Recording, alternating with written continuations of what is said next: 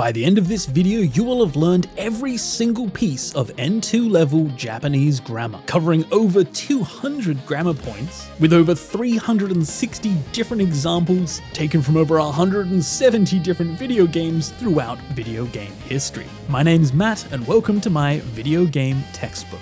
This video combines all the best of the JLPT N2 information available on the internet, both in English and in Japanese, as well as many textbooks and dictionaries that we could get our hands on, in order to create the most concise, complete, and useful JLPT N2 resource possible. With the help of over 300 game examples taken from scenes from all of your favorite video games, this video will help you see grammar as it's used, giving you visual context for each structure, so that you can learn exactly how and when each piece of grammar is used to help you feel as confident as possible in mastering N2 level Japanese. There will also be a playlist course version of this video available that you can go through each part individually, with grammar information written in each of the video's description for those who like to read along. If you find this video helpful, please make sure to leave a comment, like, and subscribe. It really does help out the channel and helps the video reach as many people as possible. You can also support the channel and join the Game Gengo Discord community, hang out and get help with your Japanese any time of the day through either Patreon or through GameGengo.com.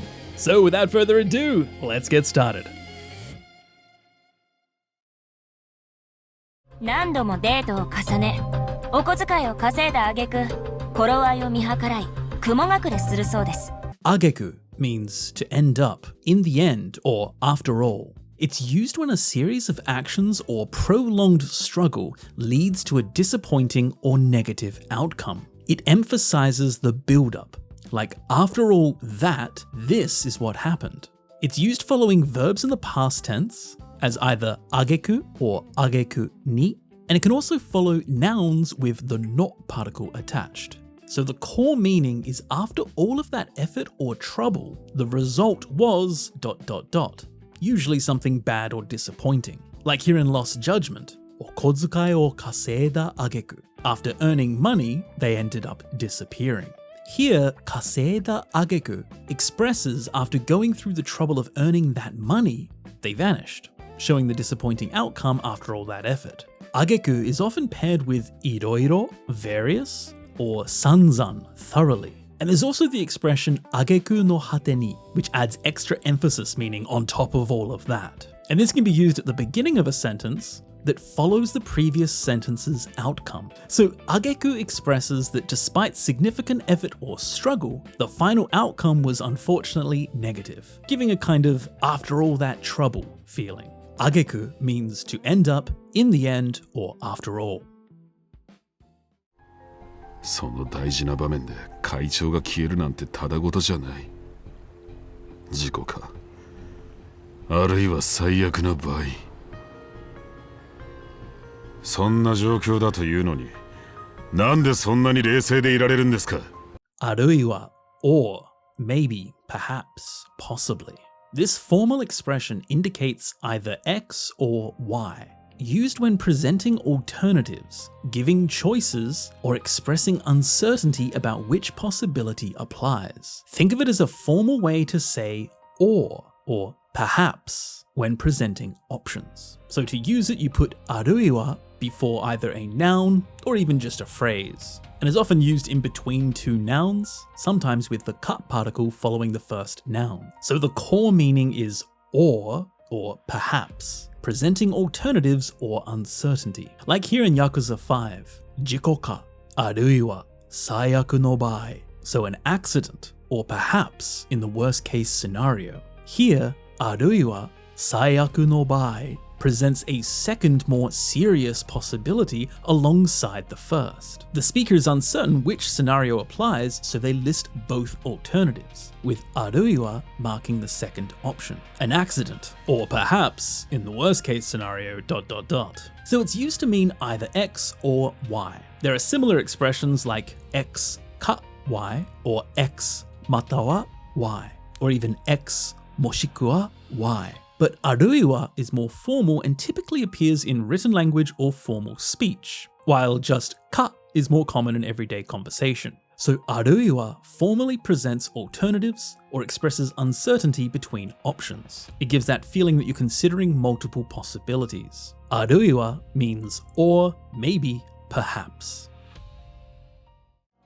今歩いているのはミオ通りです。村ができて2年ばかり。まだまだ人手不足なのですよ。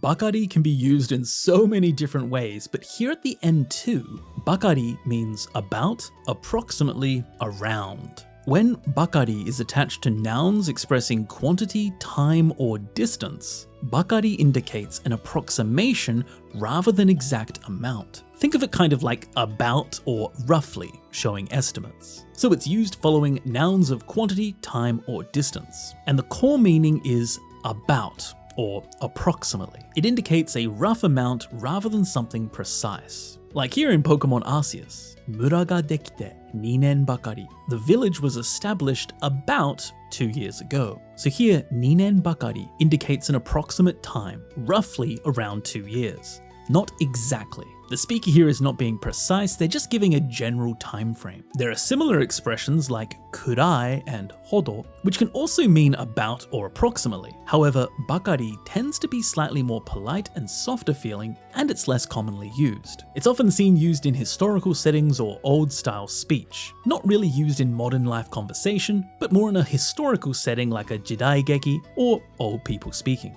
Or like here in ancient times in Pokemon Arceus. So bakari indicates approximation when discussing amounts, giving a about or roughly feeling for time, distance, or quantity. It's used when exact amounts isn't necessary, you can just speak about something roughly. It's around that. So here this N2 use of bakari means about, approximately, or around. マヤちゃんが公表できないわけですよ。理論上はありえないことなんですから。そうね。謎は深まるばかりだわ。Bakari da continue to go in a negative direction. It expresses that a situation keeps getting worse or continues in an undesirable direction, with no signs of stopping or improving. Things just keep getting worse. So bakari da can be used following verbs in the dictionary form, and it can also be used as bakari de when used in the middle of a sentence connecting to another phrase. And so the core meaning is that it only continues to ...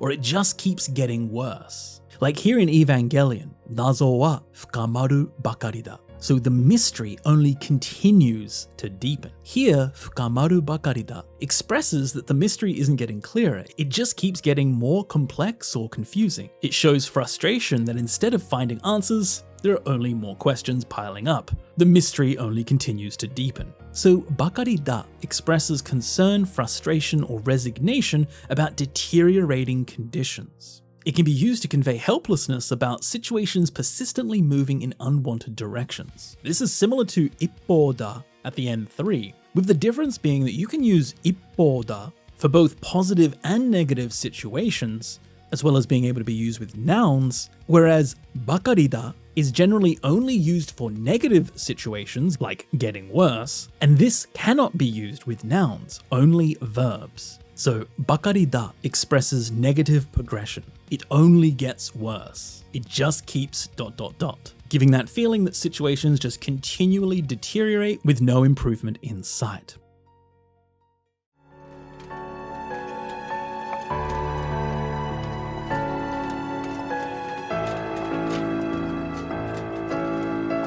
Watashi wa tsuyoi. すごく強いので、私なら一人でもあそこの巨人どもを蹴散らせる。あなたたちは腕が立たないばかりか、臆病で腰抜けだ。ここで指をくわえたりしてればいい。くわえてみてろ。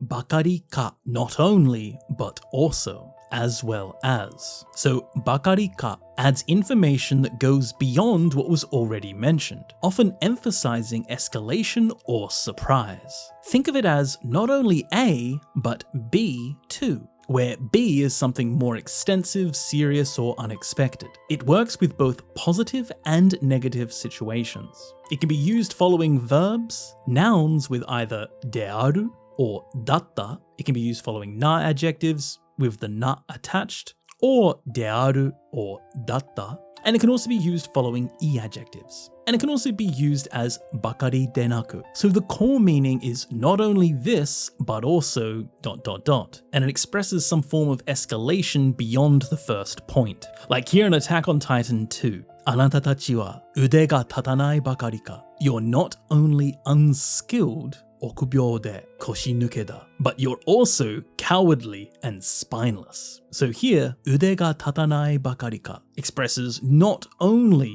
are you just that, being unskilled, but it escalates the criticism. Not only are you unskilled, but you're also cowards on top of that. It piles on additional negative traits for emphasis. So bakari ka is a fairly formal and somewhat stiff in tone expression, and it doesn't have to be used with negative situations. It can also be used with positive. Like for example, not only is he good at studying, kare wa benkyou ga dekiru bakari ka. He's also skilled at sports. Sports mo tokui da. So bakari ka is used to add emphasis, to either escalate or express surprise at something being more than the previous thing that's stated. Bakari ka means not only ... but also, or as well as. 私は自分の心が弱かったばかりに助けるべき人を助けられなかった。 Bakari ni, simply because or on account of. Bakari ni expresses that something bad happened simply due to one specific reason or cause. It emphasizes regret or frustration about some negative result. Kind of like, if only I hadn't ... or just because of this one thing ...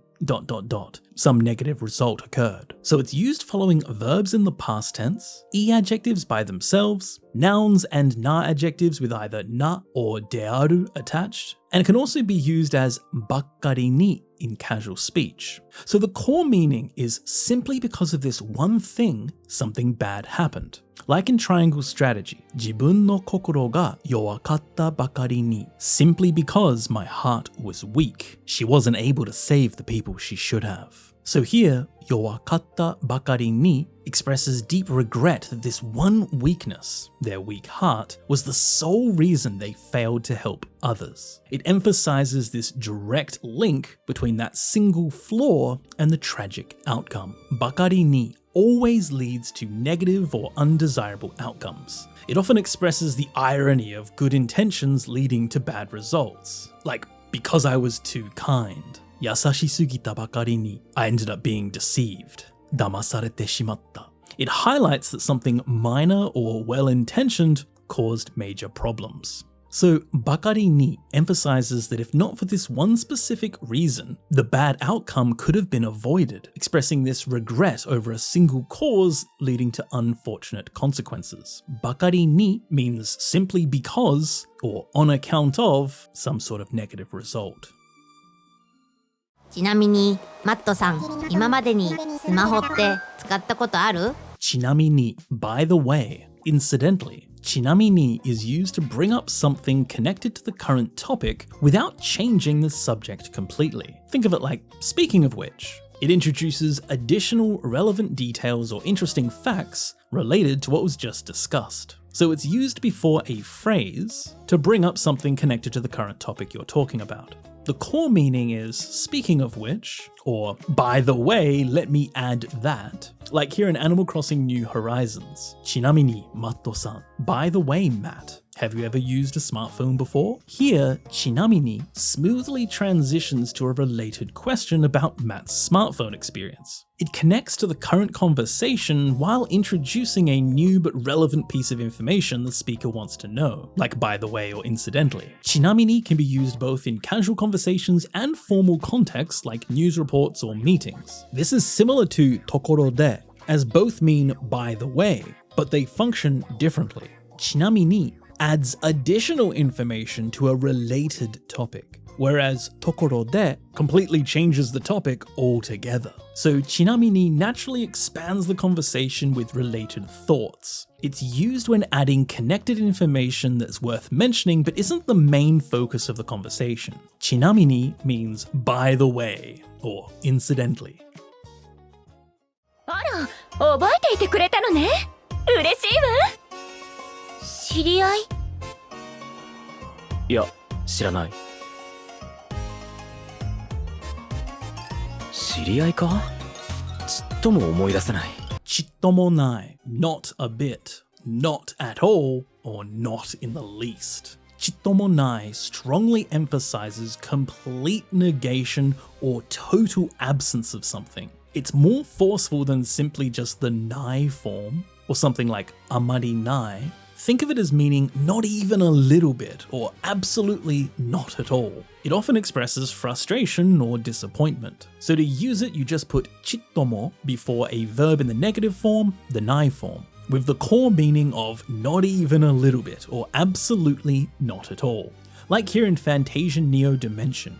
Are they an acquaintance? I can't remember at all. Chittomo omoidasenai. So here, chittomo omoidasenai emphasizes the complete inability to recall anything. Not even a fragment of memory, not even a little bit. It shows total absence of recollection, which could express here that there's some frustration or concern about memory loss. Not at all, not even in a little bit. Chitto is actually another version of chotto, a little. So literally this expression means not even a little bit, not even a little. So chittomo nai provides strong emphasis that even the smallest degree is absent. Like, I don't understand at all, chittomo wakaranai. Or it's not interesting at all, chittomo omoshiroku nai. It's a bit more informal and conversational than skoshimo nai, and it's commonly used in spoken language to express emphatic negation. Chittomo nai emphasizes a zero amount of something. It means not a bit, not at all, not in the least, making absolutely clear that there's absolutely none.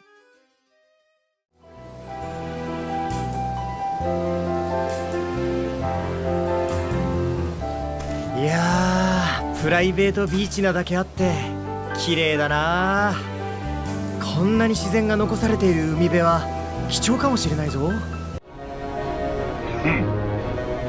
さすがは英雄と呼ばれるだけのことはあるか。なかなかの戦いぶりだ。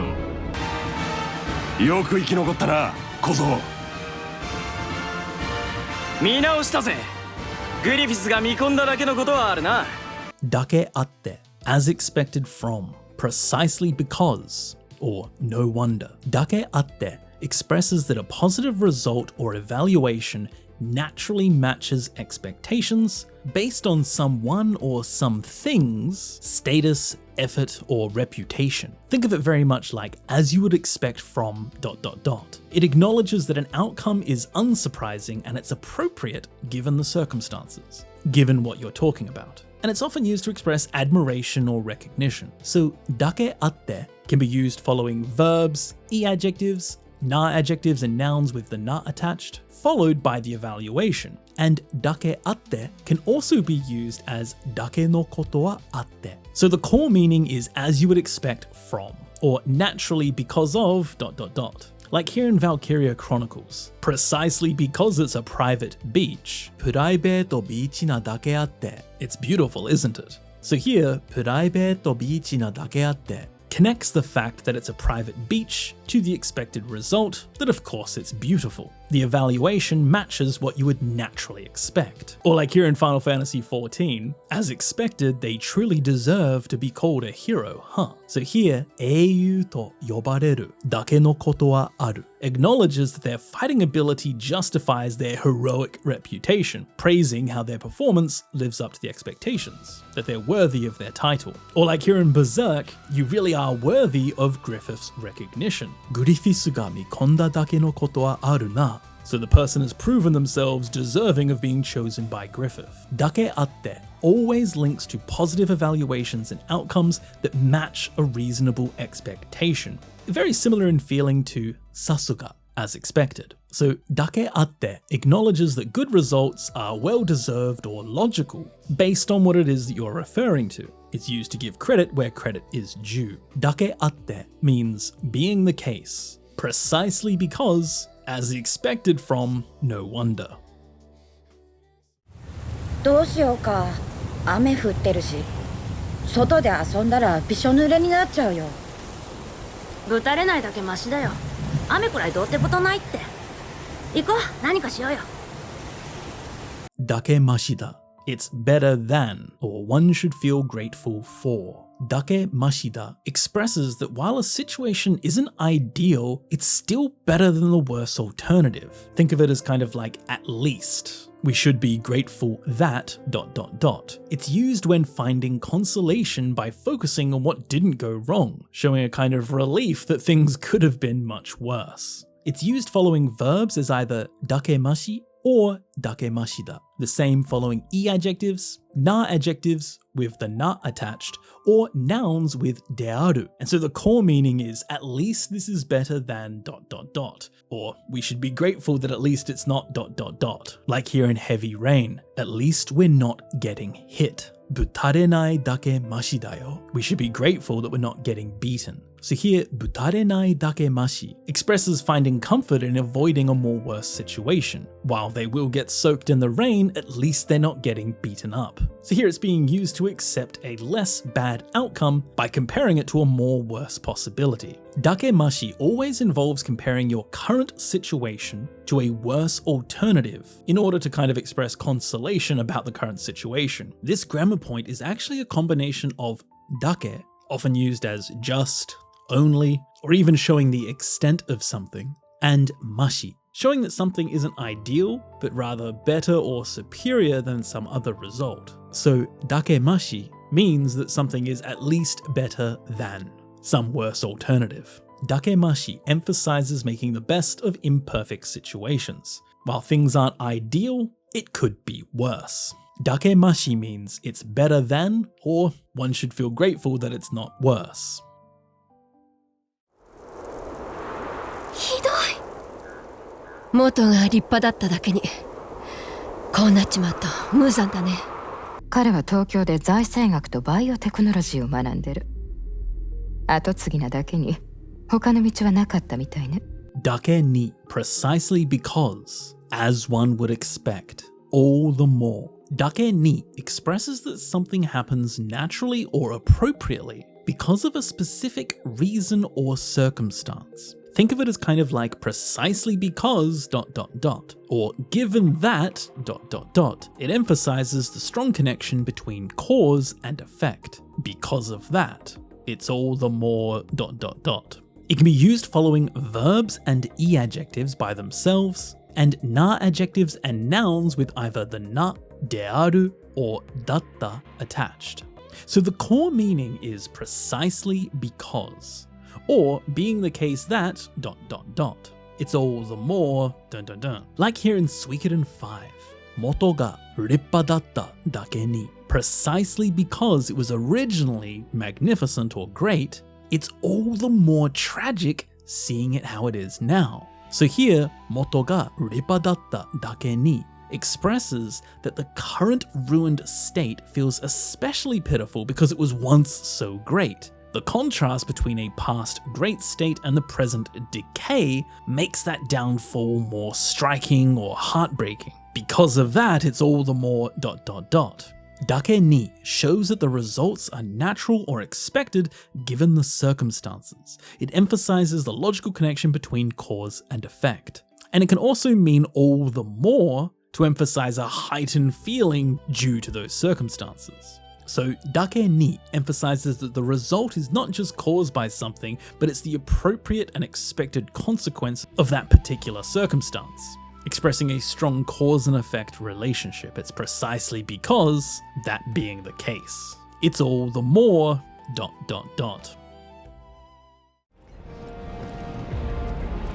やるだけやった。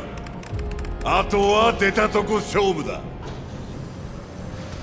とにかく俺はもともと調査兵団に入るつもりだったし、ここでやれるだけのことをやってみるつもりだ。眠れない？まああんなことがあったしね。でもできるだけ体は休めといてね。Dake, to do all that one can, or as much as possible.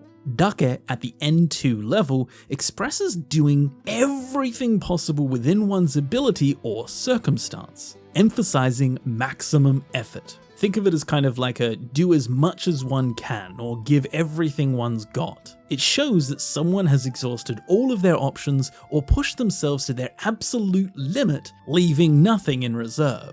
It's often used in the pattern verb dake or dake wa and then the same verb, which can also be seen used with the first verb in the tai form, to want to do. And this use is also really commonly seen using the expression dekiru dake suru or dekiru dake no koto wa suru, as well as yareru dake yaru or yareru dake no koto wa yaru, to do as much as you can. So the core meaning is to do as much as possible or to do everything that one can do.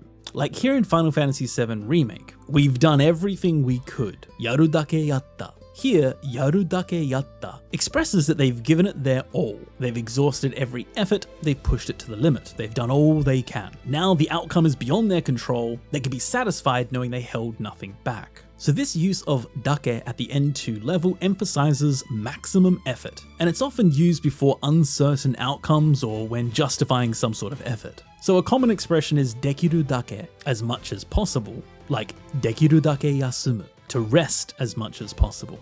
Often the first verb before dake is a verb in the potential form or tai, to want to do. So dake at the N2 emphasizes that while the outcome may be uncertain, the effort was completely given and there was nothing held back. It's used to express going all out. Often used with the same verb repeating, dake means to do all that one can, as much as possible. だからさ、絶対俺たちで犯人見つけようぜ。だって警察が捕まえられるか？人をテレビに入れてる殺人犯なんてさ。知ってるなら先に言えよ。だって僕が口で言っても君たち信じないじゃない。だって because, but, after all. Datte is used to give reasons, make excuses, or express complaints in casual, informal speech. It's kind of a defensive or emotional because. It's used to justify actions, defend oneself, or even express frustration when explaining why something happened or didn't happen. It's very conversational and can sometimes sound childish or whiny. So datte is used before a statement, and the core meaning is because or but, after all, ... often used in a casual, sometimes defensive way. So like here in Persona 4, datte 警察が捕まえられるか? So I mean, or but after all, could the police even catch them? So here, datte introduces some justification for why they need to find the culprit themselves. It's defending their reasoning with like a come on, or think about it. After all, the speaker is emotionally justifying their decision to take action rather than just leaving it to the police. Or like here in Suikoden, datte, because, or after all, you guys wouldn't believe me even if I told you. So here, datte expresses defensive reasoning, explaining why they didn't say something earlier. Datte is quite casual and informal. Avoid using it in formal situations. It often sounds childish or whiny when overused. It's similar to demo, but it's more emotional and personal. It's commonly seen used together with ndamon or ndamono, like datte, ndamon, especially used by women and children when making excuses. Like, datte, tsukarete ta ndamon, but it was because I was tired. So datte adds an emotional, sometimes defensive quality to explanations. It's used for personal justifications in casual conversation and not really so much used in neutral statements or formal contexts. Datte means because, but, after all. あのね、私だってもしユーナが結婚するんだったら。あ、さっきの続き？そう、ユーナが結婚するなら好きな相手としてほしいわよ。Another use of datte at the end too means even or to. It's a casual colloquial version of temo or demo. Think of it as like even.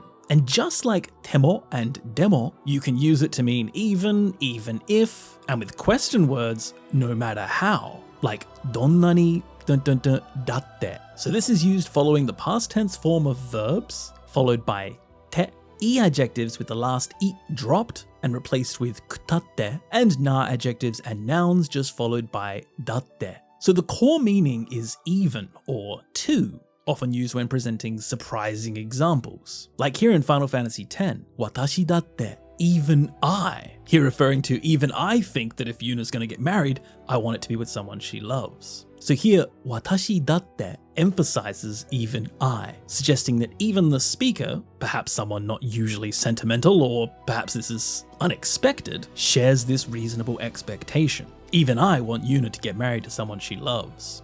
Datte highlights the most unlikely or extreme case to prove a point. If it's true for this surprising example, it's certainly true for others. Also, it can be used with question words such as donnani, no matter how much, like donnani tsuraku tatte, no matter how hard it is. So here at the end too, datte can mean even or two, and it's the colloquial version of temo and demo. 私はそんなものを感じてる暇はないの。これは最初の一歩でしかないんだから。どちらにせよ、人間と見分けのつかんロボットなど人類の脅威でしかない。アメリカ再建は彼らにとって束縛でしかない。つながりは義務を要求し、個人の自由を奪う鎖だと主張している。我ら評議会の杖を模して人間に与えられし力。だが今となっては妨げでしかない。でしかない merely, nothing but, no more than. De shikanai is used to dismiss or downplay something's importance by showing that it's limited to just that one thing. Think of it as like, it's only ... or nothing more than ... often with a dismissive or critical tone, expressing that something is insufficient, disappointing, or less significant than expected or desired. It's nothing more than. But it can also sometimes be used positively in casual or informal use, like kansha de shikanai, filled with nothing but gratitude. So to use de shikanai, it follows nouns or na adjectives, and its core meaning is nothing more than, or it's only ... often used with dismissive implications, like here in Tales of Arise. I don't have time to feel such things. This is only the first step. So here, saisho no ippo de shikanai. It's kind of dismissing current achievements as just merely the beginning. This is nothing more than one small step in a much longer journey. So this is no more than the first step. Or like here in Binary Domain, these robots that are indistinguishable from humans are nothing but a threat to humanity. Jinrui no kyoi de shikanai emphasizes the sole negative quality. These robots are only threats to humanity, nothing more than threats to humanity. That's all they are. It's similar to ni suginai, nothing but, and it is sometimes interchangeable, but de shikanai can only follow nouns and na adjectives. De shikanai means merely, nothing but, no more than. 起きて、少佐。聞こえてる？シェパード。施設が攻撃されてるわ。治療の途中だけど、それどころじゃないわ。施設が攻撃されてる。隊長も一緒に座って眺めませんか？それどころではない。我々はブラネ様の命令でガーネット姫を探さねばならんのだ。ジェシカ！よかった。無事だったのか。それどころではありません。ラングリッサーが皇帝ディゴスに奪われてしまいました。Dokoro de wa nai. This has two different uses at the end too. The first meaning not the time for, not the place for, or you cannot afford to. It expresses that the current circumstances make it impossible or inappropriate to do something. Think of it as this is not the time or the situation for ...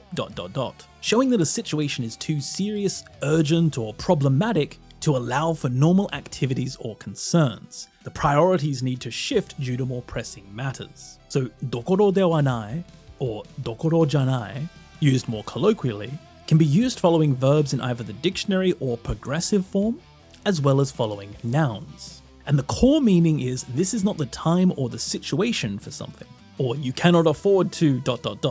Like here in Mass Effect, you're in the middle of treatment. But that's not important right now. それどころじゃない because the facility is under attack. So here, それどころじゃない dismisses the normal concern of finishing treatment because of this urgent crisis. The facility is under attack. So the situation demands immediate action, not medical procedures, showing how an emergency is overriding that other concern. So this use of どころではない shows that circumstances prevent normal or desired activities because something more important takes over priority, used when priorities shift due to urgent situations, emergencies, and expresses some stress or pressure. それどころではない is especially common for rejecting others' suggestions when facing urgent matters. But it can also be used following verbs like 遊んでいるどころじゃない. This is no time to play around. So どころではない conveys that while something might normally be appropriate, current circumstances make it completely out of the question.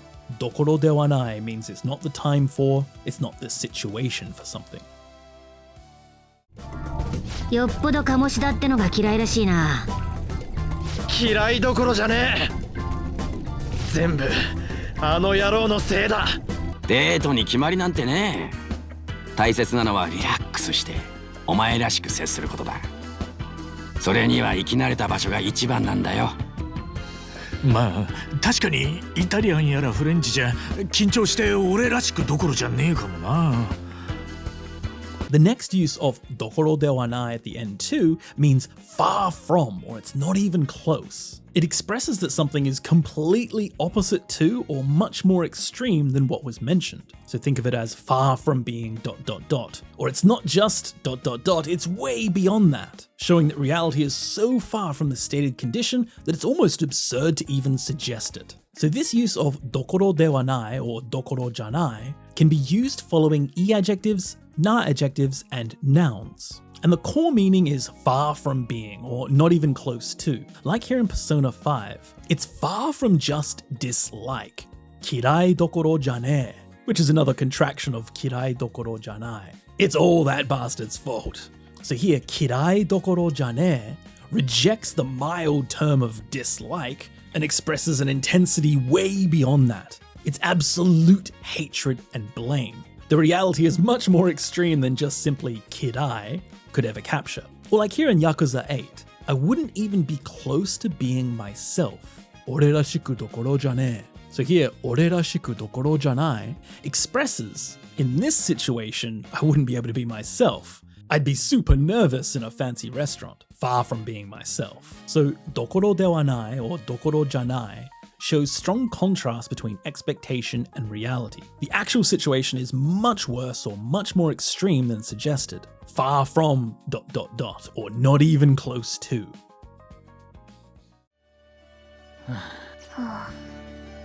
静かだな。お客さんがいないからね。そうだぜ。キャスが手伝いに来たって人どころか虫も入ってこないじゃないか。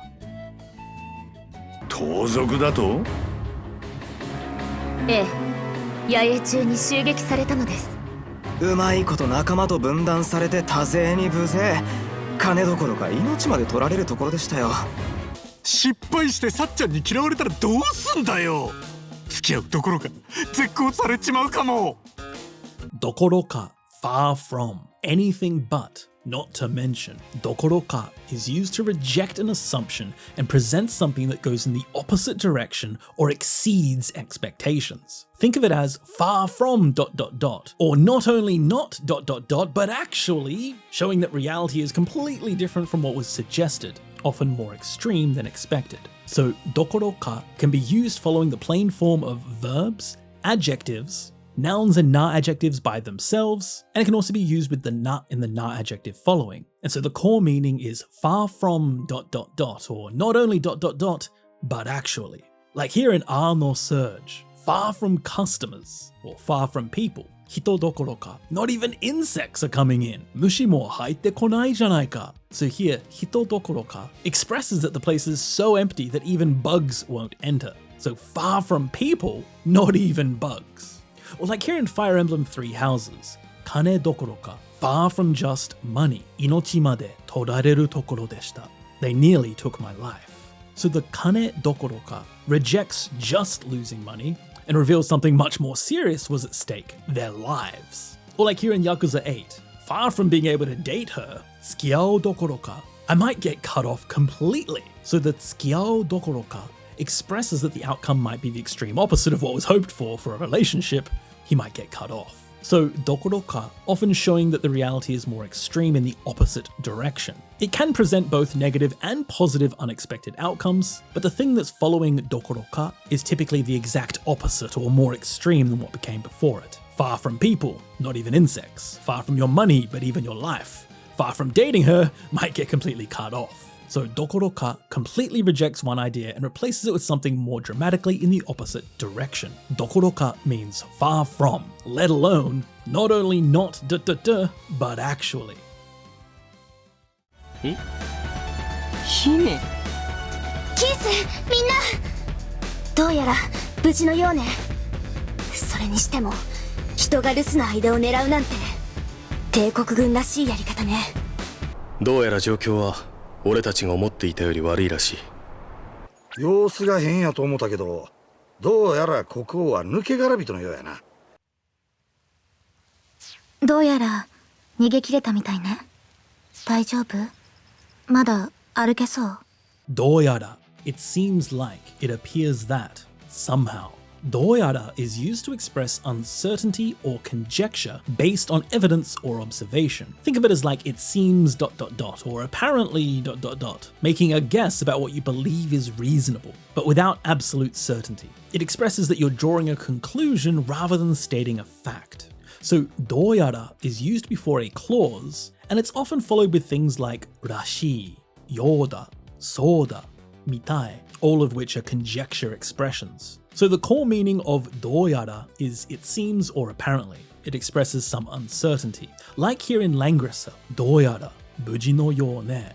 It seems you're all safe. So here, どうやら shows that they're inferring their safety based on seeing them. However, it does express it with some uncertainty rather than an absolute fact. And the ようね reinforces this conjecture. She's making an educated guess based on the visual information. Or like here in Kingdom Hearts, it appears the situation is worse than we thought. どうやら状況は俺たちが思っていたより悪いらしい. So here we can see used in the combination どうやら followed with らしい, showing that they're making a guess based on evidence rather than stating a fact. It appears that it's worse than we thought.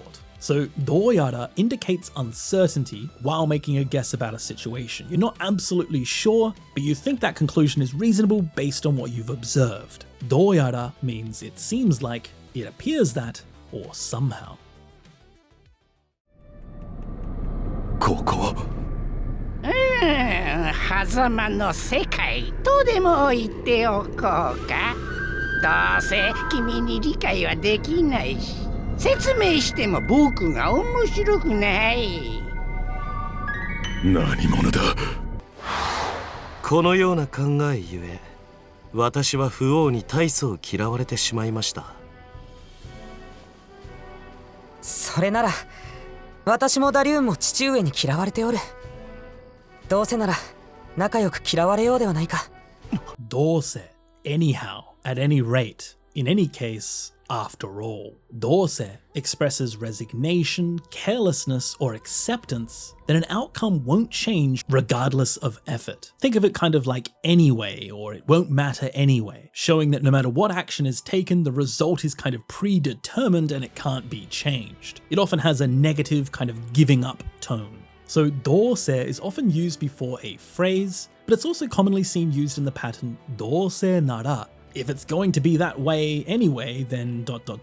So the core meaning is that it won't change anyway, or either way with some resignation. Like here in Azura's Wrath, you wouldn't understand anyway. どうせ君に理解はできないし. So here, どうせ shows resignation that explaining would be pointless. No matter how they explain, the result, the lack of understanding, won't change, so why bother? It expresses giving up on something before even trying. Like here in Arslan, どうせなら. If it's gonna be that way anyway, then let's be hated together as friends. So the どうせなら acknowledges the unchangeable situation, being disliked, and suggests making the best of it. since the outcome is fixed, they might as well approach it in a positive way. So dose expresses resignation or carelessness, often followed by an undesirable situation. It can sound negative, sulky, or defeatist at times. Dose nara is used when if it's going to be that way anyway, then we might as well ...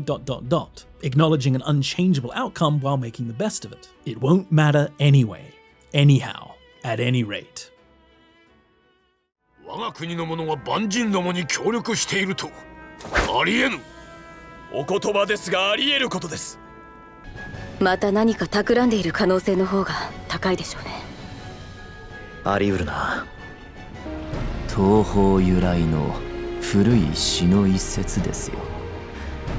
心備えておけば避けうる災いもあるもの。それを知っておいていただきたいのです。Edu or Udu can is possible too given the circumstances. Edu and Udu express that there is a possibility of something happening based on the situation at hand. Think of it as it's possible to, or there is a possibility that ... making a judgment about whether something could occur given the circumstances. It's a formal expression often used in written language. So to use Edu and Udu, they follow the mus stem of a verb, so like aru, arimasu, arieru. And when used in the dictionary form, it can be read as eru or uru. But when used in all other forms, like the polite form, the negative form, the past tense form, you can only read this as e, never u.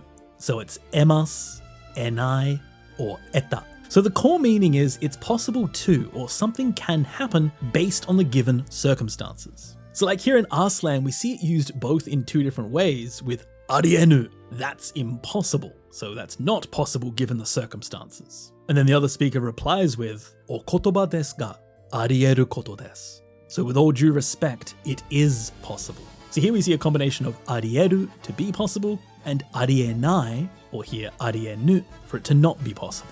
Or like here in Final Fantasy XIV, there are also disasters that can be avoided. So sakeuru wazawai mo aru mono. Here, sakeuru expresses that avoidance is possible given the right circumstances.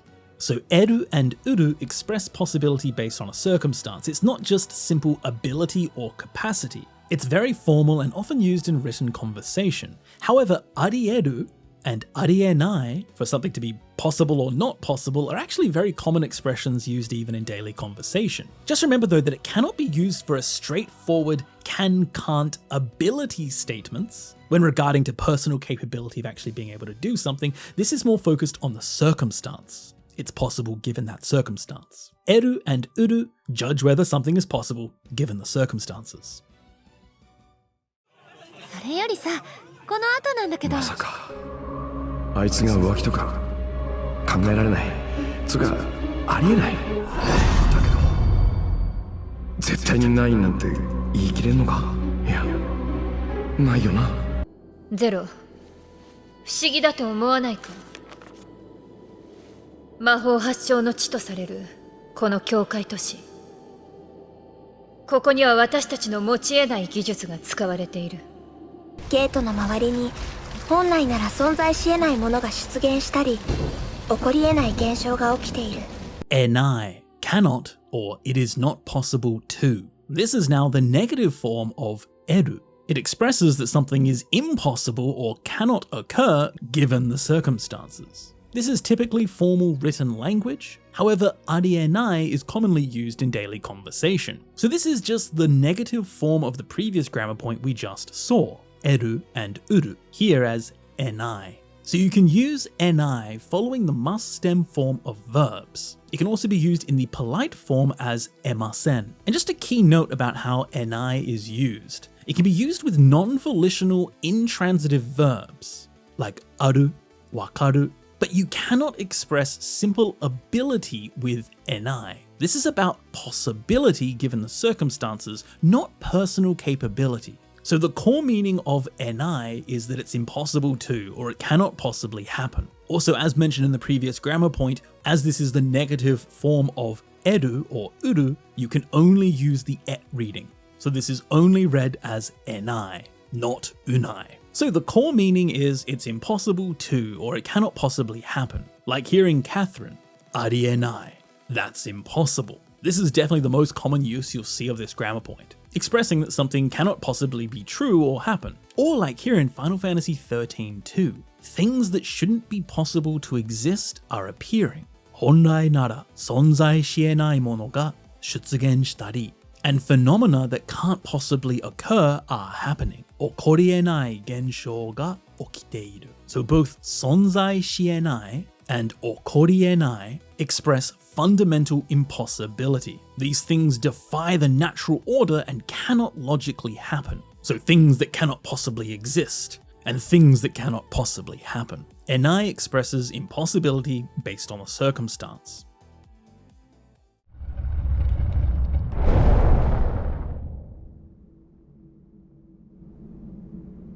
あなたはこのハイラルを再び照らす光。今こそ旅立つ時です。巨人化したエレンが壁の穴を塞ぎ、ボールローゼは再び巨人の侵入を阻んだ。ひとまずは戻ってきましたが、私たちは体制を整え次第、再びシャドルー基地へ向かうつもりです。Futatabi, again, once more. Futatabi expresses that something happens again.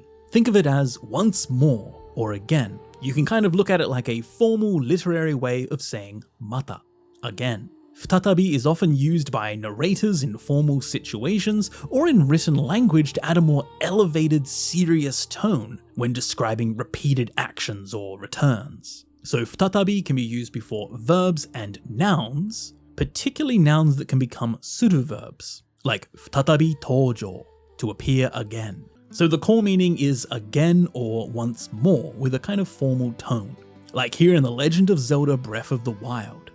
Anata wa kono hairaru o futatabi terasu hikari. You are the light that will once more illuminate this Hyrule. So here, futatabi terasu expresses that the light will shine again. It's a formal kind of epic declaration fitting the narrator's tone. Futatabi here adds weight and significance to the return of the light. Or like here in Attack on Titan 2, Wall Rose once again prevented the Titans' invasion. So here, futatabi, kyojin no ShinRyu o habanda. Here, futatabi emphasizing that the wall successfully blocked the Titans again, with a kind of formal narrative tone. So futatabi is the formal literary equivalent of mata, again, often used in narration, formal speech or written language. It functions as an adverb to modify verbs, but it can also precede nouns, especially suru nouns or suru verbs. Futatabi means again with a formal elevated tone. It's used when mata might feel a bit too casual, given the situation, trying to make things a bit more epic. Futatabi, again, once more. お前の戦いぶりはまるで自分の命を試しているように見える。俺にはわざわざ自分の身を死の危険にさらして、逆にそこから命を拾おうとあがいている。そんな風に感じたよ。おいおいおいおい。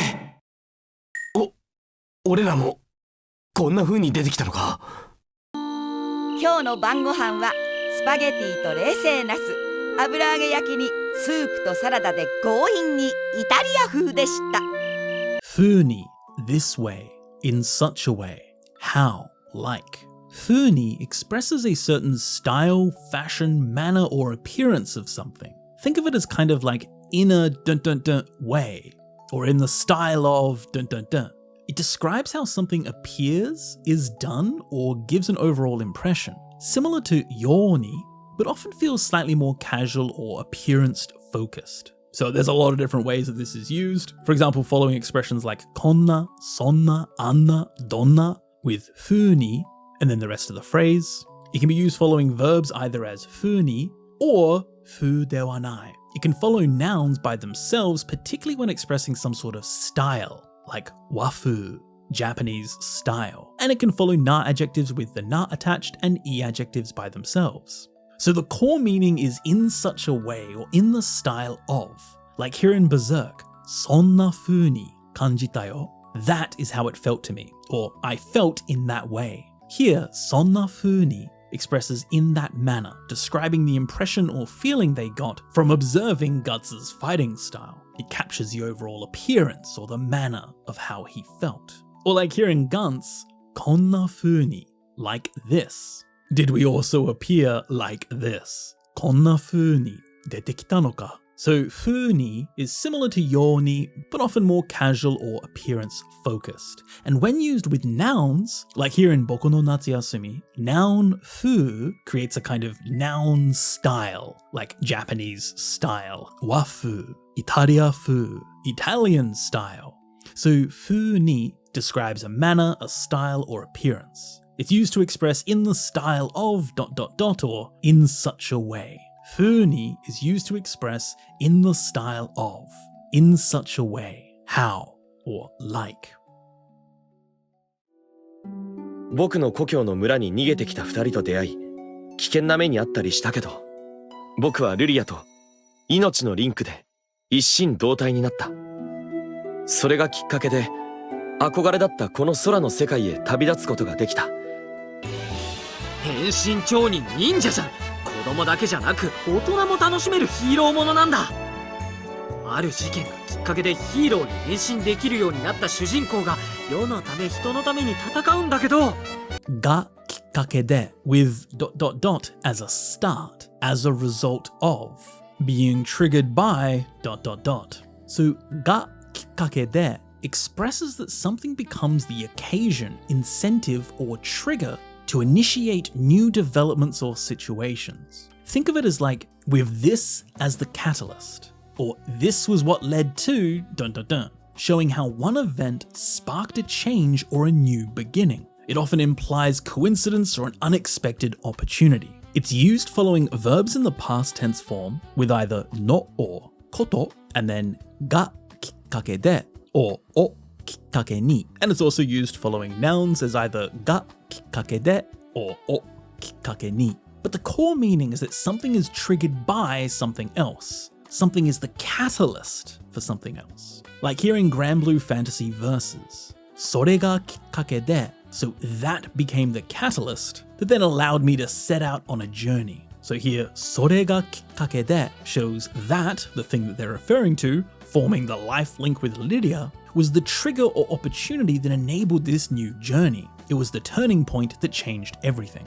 Or like here in Buddy Mission Bond, ある事件がきっかけで, so triggered by a certain incident, the protagonist became able to transform into a hero, fighting for the sake of the world. So here, ある事件がきっかけで shows that how this specific incident sparked the hero's transformation ability. So がきっかけで indicates the trigger for new developments. The first が here is just the が subject marker. Then きっかけ is the Japanese word for a chance, a motive, an impetus, an occasion, followed by the det particle with this, as well as all the other different variations. But if you just remember that this word right here, kikkake, expresses this chance, this impetus, this thing that caused the trigger, you can kind of see how the rest of the pieces connect. So something ga kikkake de shows what sparked or triggered new beginnings or changes. It explains the catalyst that set everything in motion.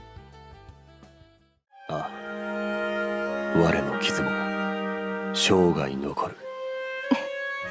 だとしたらこれはお揃いの傷跡です。別に楽しげに笑うようなことではない。私は嬉しいです。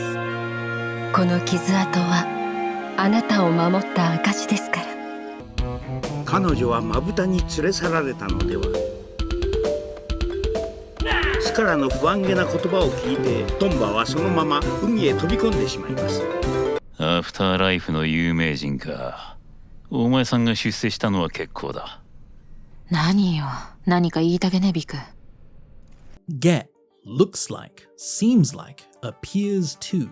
Get is a suffix used to describe the state of things seen from the outside. It expresses someone or something's appearance, mood, or manner based on a subjective observation. Think of it as seems, has a look. It's used to make judgments about feelings or conditions from external appearances. So get can be used following the stem of e adjectives, the stem of na adjectives, and the tai stem for verbs. There are some exceptions, however, like these words arige, nasage, yosage, and otonage. And what this actually does is it creates the thing that it modifies into a na adjective, meaning having a certain look or manner of whatever it's being connected to. So the core meaning is it seems like or it has a certain appearance. Like here in Fire Emblem Engage, it's not really something to laugh about so happily. So here, tanoshige ni warao is to laugh happily.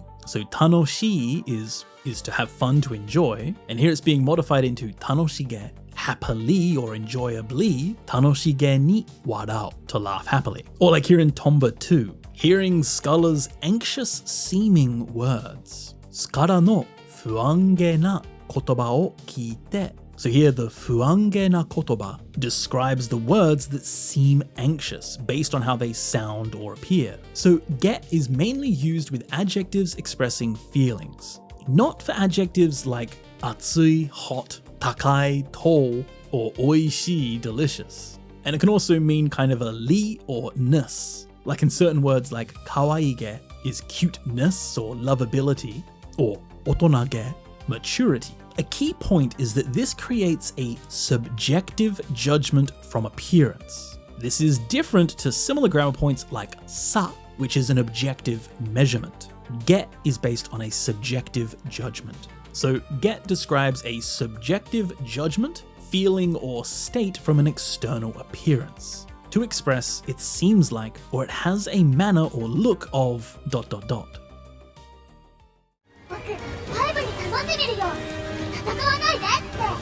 勝手にしろ。ゼロと似てない妹なら僕の話を聞いてくれるかも。君の前向きさは逆に暴力だな。武士になりそうな人間も任務とあらば迷わず殺すってわけだ。そいつは迷ったのかもな。殺せなくて逆に殺された。炎属性の魔物には氷属性の魔法が効くし、逆に氷属性の敵は炎属性の魔法が弱点よ。わかった？逆に conversely, on the contrary. Gyakuni is an adverb used to express contrast or reversal between two things. Think of it as on the contrary or conversely. It shows that something is opposite to expectations, or presenting contrasting situations. It's often used in the middle of two clauses, where it's used to contrast those two clauses. It can be used before verbs like an adverb, but it can also be used before nouns and adjectives. So the core meaning is conversely or on the contrary. Like here in Drakengard 3, your positivity is on the contrary, gyakuni, violent, 暴力だな. So your positivity is actually violent instead. Here, gyakuni shows the unexpected opposite. What should be a positive becomes oppressive. It reverses the expected quality into something harmful. Also seen in Final Fantasy XIII, they were unable to kill, so they were killed instead. 殺せなくて逆に殺された. So here, gyakuni shows the complete reversal. Those who should have killed ended up becoming the victim. It emphasizes the ironic opposite outcome and how the situation flipped entirely. Or like here in Final Fantasy X used in a very RPG type situation, here talking about how ice magic works on fire attribute monsters, and conversely, gyakuni, fire magic is the weakness of ice. So here, gyakuni presents the opposite relationship. So pretty clearly, gyakuni is an adverb that presents contrasts, opposites, or reversals. It often shows a result that's opposite to normal expectations. Gyakuni means conversely, on the contrary. 武器はその相性によって有利か不利かが決まる。例えば私が使う斧は槍に強い。その反面剣に弱いわ。Hanmen, while, although, on the other hand. Hanmen is used to describe two opposing sides of the same situation or circumstance. Think of it kind of like, on the one hand, ... but on the other hand, so presenting contrasting aspects of the same topic. The first clause typically mentions striking or obvious features, while the second reveals opposing, less noticeable aspects. So it can be used following verbs in the dictionary form, e-adjectives, na-adjectives, and nouns, and also commonly following the word sono. So the core meaning is while ... is true, on the other hand ... contrasting aspects of the same thing. Like here in Fire Emblem Path of Radiance, the axe I use is strong against lances. On the other hand, sono hanmen, it's weak against swords. Ken ni yowai. So here, sono hanmen presents the opposing characteristic of the same weapon. Axes have both a strength and a weakness, so it's contrasting two sides of the same thing, highlighting that where there's an advantage, there's also a disadvantage. So hanmen describes the opposing elements of the same topic, typically positive versus negative. Often the first clause expresses something that is obvious or superficial, with the second clause revealing some sort of hidden aspect. This is different from ippo de, as ippo de can describe any two aspects, but hanmen specifically requires opposing or contrasting elements of the same thing, as you could kind of literally look at hanmen as meaning the opposite side, the opposite face, as hanmen is the word for the opposite side, so the other side of something. Hanmen means on the other hand, while, or although.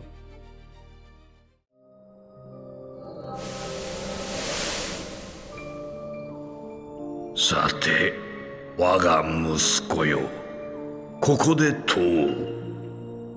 果たして父が犯した罪は子が償うべきだろうか。その孫は、そのまた子はどうだ。時に対立し、それでも協調し、彼らは進み、果たして数日後、ついに目的地の目前まで到達した。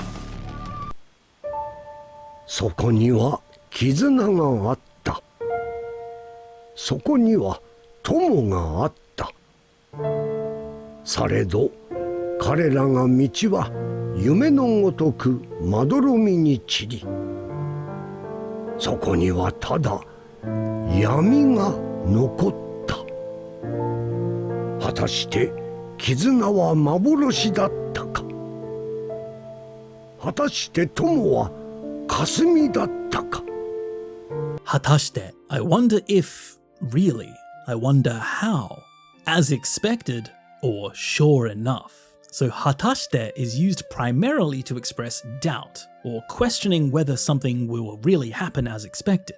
Think of it as kind of I wonder if, really, or will it actually, showing suspicion that things may not go as anticipated. This is a formal, written literary expression, and it's also commonly used to mean as expected when describing outcomes that match predictions. So we have two different uses here at the end too, and you can often tell which use is being used here by what follows in the sentence. So to use 果たして when using the doubt or questioning use like I wonder if or I wonder how, the latter part of the sentence often finishes with like the ka question particle or だろうか or かどうか, whereas for the as expected outcome use, it's often just the past tense form, so 果たして followed by the past tense. So the core meaning of 果たして is both I wonder if really, expressing doubt, or as expected, expressing an outcome. So seen here in Final Fantasy XIV, I wonder, 果たして should a child really atone for the sins committed by their father?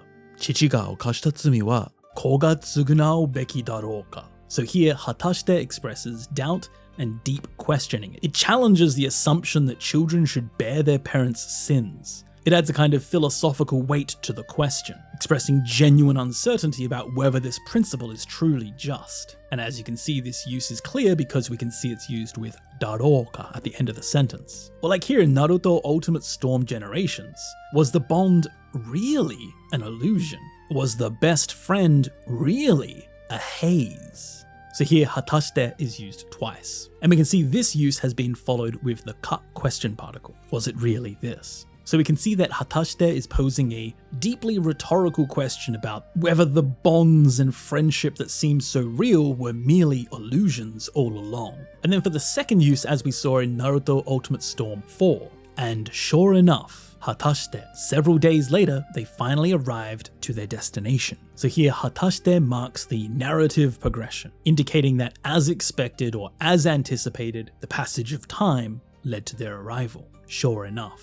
So as we saw, Hatashite can be used in two different ways. The first primarily expressing doubt about whether expectations will be met, like will it really, often used in formal or written contexts. And it can also be used to acknowledge as expected with outcomes. Hatashite means I wonder if ... really, or as expected, sure enough.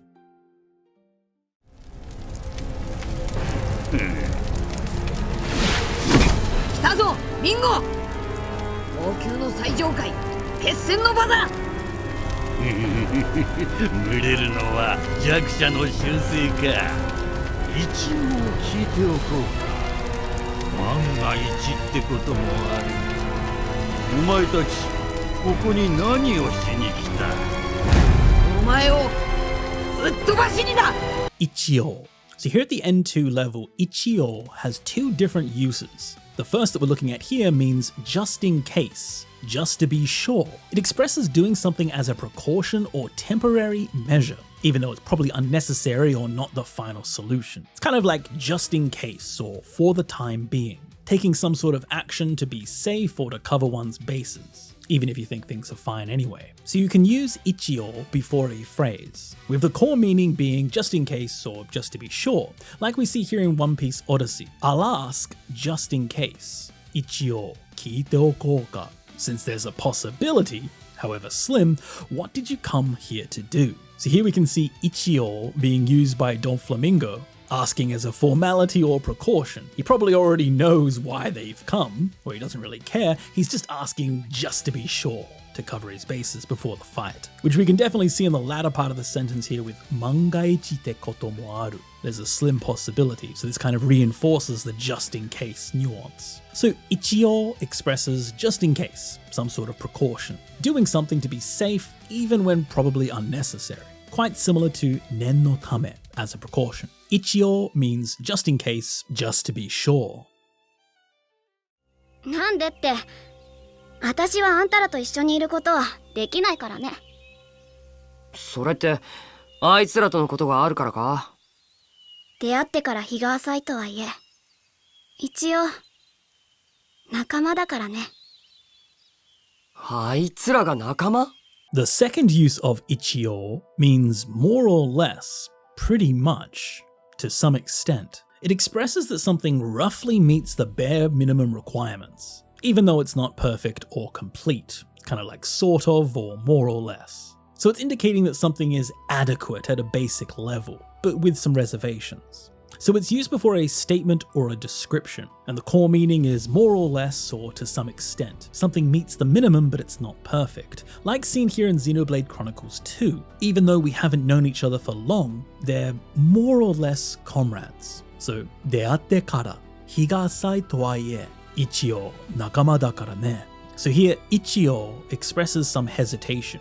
They are comrades, but with some reservations. It's not that deep. It's not a strong bond yet, but it roughly qualifies as comrades at a basic level. So the pause that we can see before nakama reinforces that they're kind of hesitant or uncertain about fully calling them comrades. So ichio in this usage expresses something meeting a minimum requirement, but it isn't ideal. It's good enough. It's roughly, somewhat, at an acceptable level. The second use of ichio means more or less, or to some extent. Pretty much. バイオメトリクス？バイオメトリクスっていうのは人間の肉体的な特徴を読み取って登録されているデータと照合し鍵として使うシステムのことよ。ダスにはそれが組み込まれていて、あなた以外の人が操作しようとしても動かないの。はあ、これ私にしか使えないんだ。ガッツさん、さっきはありがとう。おかげで命拾いしました。俺尊敬しちゃいます。あんなすごい戦いぶり、グリフィスさん以外に見たことないですよ。これもモナドのせい？さあどうかな。しかしいくらすごい剣だって言っても握るたびにこんな目に遭うんじゃやっぱりダンバン以外には使えないよな。Igai, with the exception of, other than, besides. So igai is used to exclude something from a group or category and focusing on everything else. Think of it like besides or apart from. It's marking what's not included. This is very commonly seen used in daily conversation. So it can be used following nouns, verbs, and also clauses. And it can be used in the negative, like only X or nothing other than X, with X igai ni nai. So the core meaning is except or other than. And we can see this being clearly used here in another code recollection. Anata igai no hito ga. So people other than you, except for you, ga sousa shiyou to shitemo, even if they try to operate it, ugokanai. It won't work. So here, anata igai no hito means people other than you. It excludes you and refers to everyone else. The system won't work for anyone except the registered person,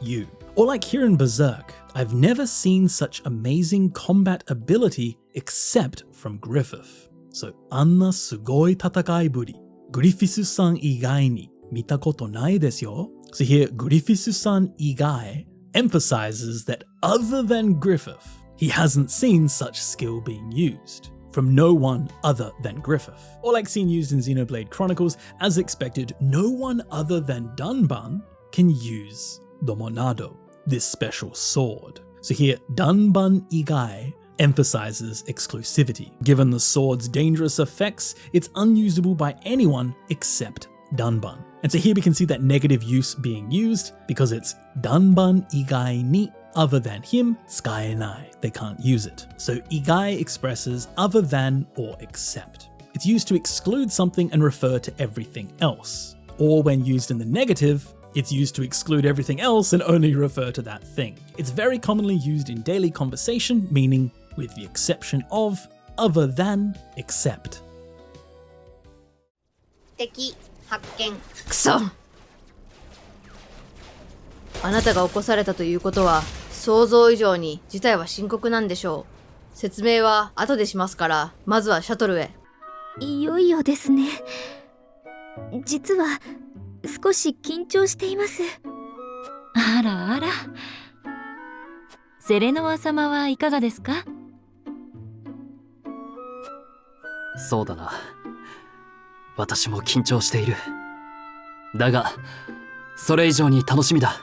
以上に more than, beyond.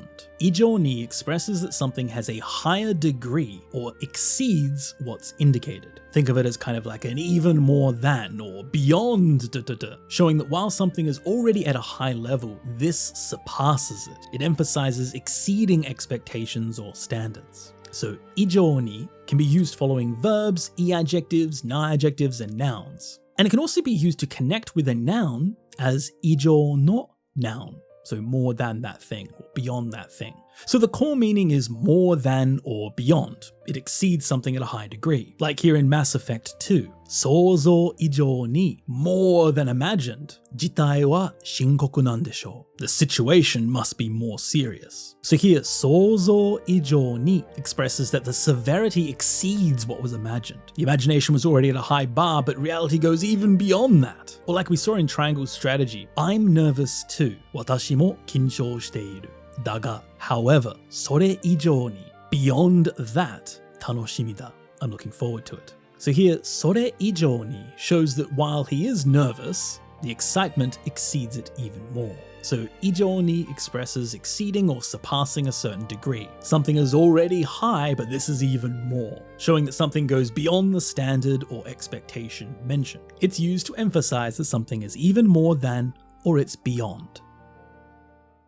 おそらく敵の狙いはフレンの血だ。彼女には特別な血が流れている。とても希少で危険な血がな。フレンの血の秘密を知る敵が現れた以上、我々は大修道院を出て身を隠すしか。あれが本当の姿。この姿を見せた以上、お前たちはもう終わりだ。以上は because, since, seeing that, now that. So 以上は expresses that because of an established fact or situation, something must inevitably happen or be done. Think of it as a now that or given that, showing that once a certain condition is met, there's an unavoidable consequence or responsibility. It's often followed by expressions of determination, obligation, or warning. So 以上 or 以上は can be used following verbs in the dictionary form or the past tense form, na adjectives with either na, de aru, or datta, and nouns followed by de aru. And the wa in 以上は can be omitted and often replaced with like a comma. So the core meaning is now that, or given that, with some sort of inevitable consequence. Like here in Fire Emblem Three Houses. Now that the enemy knows about Flame's blood's secret, we have no choice but to leave the monastery and hide. So here, 現れた以上 expresses the fixed fact. The enemy has appeared, and that makes the consequence inevitable. They must now hide. There's no other option given this reality. Now that, given that. Or like here in Naruto Shippuden, now that I've shown you this form, この姿を見せた以上, you're finished. So here the 見せた以上 means that now that they've shown you this form, the consequence is inevitable. They must be eliminated. So the established fact that they've seen him demands the outcome with no alternatives. So 以上は expresses inevitable consequences from established facts. 以上は means because, since, seeing that, or now that with an inevitable consequence. ここはスラムの教会5番街。いきなり落ちてくるんだもん。驚いちゃった。いきなり abruptly, suddenly, all of a sudden. Ikinari is an adverb that's used to express that something happens suddenly without any warning or preparation. Think of it as out of nowhere or all of a sudden. It emphasizes the unexpected, abrupt nature of an action or event, often conveying some sort of surprise or being caught off guard. So ikinari is used before a verb or an action as an adverb, with the core meaning being suddenly or all of a sudden, like here in Final Fantasy VII Remake. Ikinari ochite kurundamon. You suddenly came falling down, so I was surprised. Odoroichatta. So here, ikinari ochite kuru emphasizes the abrupt, unexpected nature of Cloud falling through the church roof. There was no warning, it just happened out of nowhere. So she was surprised. So ikinari emphasizes a lack of warning or preparation. Things just suddenly, unexpectedly, and abruptly happen. This is similar to kyuni, suddenly, and totsuzen, suddenly, but ikinari often carries more emphasis on the abruptness and can sound more colloquial. It's commonly used in everyday conversation, like ikinari ame ga futte kita. It suddenly started raining. Ikinari is used to emphasize the all of a sudden, out of nowhere feeling. It means abruptly, suddenly, all of a sudden, without warning. こんなに集まって私美味しくないよ。君は隠れてろ。仲間を呼ばれる前に一気に片付ける。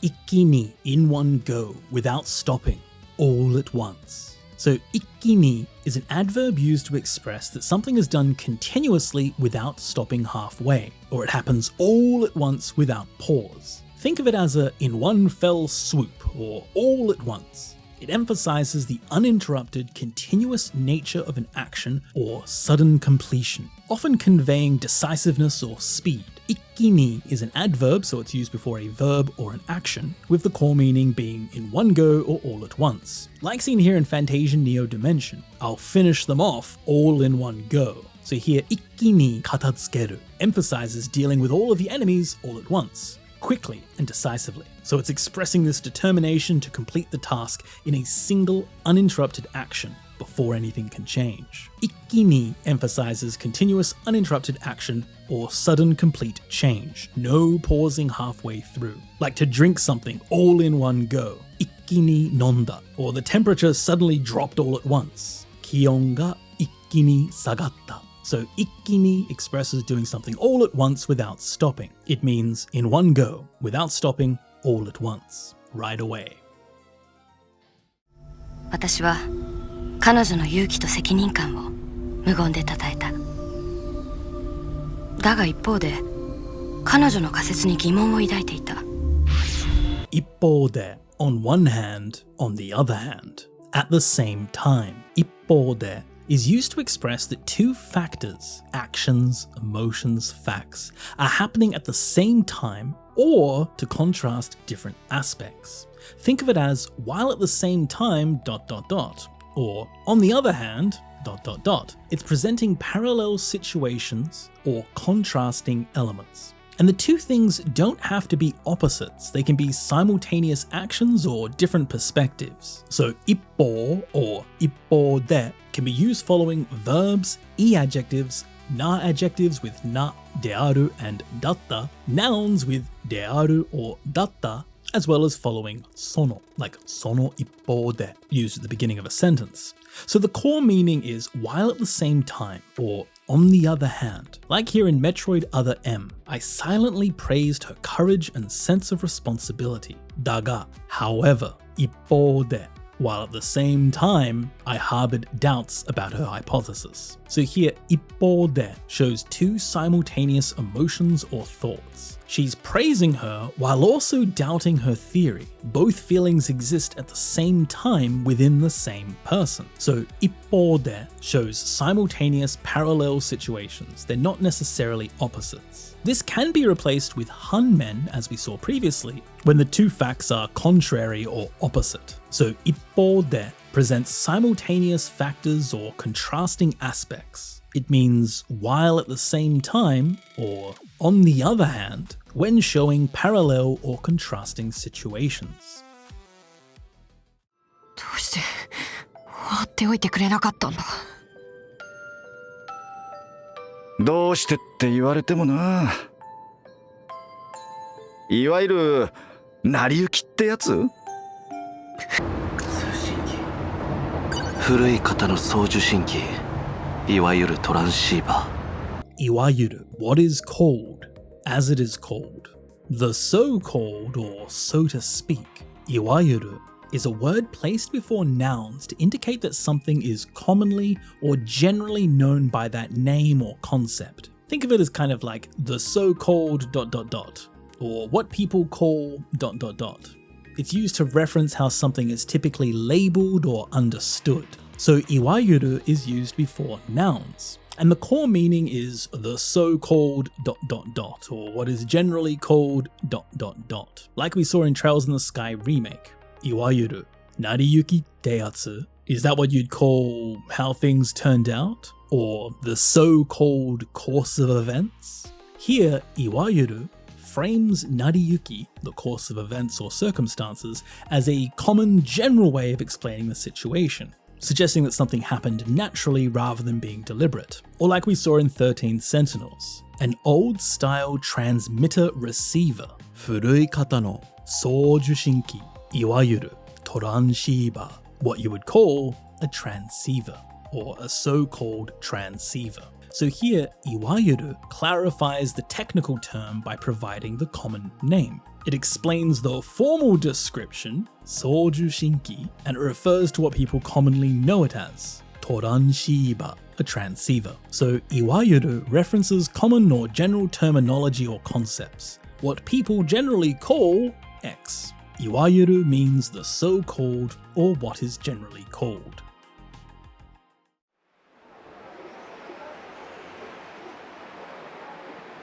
いよいよか。予言によればこの町で全てが始まる。よし、みんな配置に着いたみたいだな。いよいよだ。隊員たちが戦場で生き残れるかは隊長である僕の指揮にかかっている。あれがターゲットに。エリゴールタイプ。いよいよもってやばいな。4使徒の紋章、アルファルド殿の目的。ここに来て謎はいよいよ深まるばかりだな。いよいよ at last, finally, more and more beyond doubt. いよいよ has quite a few different uses. It can mean finally when an anticipated time has arrived or a crucial moment approaches. It can mean more and more when situations become increasingly severe or intensify. And it can also be used to mean beyond doubt, when something uncertain becomes certain. It's definitely most commonly used, however, as finally or increasingly, which can be used both for positive and negative outcomes. So iyoyo is an adverb that is used before a verb or a phrase. So its first use of finally, when referring to an awaited moment, we can see used here in White Knight Chronicles. Iyoyo ka. It's finally the time, huh? Or like in Valkyria Chronicles 4, iyoyo da. It's finally time. Here marking that crucial moment when everything comes to fruition. The moment has finally arrived. And we saw it being used to express more and more, like in Full Metal Panic, this is getting more and more dangerous. Iyoyo motte yabai na. So the danger is intensifying, it's getting more and more worse. Or like in Fire Emblem Three Houses, the mysteries only deepen more and more. Nazo wa iyoyo fukamaru bakkari da. So here, nazo wa iyoyo fukamaru expresses that the mysteries are increasingly deepening. So iyoyo can be used in a similar way to to and tsuini, both meaning finally, and can often be interchanged with them when something expected comes true. Iyoyo motte is an intensified version, meaning all the more or even more so, and it can also be used to express certainly or beyond doubt when uncertain things become certain. So iyoyo generally marks crucial moments arriving or situations intensifying. Iyoyo means at last, finally, more and more or beyond doubt. 理事長、いじめは被害者と加害者を物理的に遠ざけない限り、当事者だけでは解決しないそうです。第三者が入っていかないと。何かの本にそう書いてあったんでしょうね、つくもさん。でも私の経験上、いじめ被害者というのは、自分がいじめられていることを人に知られたくないんです。家族にも友達や知り合いにも。この戦いを通じて、あなた方が行動を共にするに足る人物であることは分かりました。ってことは、ひとまず協力はしましょう。まだ疑いが完全に晴れたわけではありませんが。まだ信用してもらえたわけではないんですね。立場上、どうしても警戒せずにはいられないのです。お許しください。Jaw, for the sake of, from the standpoint of, in terms of. Jaw is placed directly after certain nouns to express viewing or interpreting something from a specific perspective or within a limited scope. Think of it as from the standpoint of or in terms of, framing a statement within a particular context or viewpoint. Jaw is limited to specific nouns, mostly in formal contexts. So it's used following a noun as either jaw or jaw. So the core meaning is from the perspective of or in terms of. Like we see here in Lost Judgment, from my experience. Watashi no keiken jo. In terms of my experience, bullying victims don't want anyone to know they're being bullied. So here, keiken jo frames the statement from the standpoint of the speaker's experience. This is their perspective based on what they've observed. Or like in Fire Emblem Warriors, tachiba jo, given my position or from the standpoint of my position, どうしても警戒せずにはいられないのです。I can't help but be cautious. So here the tachiba jo explains the wariness is due to their role or position. That's the perspective in which they're talking from. So as mentioned, this jaw is used with a limited set of nouns. Some common combinations include shigoto jo, work-wise, or kyoiku jo, educational-wise, or rekishi jo, historically, or kenko jo, health-wise, horitsu jo, legally, keiken jo, from experience, or anzen jo, safety-wise, mostly limited to specific formal nouns expressing abstract concepts or contexts.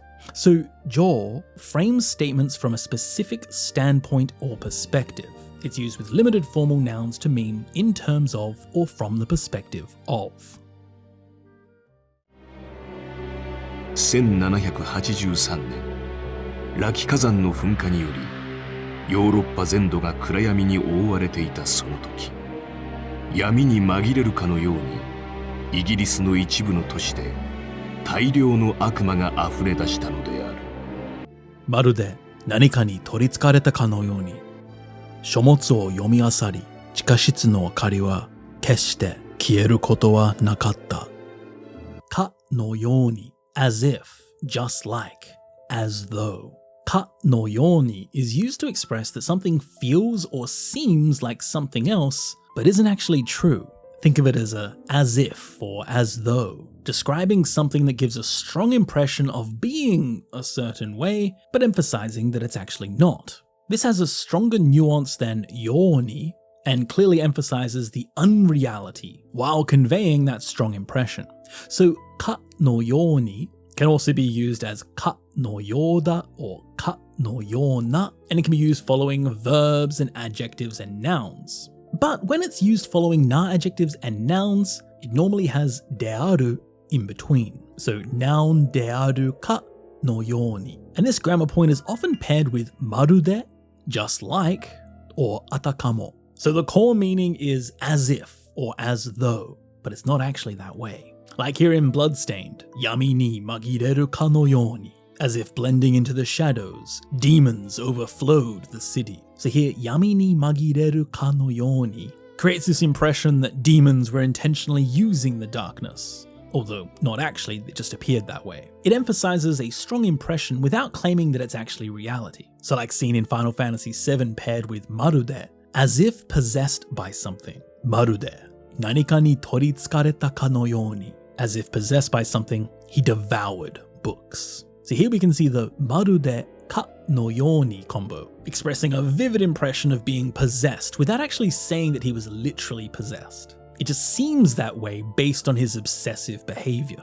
So ka no yoni expresses as if, and it has a stronger emphasis on the unreality than a simple yoni or yoda, often paired with words like marude, creating a strong impression while also indicating that the thing isn't actually true. So ka no yoni means as if, just like, as though.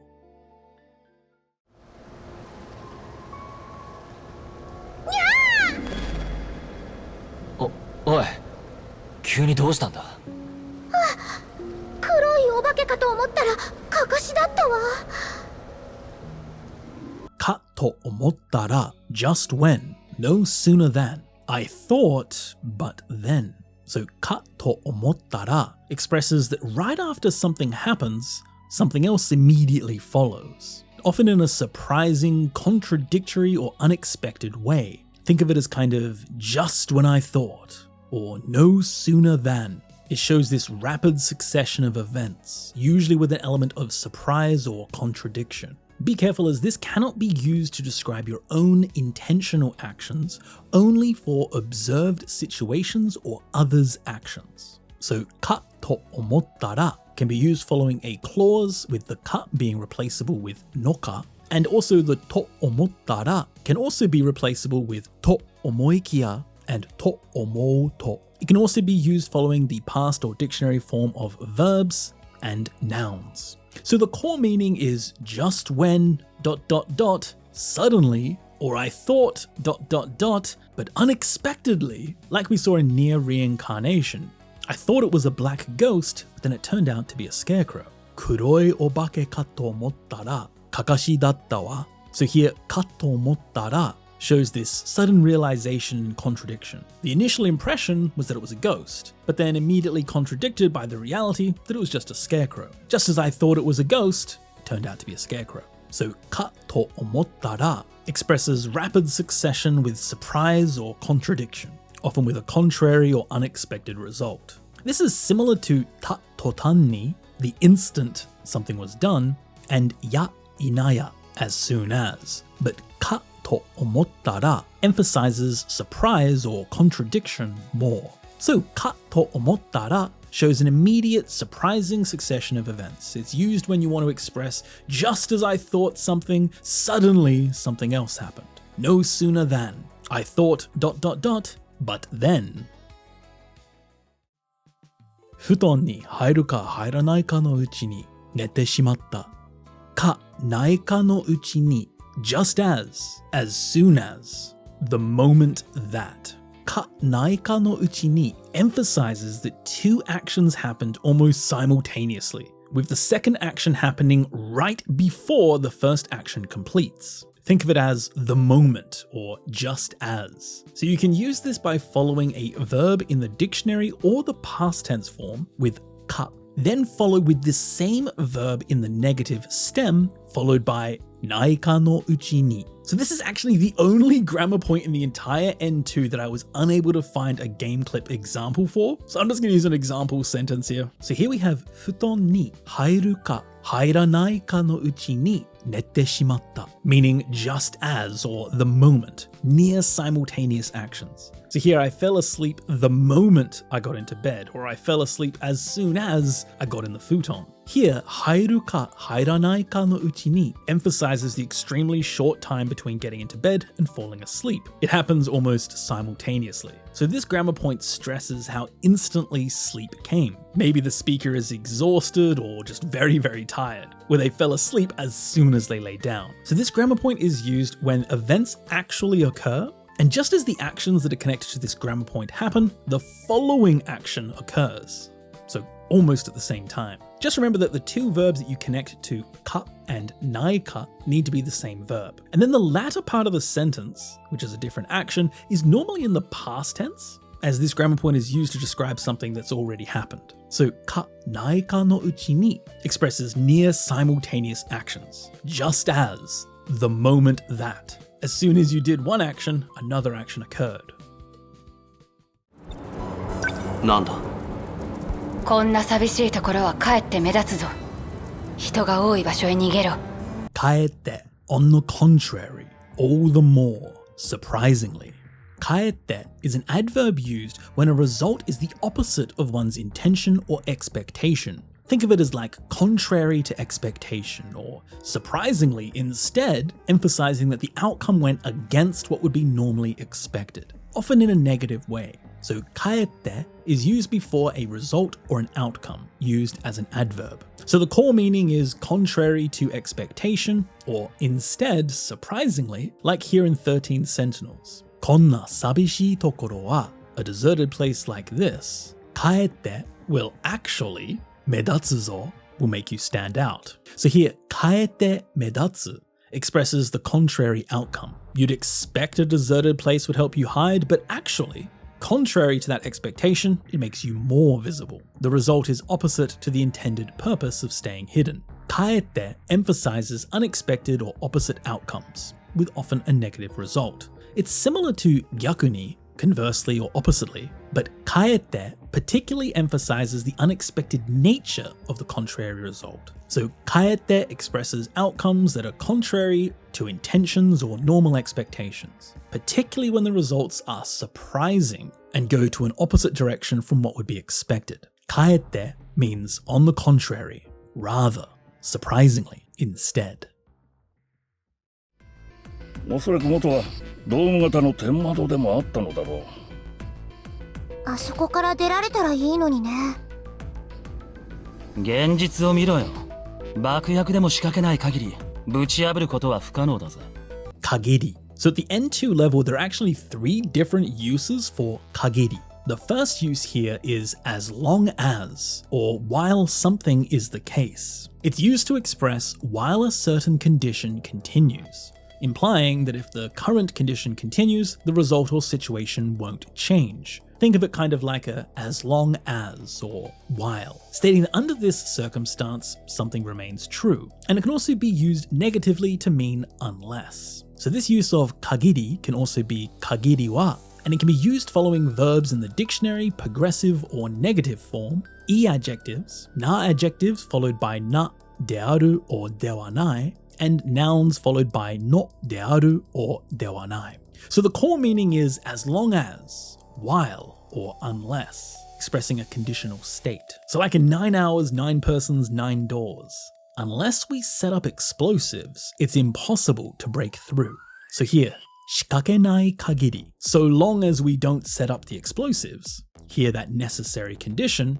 So as long as they don't use explosives, or unless they use explosives, breaking through is impossible. Kagiri expresses conditional states. While this condition continues, dun dun dun is true. And this can be used positively, like as long as, or negatively, like unless. So the first use of kagiri expresses as long as a condition continues. It's used to express that under that specific circumstances, something remains true, as long as, while dot dot dot is the case, unless.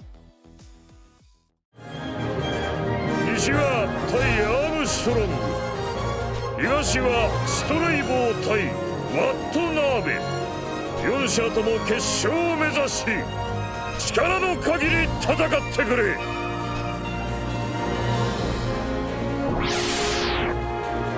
The next use of kagiri at the end too means as much as possible, to the very limit of something, as far as. And this is used to express doing something to the utmost limit or maximum extent possible. Think of it as to the fullest or as much as I can. It emphasizes pushing to the absolute limit of ability, knowledge, or effort. So this use of kagiri follows verbs, often in the potential form, nouns with noun no kagiri, as well as some common expressions like dekiru kagiri, as much as possible, chikara no kagiri, with all one's strength, or even shiru kagiri, as far as I know, or shirabeta kagiri, as far as my research shows. So its core meaning is to the utmost limit, as far as. So I can live alive. All four are aiming for the finals. Fight with all your strength. So here we can see chikara no kagiri, tatakatte kure. So chikara no kagiri means to every ounce of your strength, with all of your strength. So this second use of kagiri expresses the maximum extent or limit, as much as possible, to one's utmost. And it's often used with the potential form of verbs, but it can also be used for awareness or a perception range or limit, as far as I know, as far as I can tell, evaluating based on one's knowledge or experience. This use can be somewhat easy to remember as kagiri just means the limit of something. So literally from the limits of your strength or from the limits of what you know. Kagiri means pushing something to the absolute limits, used in statements like to do something as much as possible or for something to be as far as I know. Kagiri means as much as possible or to the very limit. As far as.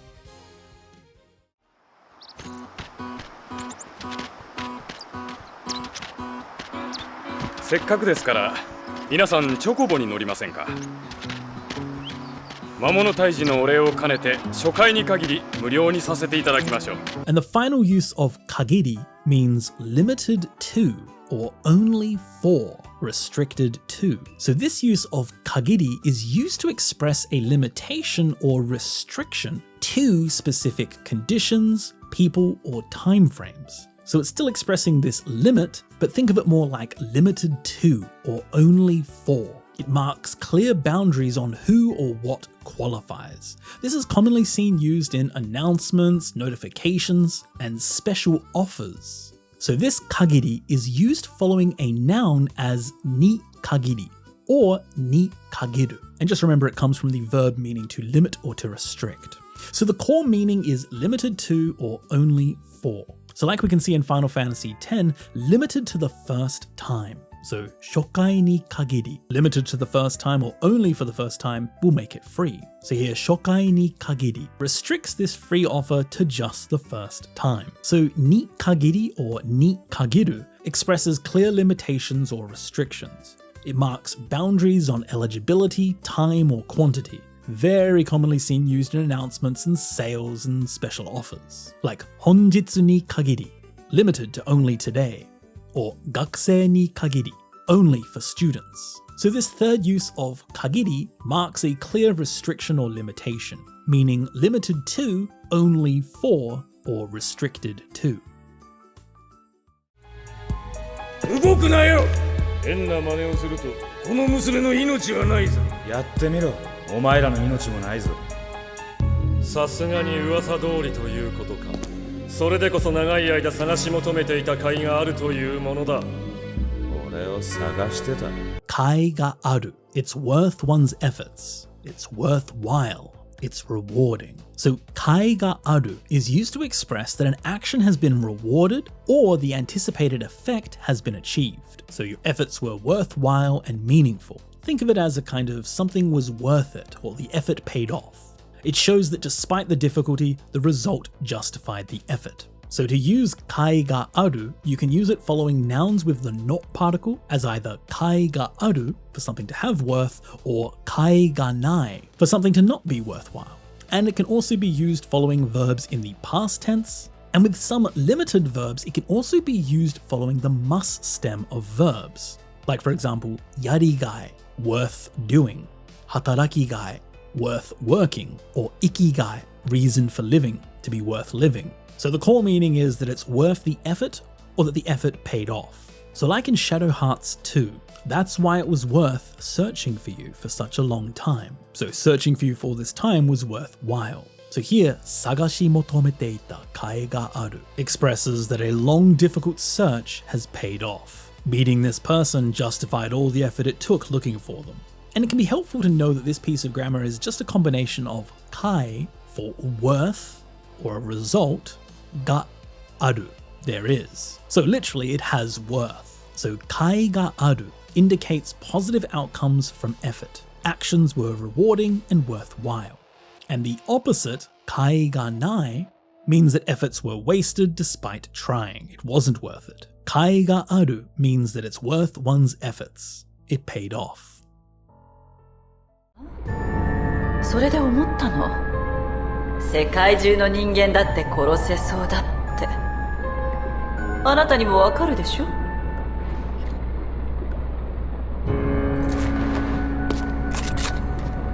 わかりかねるな。よく言うわ。所詮は同じくせに。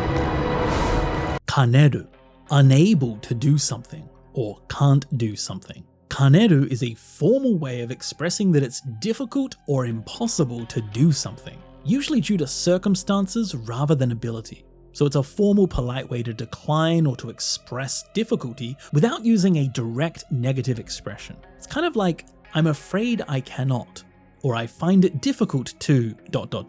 It's not so direct. So you can use it following verbs in the mus stem, with a core meaning of it is difficult or it is impossible due to the circumstances. So like in Final Fantasy VII Dirge of Cerberus, you understand too, right? And Vincent replies with, Wakari kaneru na. I'm afraid I can't understand. So here, wakari kaneru expresses a polite inability to understand.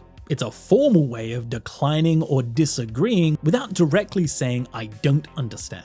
It softens the denial while maintaining formality and politeness. This is actually the verb kaneru, meaning to find difficult to do, and is used here connected to another verb in this formal expression meaning it's difficult to do that action, the action that comes before kaneru, often used in written language and business situations. It cannot be used for physical abilities, but rather for actions that can't be performed due to reasons or circumstances.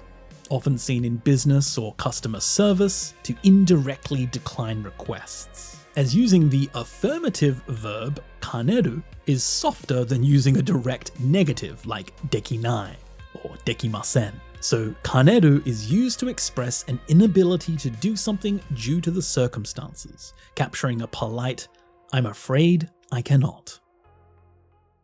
コルテスみたいな二重スパイはカスティロの兵士の格好の標的になりかねない。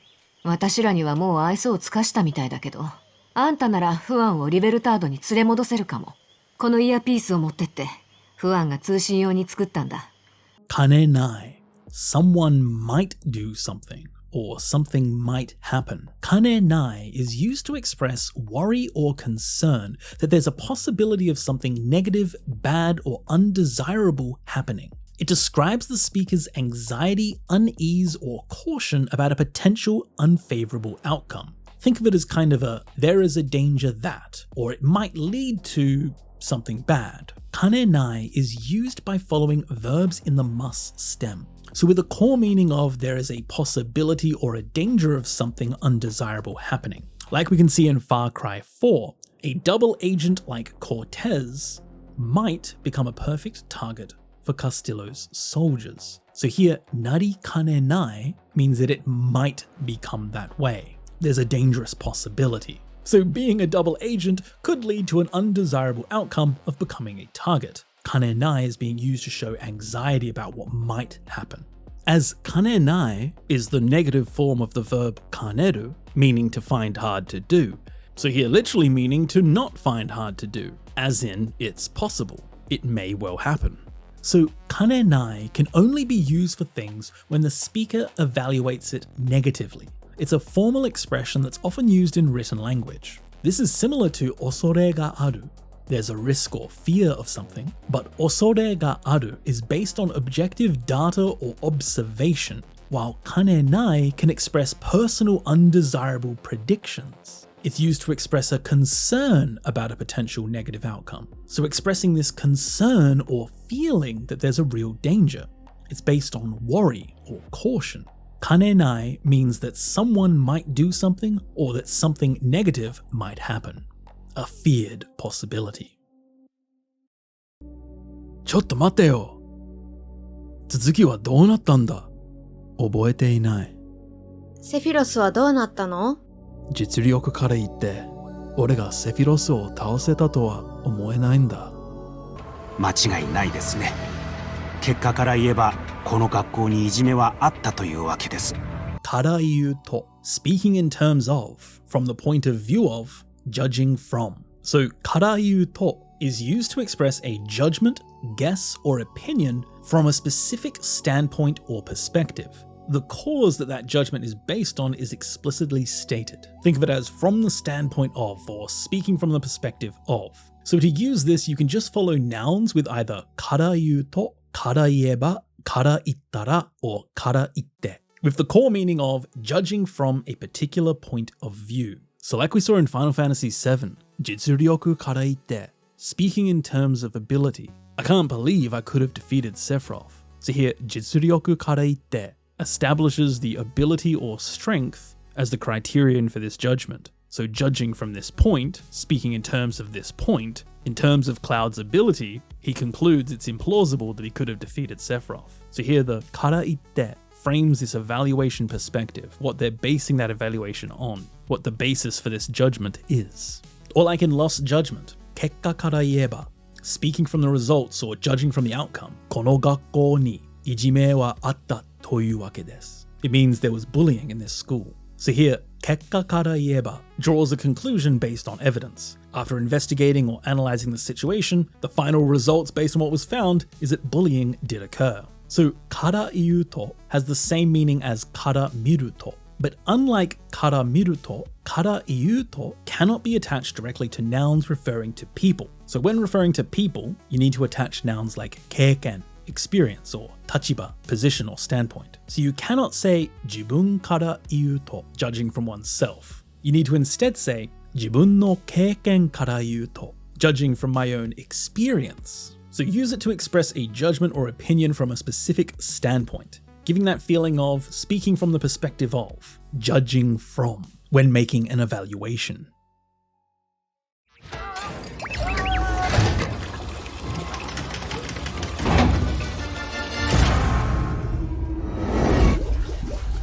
"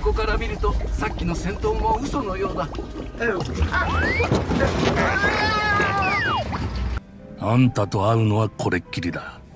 名乗るつもりはない。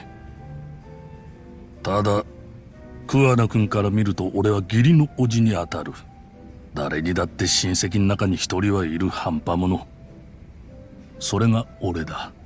元ヤクザだからな。から見ると from the viewpoint of, by the look of, judging from. から見ると is used to express a judgment, guess, or opinion by looking from a specific perspective or point of view, with the cause of that judgment being explicitly stated. So think of it as from the viewpoint of, or judging from the perspective of. So to use this, you follow a noun with から見ると, から見れば, から見て, or から見ても, with the core meaning of from the point of view of, or judging from this perspective. So this can be used literally as looking from, as から見ると literally means when you look from, like we saw in Lego Star Wars, ここから見ると, looking from here or looking from this spot. Even that earlier battle seems like a lie. So here, ここから見ると expresses judging or viewing from this physical or situational perspective, from this vantage point. Things look completely different to how they did before. So it's making a judgment literally from this point, looking from here. And particularly at this level at the end too, it's used to express looking from a certain perspective. Like in Lost Judgment, Kuwana-kun kara miru to, ore wa giri no oji ni ataru. So here, from Kuwana's point of view, or in terms of Kuwana's perspective, I'm his uncle by marriage. So the Kuwana-kun kara miru to shows this relationship from Kuwana's specific perspective. Judging from his position, from his perspective, I'm his uncle by marriage. So kara miru to is similar to the previous grammar point we saw, kara iu to, expressing judging or thinking from a point of view. As it's a very similar piece of grammar, as we can see, the only parts that are different is the verb miru, to see, or iu, to say. So to see from a certain point or to say from a certain point. However, the key difference is that the noun before kara miru to can be a noun that expresses a person or a group, like watashi, I. So you can say watashi kara miru to. This is unlike kara iu to, which cannot attach directly to a person noun. So you cannot say kare kara iu to, but you can say kare kara miru to. So kara miru to expresses a judgment or observation from a specific viewpoint, looking from this perspective, used when making assessments, by the look of, judging from this perspective. すべての命が滅びれば、すべての苦痛もまた癒える。そう思うだろう。だからこそ、あなたが必要なのだ。さあ、ユーナ殿、共にザナルカンドへ。マザークリスタルのコアには知っての通り、莫大な量のエーテルが蓄えられている。それを取り込めばよいのです。無論そのようなことはただの人になせる技ではありません。あなたがドミナントだからこそ言うのです。フーゴ。Kara koso, precisely because, exactly because. Kara koso is used to focus on and emphasize the reason or cause for something. It expresses the speaker's strong conviction about the reason stated in the phrase before it. So think of it as it is precisely because, or it is exactly because, emphasizing this specific reason is why something happens. So you can use this following nouns and na adjectives as dakara koso, verbs and e adjectives as kara koso, and it can also be used at the beginning of a new statement with dakara koso, that's precisely why. So the core meaning is precisely because, or it is exactly because when giving a reason. Like in Final Fantasy X, dakara koso, that's precisely why. あなたが必要なのだ. That's why you're needed. So here, dakara koso strongly emphasizes the reason. It's not just therefore, but this is the exact reason why you're needed. It conveys a strong conviction about a cause-effect relationship. Or like in Final Fantasy XVI, あなたがドミナントだからこそ言うのです. It is precisely because you are a dominant that I'm saying this. So here the dakara koso emphasizes that it's precisely because they are a dominant that's the crucial reason why they're suggesting this course of action. They wouldn't be saying it if it wasn't for that. So kara koso always carries the speaker's strong conviction, and it's often followed with the explanatory noda or nodes at the end of the sentence. This is just a combination of kara, giving a reason, and then koso, adding emphasis, precisely because, so it's precisely for that reason. Which means that it is similar to dakara, but with an emphasized conviction. It is precisely the reason why. So kara koso emphasizes reasons with strong conviction. It means precisely because of this. そうまでしないと錬成できないなんて。言ったろ。錬金術の基本は等価交換って。何かを得ようとするなら、それなりの代価を払わなければいけない。でも、そこまでの犠牲を払ったからには、お母さんはちゃんと。人の形をしていなかった。Kara ni wa, now that, since, so long as, because. Kara ni wa is used to describe a naturally expected resolution, attitude, action, or behavior in a given situation. It expresses since the situation is like that, or now that this is the case, which is then followed by what one should do, or intends to do, or is determined to do. think of it as now that ... we must, or since ... it's only natural to. So this is used following verbs and e-adjectives by themselves, just as kara ni wa, and it can follow na adjectives and nouns with dearu kara ni wa, or dewanai kara ni wa. So the core meaning is since, or now that this is the case. Naturally, something follows. Like we saw in Full Metal Alchemist. Now that such a sacrifice was paid, sokomade no gisei o haratta kara ni wa, mum should properly ... Okaa-san wa chanto. Here referring to being revived. So here, gisei o haratta kara ni wa expresses that because they paid such a heavy price, naturally the expected result is that she'll be revived. It sets up the expectation that follows from the sacrifice made. This sacrifice creates an obligation or a natural consequence expressed with kara ni wa. So kara ni wa expresses duty, determination, or decisions. In the latter part of the sentence following kara ni wa, expressions indicating what to do or what will be done are typically used, such as nakereba naranai, must. So kara ni wa expresses a natural consequence or obligation arising from a situation. It gives that feeling of, now that this is the case, naturally ... used when stating what must or should be the case. Kara ni wa means since, because, now that.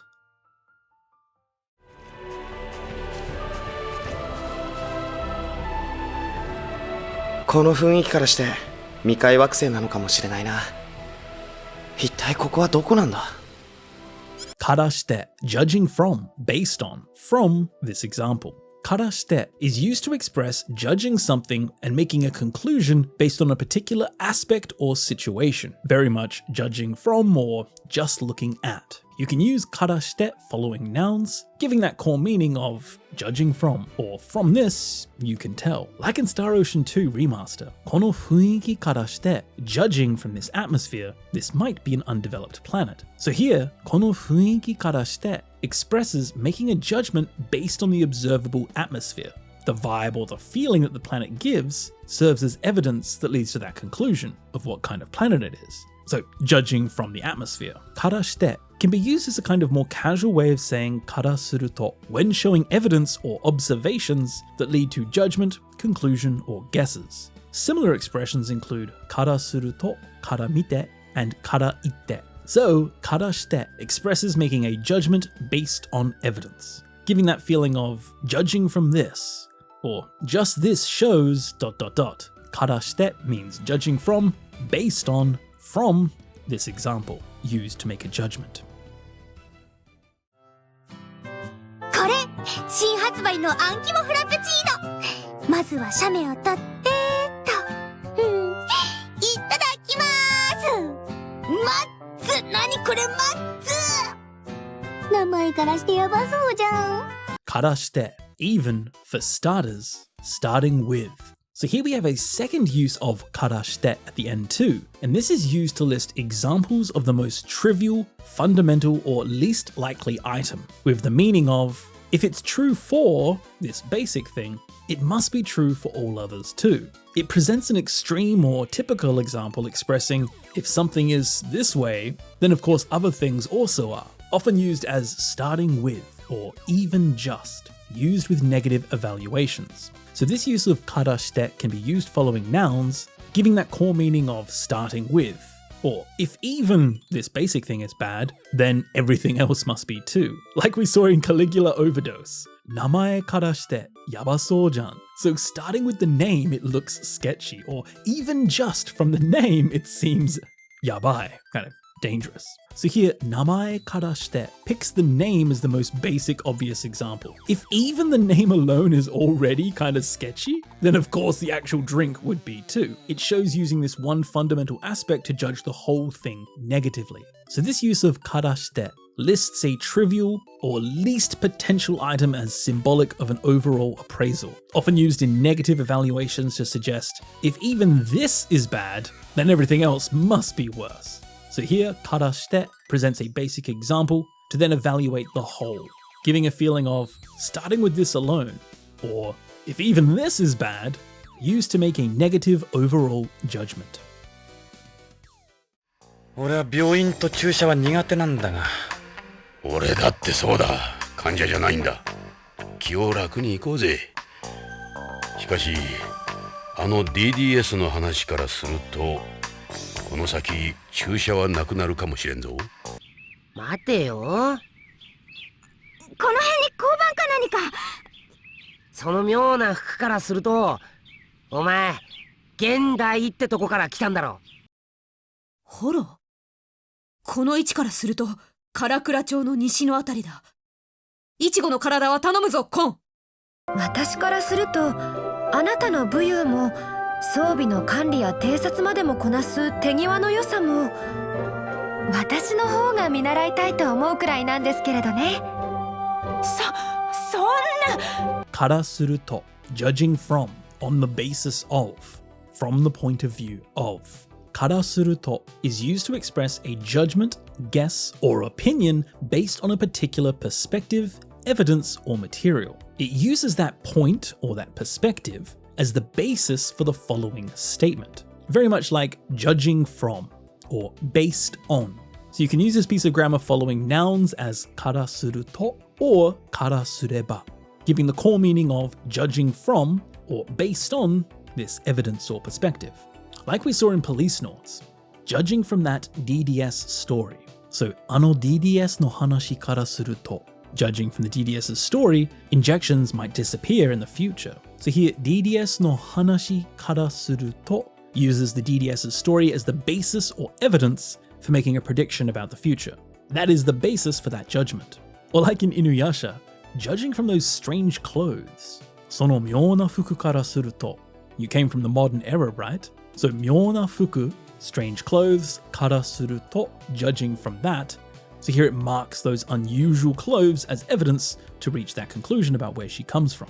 So kara suru to is similar to kara miru to, as it expresses judgment or opinions from a standpoint. However, kara suru to can also be used with objective materials and evidence that then lead to a judgment, conclusion, or guess. It almost feels like a shortened version of something kara handan suru to, judging from something, or to judge something based on kara shite can be used as a more casual variation. So kara suru to expresses judgment based on evidence or perspectives, giving a judging from this feeling when making assessments or conclusions. 助けに来たぞ。5年ぶりだからって忘れたわけじゃないだろう。大軍が相手ではこの地形はあだとなる。我々には逃げ場がないということです。だからといって諦めるのですか？これは人の命に関わる問題なのです。からといって just because, even if, even though. からといって means even if a certain reason or fact were true, it doesn't mean ... It's often used as a factual correction, warning, or criticism, or even a piece of advice. So it can be used following verbs and e-adjectives as either kara toite, with either the kanji or not kanji, as well as karate, so the toite has just been contracted into te. And it's used following na adjectives and nouns as dakara toite or dakarate. And it can even be used before phrases as dakara toite or dakarate, giving the core meaning of just because something is true, it doesn't mean ... or even if ... some other reason exists. So like we saw in the Legend of Dragoon, 5年ぶりだからって just because it's been 5 years, 忘れたわけじゃないだろ doesn't mean you forgot, right? So here, even though it's been 5 years, 5年ぶりだからって expresses that just because it's been 5 years, and then leads the speaker asking confirmation that those years apart doesn't mean they forgot, right? So just because ...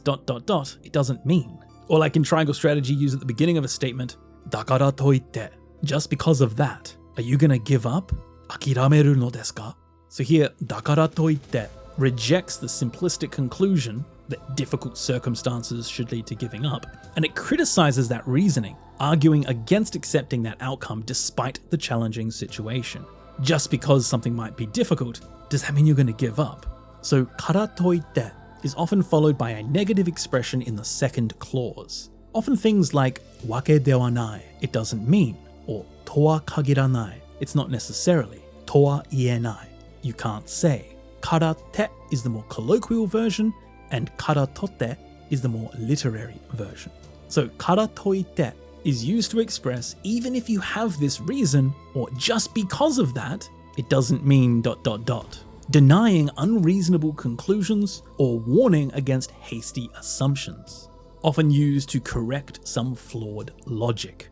Just because, even if, or even though. はっきり言うぞ。孫がいくら強いと言っても絶対に勝てっこない。そんなことない。だいたいシャールがどんなに襲ってきたってこの町の隔壁は破れっこないわ。どこで生まれてどう育ったか今日までね。でもこれからもっとあなたを好きになる。あなたの過去も受け止める。無理だ。他人が俺の過去を背負うことなんかできっこない。俺には恋人たちが語り合うような楽しい過去はない。みんなそうなのよ。楽しいことばかりじゃない。辛いことや悲しいことを共有するから。ジャック、信じて。Konai, there is no chance of, is definitely not possible. No way. Konai is mainly used in conversation and expresses a definite denial of possibility.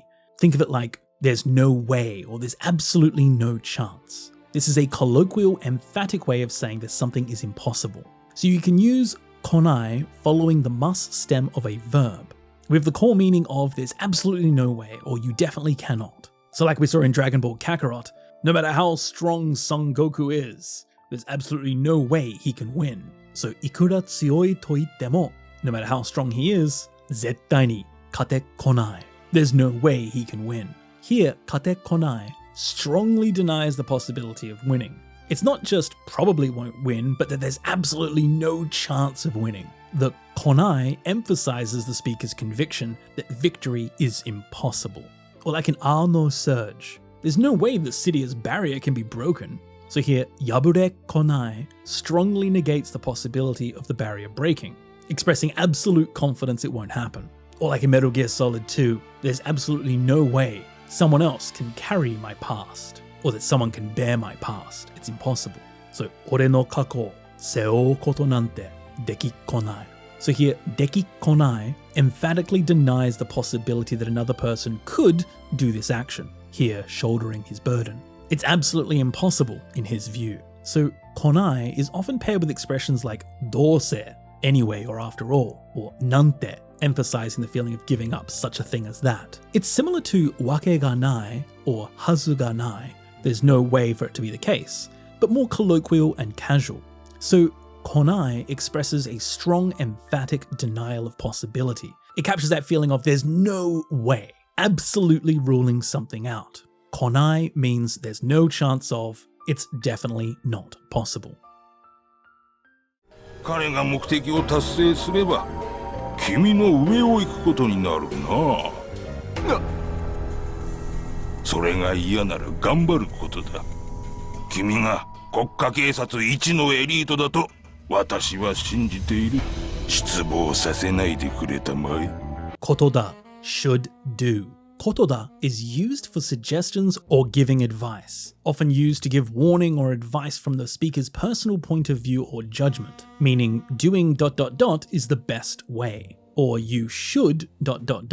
It's normally used towards someone of equal or lower status than the speaker, giving direct advice or recommendations. The thing to do is ... You should ... So this use of kotoda is used following either the dictionary or the negative form of verbs to express what you should or should not do, with its core use being about giving advice or recommendation. Like we saw in Buddy Mission Bond, if you don't want that to happen, then you should work hard. So sore ga yanara, if you don't like it, gambaru kotoda, you should work hard. So here, gambaru kotoda gives a direct advice about what the person should do. It's stating the best course of action if you don't like it. So kotoda is used to state the best or the most desirable thing under a certain condition. It kind of functions as an indirect way to give advice or an order, often used in spoken language. Just be careful though that you don't use this expression towards someone who is superior to you or senior than you. So kotoda gives advice or recommendations about what to do. Literally, the thing to do is ... You should. Used when giving advice or suggestions. なかなかやるじゃないか王子様。つくづく敵に回したくないもんだ。あなたたちのことだからどうせ真正面から来るものだろうと思っていたけれど評価を改めなければならないわね。さすがだったわディミトリ。それはこちらのセリフだ。どちらの学級も素晴らしい戦いぶりだった。そうだろ先生。Kotodakara. It is exactly because a person, since it's a person, knowing a person, or given that it's a person. So, kotodakara is used when linking to a person or organization to describe a judgment on their character or habitual actions. Meaning, because it's him or because it's her, ... expressing that it's not the case with anyone else. So this is used following a noun and the not particle in between. And the noun that comes before kotodakara refers to a person whose character is well known to the speaker. Think of it as knowing this person, or since it's this person, used to make judgments based on their established character. And this can be used as both kotoda or kotodakara. So like we saw in Fire Emblem 3 Houses, anata tachi no kotodakara. So knowing you guys, or given who you are, I thought you'd just come straight at us head on. So here, anata tachi no kotodakara expresses judgment based on established knowledge of their character or their behavior. Like, because I know how you operate, or given your nature. The speaker assumed they would just use a straightforward tactic based on their known characteristics, but they were actually proven wrong, showing the prediction was rooted in their understanding of their typical approach. So kotodakara is used when making a judgment about a person that the speaker knows well, based on that person's character or behavioral patterns. This is often followed by expressions that indicate assumptions, like daro, probably, to omou, I think, or kamoshirenai, it might be the case. So kotodakara expresses judgments based on a known character or habitual patterns, giving a feeling of knowing that person, or given who they are, often used when making predictions about behavior. いやー、いいお天気ですね。やっとお話できてどんなに嬉しいことか。ここ何日も伺っていたんですよ。緊急の要件なんです、本当に。ほう、私の名を忘れずにいてくれるというのか。なんと喜ばしいことだろう。Kotoka, how, what, God knows. Kotoka is used to express the speaker's intense feelings or emotions, meaning how ... it is. The emotion is so strong that it's difficult to specify its degree or its amount. It conveys deep emotion and emphasizes that the speaker cannot fully express, or even believes the listener doesn't understand the intensity of what they felt. Think of it as, you don't know how much, or I can't express how. So kotoka is used following question words, like donnani, and then that followed by either a verb in the past tense or e adjectives and na adjectives. And with na adjectives, you need to use the na in between the adjective and kotoka. So the core meaning is how, or you don't know how much, expressing intense emotion. Like in Fallout 4, donnani ureshii kotoka. You don't know how happy I am. So here, donnani ureshii kotoka emphasizes the intensity of happiness. The emotion is so strong that it's difficult to convey. Here, this kotoka shows the speaker's deep emotional state about finally being able to talk, and they can barely capture their feelings. Or like in Dragon Quest VIII, you mean to say you haven't forgotten my name? How delightful, or what a joyful thing that is. Nanto yorokobashii koto daro. So here, nanto yorokobashii koto daro expresses intense joy and emotion. The speaker is deeply moved that their name was remembered, with koto daro emphasizing the overwhelming nature of this happiness. So kotoka is a written expression. In conversation, koto daro and koto desho are often used instead. Very commonly seen used with question adverbs like donnani, how much, dore hodo, to what extent, nanto, how or what. So kotoka koto daro and koto desho express intense emotions too strong to fully convey, giving a you don't know how much, or how ... used when emotions are overwhelming. 私の方が身軽でしょう。間合いの外から疲れるのを待って人たちで倒します。よろしい。敵がいかに策を巡らそうとも武士たる者は臆すことなく戦わねばならぬぞ。肝に銘じます。Koto naku, without doing something even once. Without ing. Koto naku is used to express to do something without doing ... It implies that although there is a possibility that something might happen, it doesn't. Kind of like without even. So koto naku is used following the dictionary form of a verb, and it can also be used as koto nashi ni. So the core meaning is without doing, or without even once. Like in Ghost of Tsushima, no matter what schemes the enemy devises, a samurai must fight without hesitation, without wavering. So here, okosu koto naku means without being intimidated, without hesitating. Even though there's a possibility of feeling fear or hesitation when facing enemy tactics, a samurai must act without letting that happen. So it emphasizes not doing something, hesitating, that might normally occur in such dangerous situations. So koto naku and koto nashi ni are similar to naide and zuni. So koto naku emphasizes doing something without letting a normally possible action occur, even though there's a possibility of doing it or that happening, usually with undesirable actions or situations, giving a feeling of without even, often used in formal contexts. Koto naku means without doing something even once. 夢の話って？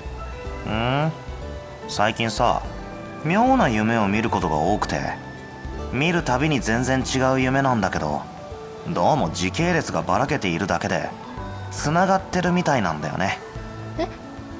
驚いたことに倉部君も似たような夢を見てて、話を聞けば聞くほど状況も設定も一緒で、俺は夢を共有してるんじゃないかって。Koto ni, to my or li. Koto ni is used to emphasize speakers' feelings. It communicates emotion or surprise about something to the other person first, then followed by concrete details about the matter. It's used to indicate in advance the feeling or attitude of the speaker regarding the situation that they're about to describe. Think of it as surprisingly or to my emotion, turning emotions into adverbs like the English li, surprisingly. So koto ni is used following the past tense form of verbs, e adjectives by themselves, and na adjectives with the na attached, with the core meaning of something is to my emotion, or emotion li, emphasizing the speaker's feelings, like we saw in 13 Sentinels, surprisingly, or to my surprise. Odoroita koto ni.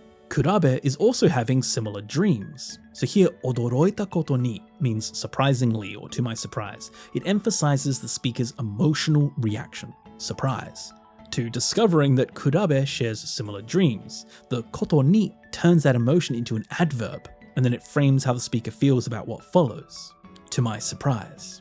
So koto ni is used with adjectives and verbs that express emotion, to emphasize that emotion towards the action or situation that's mentioned later in the sentence. Very similar to how adjectives turn into adverbs by adding li in English. So some common examples are odoroita koto ni, surprisingly, ureshii koto ni, happily or luckily, and zannen na koto ni, unfortunately.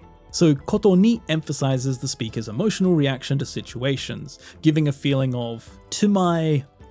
emotion, or emotion li, used when framing attitudes towards events. 八神さん、先生を殺したのは私じゃない。虎の尾を踏んだからといって私が彼女を死なせたことにはならないはずだ。もしかしたら本当に瀬島はイリスの死体を見ていないのかもしれない。いや、そんなわけがない。瀬島は確かに倉庫から。だからといって死体を見たということにはならないだろ。Koto ni wa naranai. Just because ... it doesn't mean. or it doesn't lead to ... Koto ni wa naranai is used to emphasize that a specific condition or action doesn't lead to a certain conclusion or result. It doesn't mean that something is the case. It expresses that having one fact or doing one action doesn't automatically result in or justify another outcome. Think of it as it doesn't mean, or it won't lead to, used when rejecting assumed connections between cause and effect. So koto ni wa naranai is used following the dictionary and past tense form of verbs, being able to use it both by itself or with toyu in between. The same being true for e adjectives, and with na adjectives is followed by the full expression with da toyu koto ni wa naranai. So the core meaning is it doesn't mean or it won't lead to, used when rejecting assumed outcomes.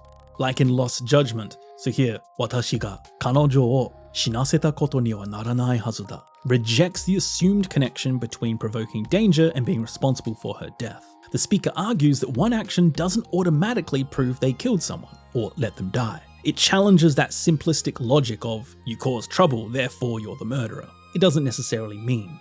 Or like in AI The Somnium Files, Sejima was definitely at the warehouse, but even so, that doesn't mean he saw the body, does it? So here, shitai o mita toyu koto ni wa naranai daro challenges that logical leap from presence at a location to witnessing a specific event. Just because someone was at the warehouse doesn't automatically prove they saw the body, so it questions the assumption that being nearby necessarily means seeing everything.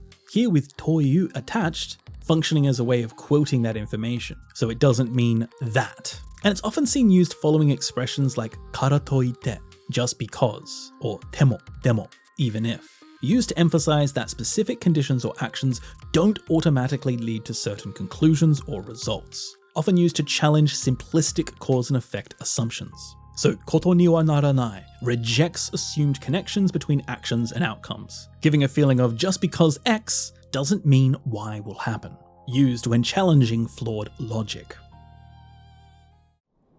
これを知って我々はアイメリク教を見殺しにはできない。彼こそこれからのイシュガルドに必要な人物だ。あんたらも本当にお人よしだね。異邦人のくせして命をかけよってんだから。バカにしとんのが悪い。お前の嘘のせいで坂本龍馬取り逃がしてしもうたやないか。そない言うんやったら5番隊も残ってればよかったやないか。伊藤藩に尻尾振ってついてったくせしてよう言うわ。なんやと我なめとんのか。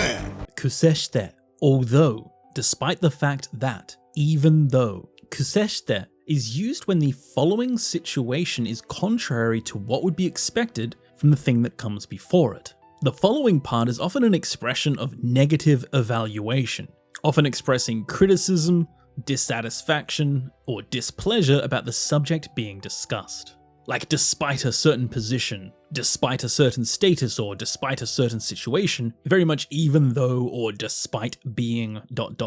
Often used to criticize or even tease someone. So you can use kuseshite, which can also be used as kuseni, following verbs, e adjectives, na adjectives with the na attached, and nouns with the not particle. So the core meaning is despite being or even though, often used with criticism or complaints. So like we saw in Final Fantasy XIV, even though you're foreigners, ihojin no kuseshite, despite being outsiders, you're willing to risk your lives. So here, ihojin no kuseshite expresses surprise with a nuance of criticism. Despite being outsiders, when normally they'd have no obligation, they're going this far. So kuseshite sets up the contrast between their status and their unexpected actions. Or like in Ryuga Gotoku Isshin, even though you wagged your tail and followed Ito, you sure talk big.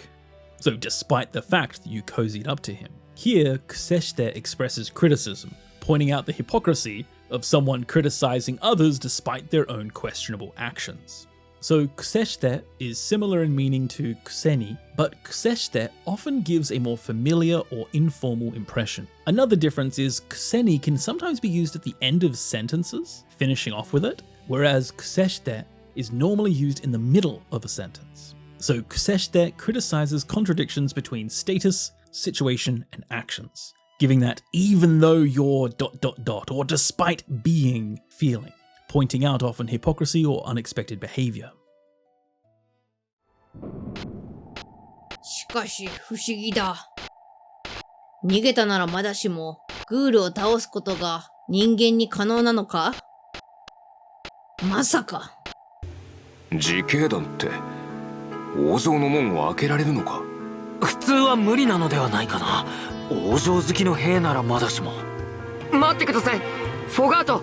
Madashimo. If it were X, that would be understandable, but, or it's still within acceptable limits if it's ... Madashimo is used to mean I can understand A, but I can't believe B, or it's possible with A, but very unlikely in B's case. Think of it as if it were ... that would be one thing, but often used to contrast acceptable and unacceptable situations. So this can both be used before verbs, adjectives, and nouns as wa madashimo or nara madashimo, with the not particle being optional with verbs and adjectives, or as nara madashimo, following verbs, adjectives, and nouns, giving the core meaning of if it were ... that would be understandable, but contrasting what's acceptable versus unacceptable. So like in Valkyrie Profile, if they had to run away, that would be one thing, nigeta nara madashimo.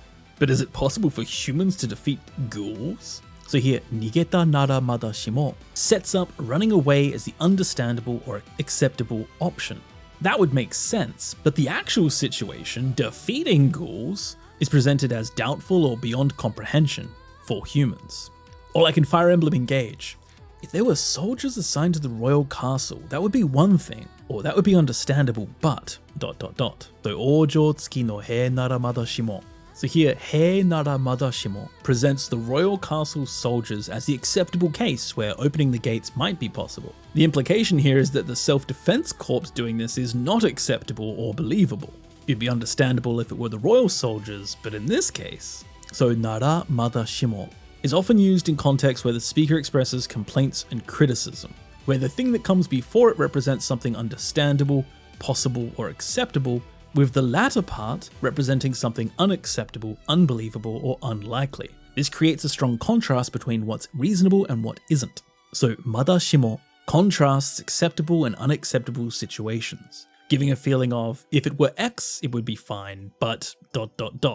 expressing disbelief about the actual circumstances. 王と王妃様をお守りするためにも今は引き体勢を立て直さねば。ここまで来れば追ってもこれまい。ブリトラを仕留めるなどできはせぬ。無事沈められたことを喜ぶべきだ。これまで以上の犠牲は出たが、しばらくは現れまい。今休め。My, will not, or will probably not. This is an old-fashioned and formal expression that is used to express the speaker's conjecture that someone will likely not do something, or that something probably won't happen. Think of this as probably won't or likely won't, when expressing confident negative conjecture in a literary or formal tone. The first use of my means will not or will probably not. So you can use my following the dictionary form for godan verbs and the negative stem for ichidan, passive or causative verbs. The conjugation can definitely be a little bit tricky with this one. It can be used following suru as surumai or shimai or sumai. It can also follow kuru as kurumai or komai. And because this is the negative supposition, you can't use this with nai, to not be. Instead, it's arumai, as it expresses probably won't in itself, probably won't exist. And it can also be used following verbs in the mus stem. So the core meaning is probably won't or will likely not. This is formal negative conjecture. So like we saw in Arslan, kokomade kureba, otte mo koremai. So if we've come this far, pursuers probably won't come, or they likely can't reach us. So here, koremai expresses a confident conjecture that pursuers won't be able to follow them this far. This is a negative prediction based on the distance they've covered. So mai here adds formality and certainty to the assessment. Or like in Asura's Wrath, shibaraku wa araware mai. It probably won't appear here for a while, or it likely won't show up for some time. So here, araware mai expresses conjecture that the threat won't appear soon. This is a confident negative prediction about future events. So mai expresses the speaker's conjecture.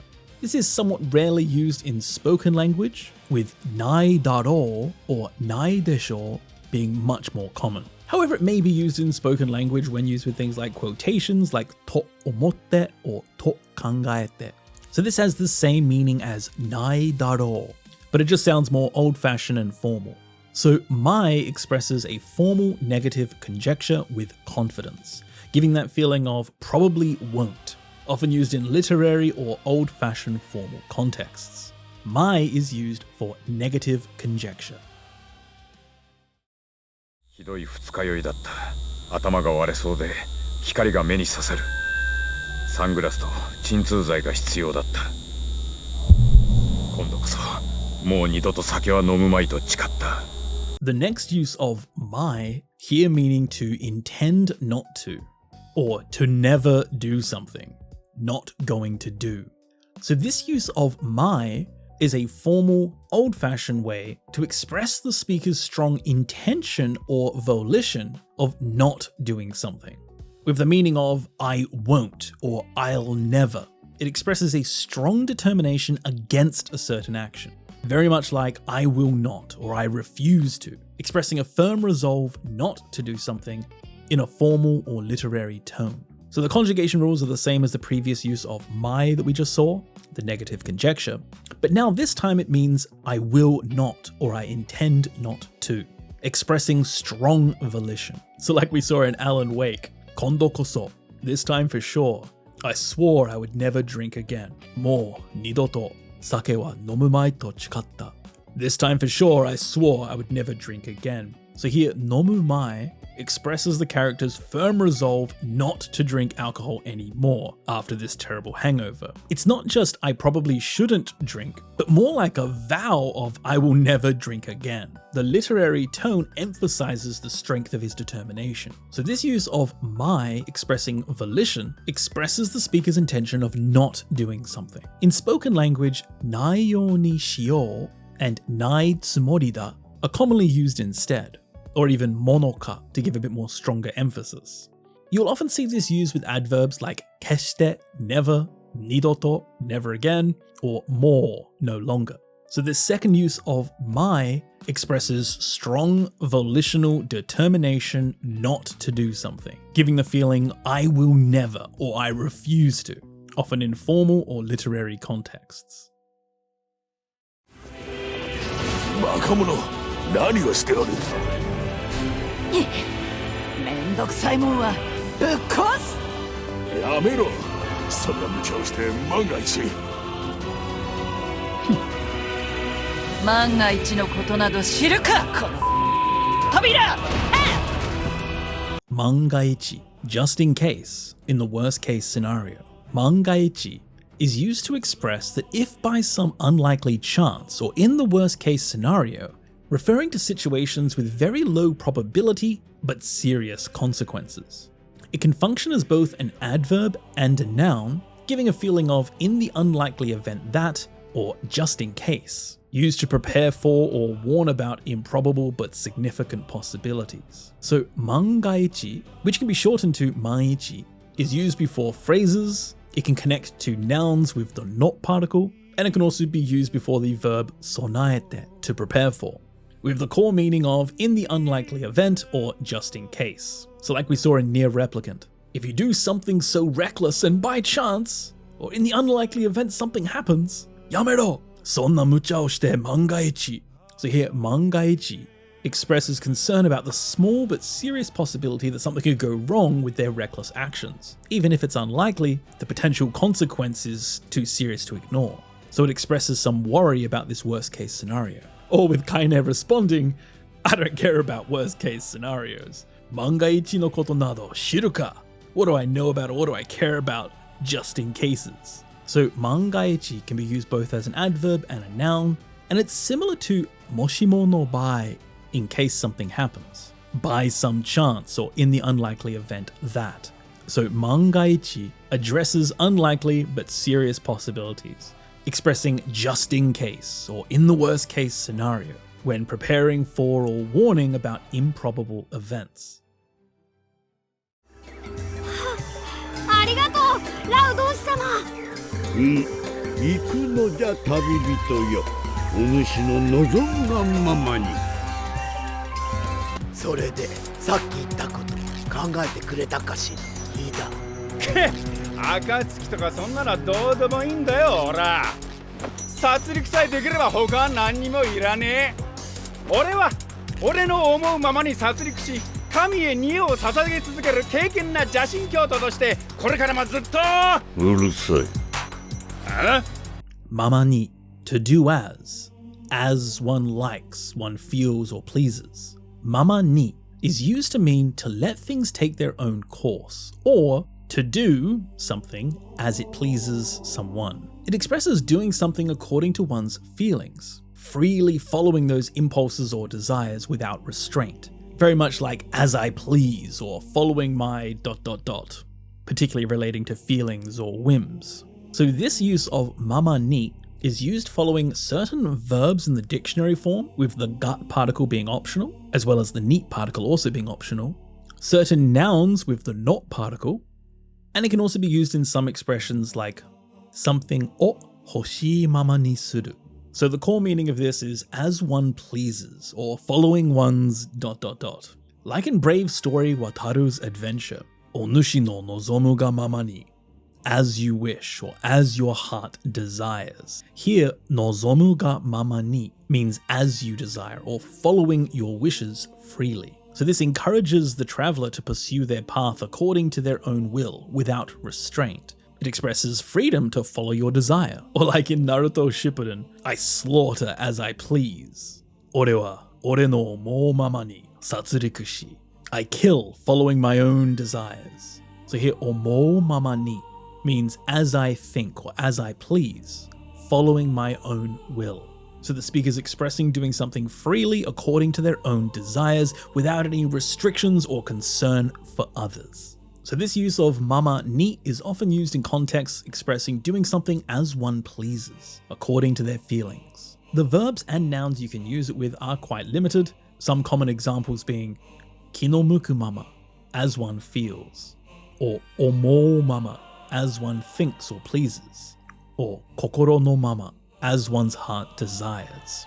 So this use of mama ni expresses doing things freely according to their feelings or desires, giving a feeling of as I please, used to express acting freely without restraint. しかし、よく逃げ延びることができたな。スローンのおかげです。私は引き返して、族と共に戦おうとしました。しかし、それを強く止めたのはスローンだったのです。彼から激しい叱責を受けたのは、あの時が最初で最後。私は言われるがままに逃げました。The next use of mama ni means to do as told, or to do as ordered by others, as one is told. So this use of mama ni is used to show the way a person is complying with the will or demand of another, doing exactly as they were told. It expresses leaving things up to the natural course of events, or following someone else's emotion or sentiment without one's will. Think of it as I was told, or as I was ordered. Doing something not by one's own desire, but according to another's direction. So this use of mama ni is only used following passive form verbs, with the ga and the ni being optional. So the core meaning here is as I was told, or doing as ordered, following another's will. So like in Bravely Default 2, I fled as I was told. So iwareru ga mama ni nigemashita. So here, iwareru ga mama ni shows complying with someone else's order. Despite wanting to return and fight, the speaker followed the order to flee without following their own will, but following someone else's. It expresses doing something purely because you were told to, not from your personal desire, showing complete submission to another's command. So this would be the same meaning as the passive form rareta tori ni suru, to do as one was told. Often the passive verbs that are used are those expressing someone urging or ordering you by telling, such as iwareru, to be told, or meirei sareru, to be ordered. And it's often used in contexts where the doer didn't have a desire or will to do the action, but does it purely according to someone else's will or someone else's direction. So this second use of mama ni expresses complying with others' wills or orders, giving a feeling of as I was told, or as I was ... doing something not by choice, but because you're following someone else's direction. 一体何があったんだ。ダメだ、全く覚えていない。全くない not at all. 全くない is used to emphasize negative meaning, expressing complete absence or total negation. This is more formal than zenzen, not at all, or skoshimo, not even a little, or even chittomo, not at all. Think of this as not at all or absolutely not, providing emphatic formal negation. So to use this, you just put mattaku before a phrase in the nai form, with the core meaning being not at all or absolutely not. So like we saw in 13 Sentinels, mattaku oboete inai. I don't remember at all. I have absolutely no memory. So here, mattaku emphasizes the complete absence of memory. He hasn't partially forgotten something, but he's completely lacking recollection. The mattaku intensifies the negation to show that absolutely nothing is remembered. So this has the same meaning as zenzen nai, not at all, but it sounds more formal. Zenzen nai is more commonly seen used in daily conversation. However, in some set phrases, mattaku is required and cannot be replaced with zenzen, like mattaku monku no tsukeo ga nai. There's absolutely no room for complaint. So mattaku nai provides emphatic formal negation, expressing not at all or absolutely not, used when stressing complete absence in formal contexts. カリブ海沿岸は乾季も構わず一年中雨が降る。広大な湿地熱帯雨林、まともに道も通せない。そこで僕は原点に帰った。も構わず without caring, without worrying about, regardless of. も構わず is used to mean to not mind or worry or be concerned about problems or obstacles that are usually present. It expresses taking no notice of things that would normally be concerning, doing something while disregarding typical considerations, risks, or disadvantages, giving a feeling of without regard for, or not caring about ... ignoring normal concerns. So mo kamawazu can also be used as ni kamawazu following nouns, no mo kamawazu following verbs and e adjectives, and also following na adjectives and nouns with either na or dearu, no mo kamawazu. So the core meaning is without caring about or regardless of, ignoring normal concerns. Like we saw in Metal Gear Solid Peace Walker, the Caribbean coast has rain all year round, regardless of the dry season.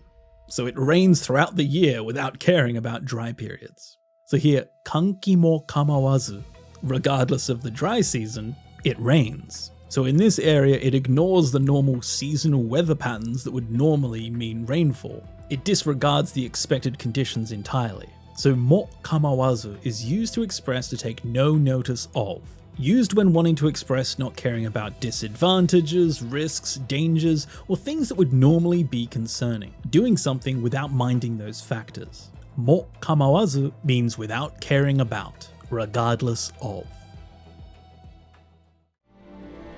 腹を立てるのも当然だ。だが君を心配してる。当然。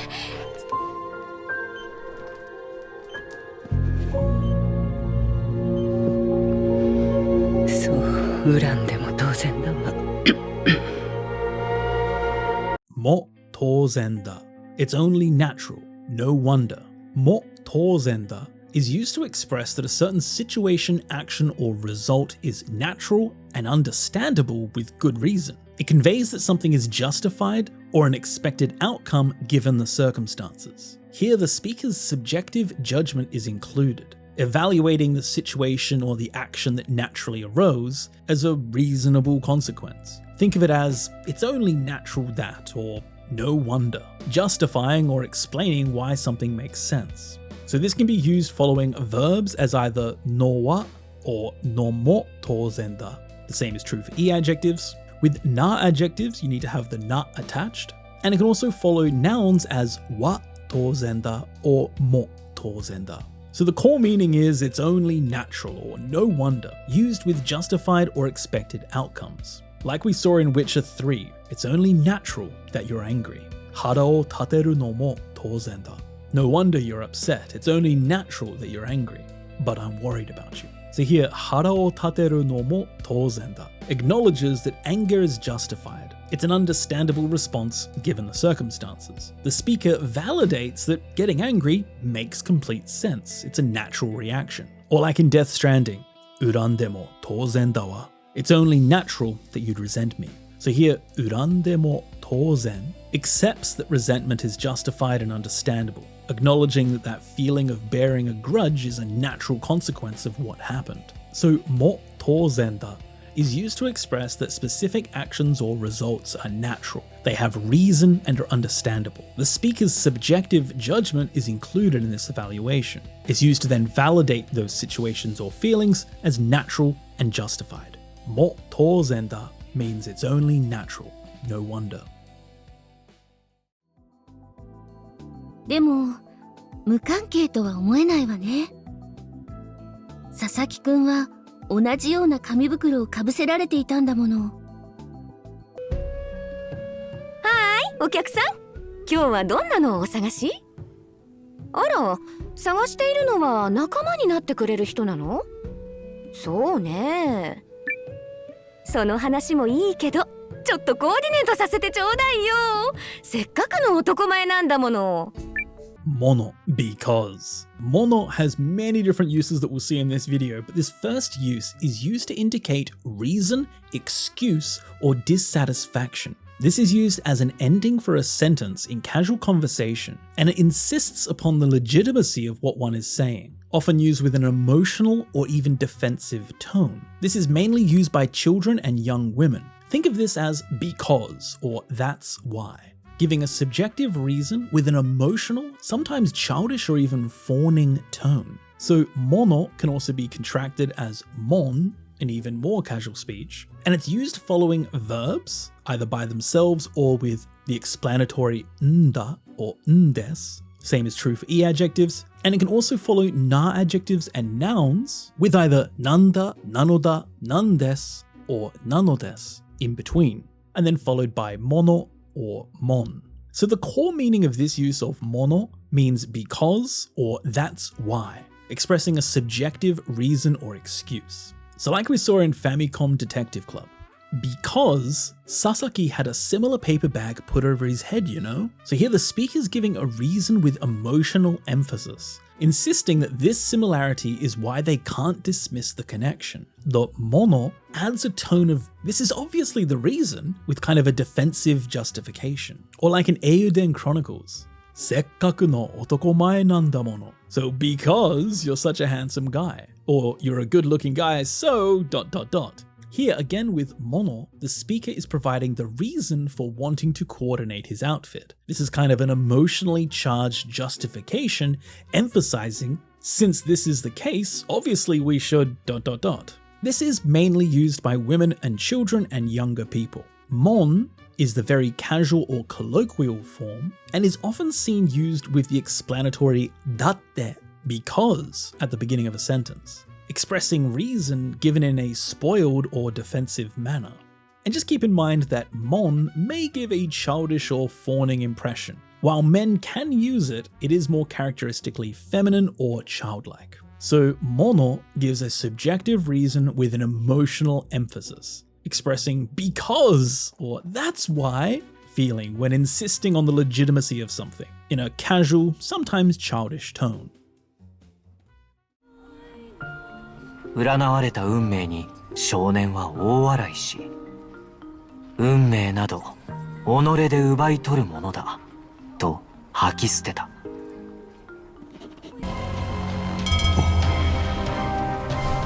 としたか。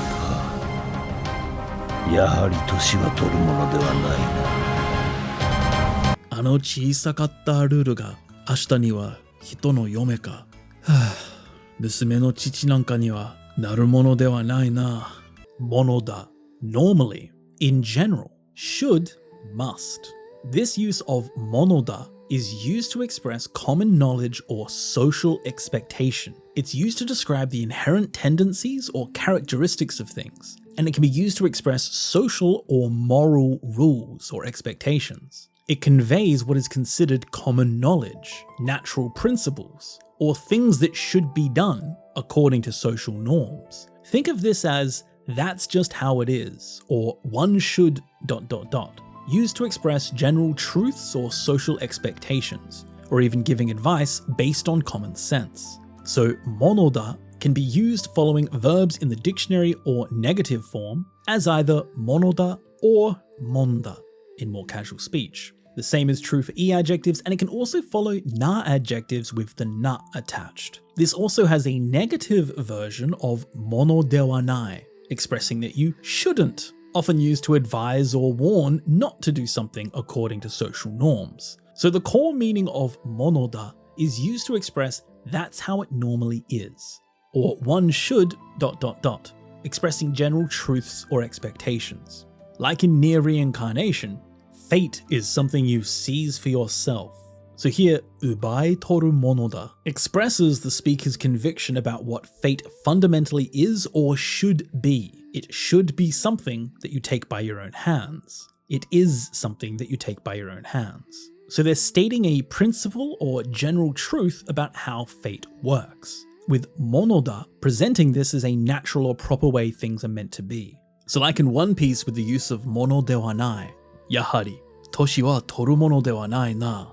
So indeed, one shouldn't get old. So here, mono de wa nai expresses regret about aging, expressing that getting old is undesirable. It's not that aging is wrong, but just expressing that it brings about an unwanted physical decline. Mono de wa nai here conveying a feeling of aging is something one shouldn't do. Or like in Xenogears, musume no chichi nanka ni wa naru mono de wa nai na. So one shouldn't become a father of a daughter. So here, mono de wa nai expresses the bittersweet pain of watching his daughter getting married, suggesting that becoming the father of daughters brings about such emotional difficulty that one shouldn't do it.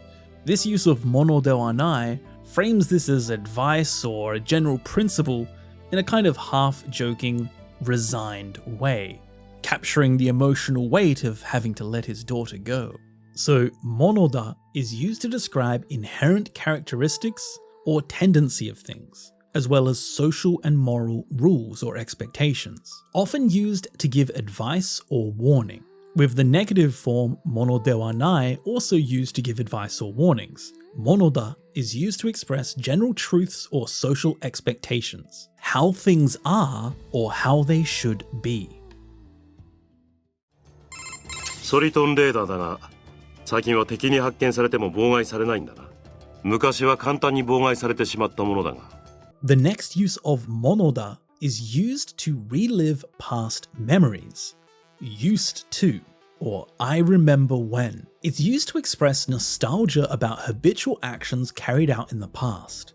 So this use is only used following the past tense form of verbs, making it easy to remember as it's talking about the past, as either monoda or monda. So the core meaning is used to, or I remember when remembering things about the past. Like we saw in Metal Gear Rising, in the old days, the radar used to get easily jammed. So here, 妨害されてしまったものだ expresses nostalgic recollection of how things used to work in the past. Here definitely referring to the earlier Metal Gear games. Looking back at how it used to be, the radar used to get jammed as soon as you were found. Now it doesn't. So this use of the past tense form of verbs followed by monoda is used to express nostalgia about things habitually done in the past. Often used with adverbs expressing frequency like yoku, often, shiba shiba, frequently, or shotchu, all the time.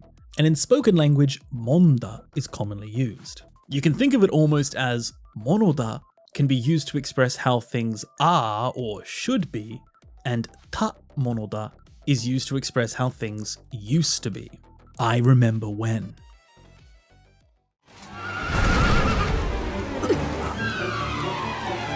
そこまでだ悪魔の子よ。デルカダールの将グレイグ水産。デルカダールで脱獄した貴様を追い続け、グロットの町でようやく足取りをつかんだ。よくもここまで逃げ延びたものだな。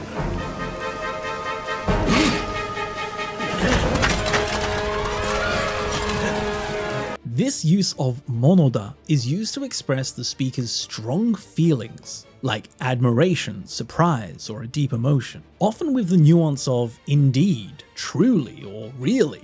It conveys heartfelt emotions about something that strongly impresses, surprises, or moves the speaker. Think of it as how adjective it is, or it's really ...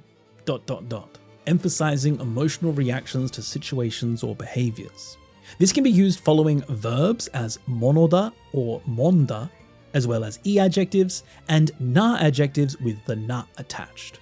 So the core meaning is how ... it is, or I'm surprised that ... giving emotional emphasis. So like in Dragon Quest XI, I'm surprised you managed to escape this far. So yokumo kokomade nige nobita mono da na. So how impressive that you fled all the way here. So here, yokumo nige nobita mono da expresses amazement and perhaps a grudging admiration that the target managed to evade capture for so long. The monoda emphasizes the speaker's strong emotion, surprise mixed with acknowledgement of how impressive it is that they did that.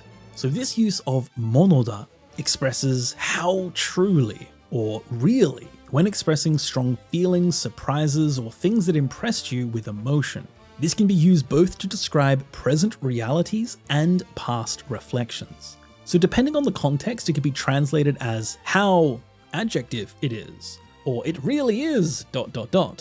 And it can also be used with verbs like, for example, yoku, verb monoda, emphasizing feelings of surprise, irritation, or even amazement. Monoda expresses strong emotional reactions, giving a how truly ... it is, or I'm surprised that ... Monoda here is used to give emotional emphasis.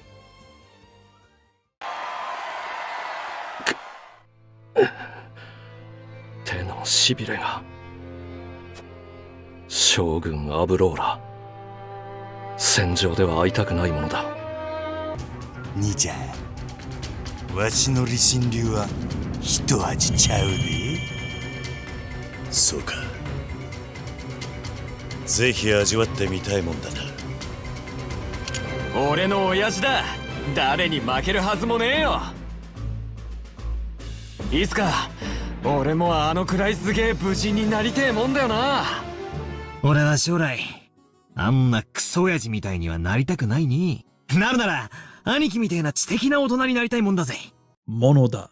I really wish. I would like to. This use of monoda emphasizes the speaker's wishes or desires, particularly long-held aspirations or desires that are not easily realized. It strengthens expressions of wanting to do something, or wanting someone to do something. Think of it as I really wish, or I would love to, when expressing heartfelt desires with emphasis. So this use of monoda is used following expressions of desire, here with both the tai form of verbs to want to do, as either tai monoda or takunai monoda for the negative. And it can also be used with te hoshii as verb te hoshii monoda or te hoshikunai monoda.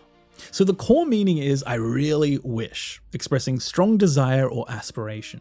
So like we saw in Triangle Strategy, I really wish not to meet her on the battlefield. So senjou dewa aitakunai monoda. Here, aitakunai monoda expresses a strong desire to avoid encountering this formidable opponent in battle. This emphasizes the speaker's genuine wish to not face such a dangerous enemy. Or like in Ryuga Gotoku Isshin, zehi ajiwatte mitai mon da na. I really would love to experience that, or I truly wish to have a taste of that. So here, ajiwatte mitai mon da expresses genuine interest and desire to face the character's ShinRyu style. Or like in Fire Emblem Three Hopes, someday I really want to become an awesome warrior like that. Itsuka, ore mo ano kurai sugee bushi ni narite mon da yo na. So here, narite monda, the casual form of naritai monoda, expresses a heartfelt, long-held aspiration to reach his father's level. It emphasizes this is a deep desire that won't be easily realized, but remains a genuine goal. So this use of monoda is used to emphasize wishes held for a long time or desires not easily realized. And it can only express the speaker's own desires. It cannot be used for others' wishes. This also cannot be used for short-term wishes or easily achievable desires. In that case, you would simply just use the tai form instead. So monoda emphasizes strong desires. It gives that feeling of I really wish. シャルロッタ？どうしてあなたがここに？新たな清流が生まれたから、あなたは眠りについたはずじゃ。まあそうなんだけど、みんなの気配を感じたものだから、ついフラフラっと出てきちゃった。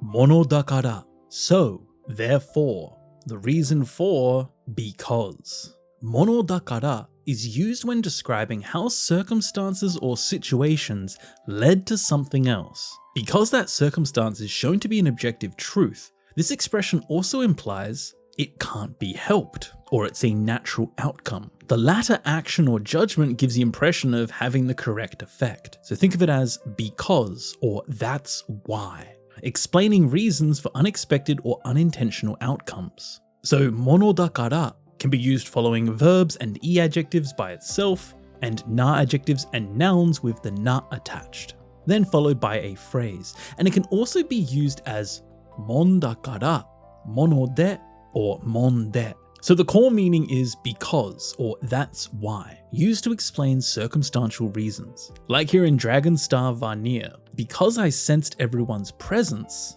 I just sort of wandered out here. So here, minna no kehai o kanjita mono dakara explains Charlotte's unexpected appearance. She was supposed to be sleeping, but as she sensed everyone's presence, she naturally wandered out, implying I couldn't help it. The circumstance made it a natural outcome that she appeared, because she sensed everyone. So mono dakara is used to express a reason or excuse for something that happened. The difference between the standard node or kara is that this grammar is often used in contexts of explaining something unexpected or unintentional that happened, and that's why it ended up with a certain outcome.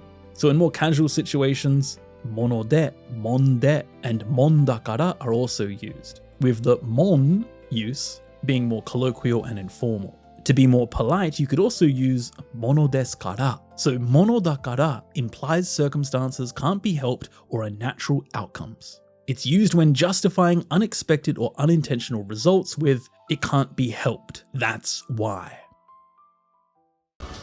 エッグマンね、調子に乗りやがって。いつの間にこんなの作ったんだ？気をつけないと。どんな罠があるか分かったもんじゃないぜ。気にしすぎじゃない、ソニック。この遊園地、とっても楽しそうだよ。同じ陸上部の人だったんだ。人間、裏では何を考えてるか分かったものじゃないね。Mono de wa nai. It's impossible to, or there's no way to.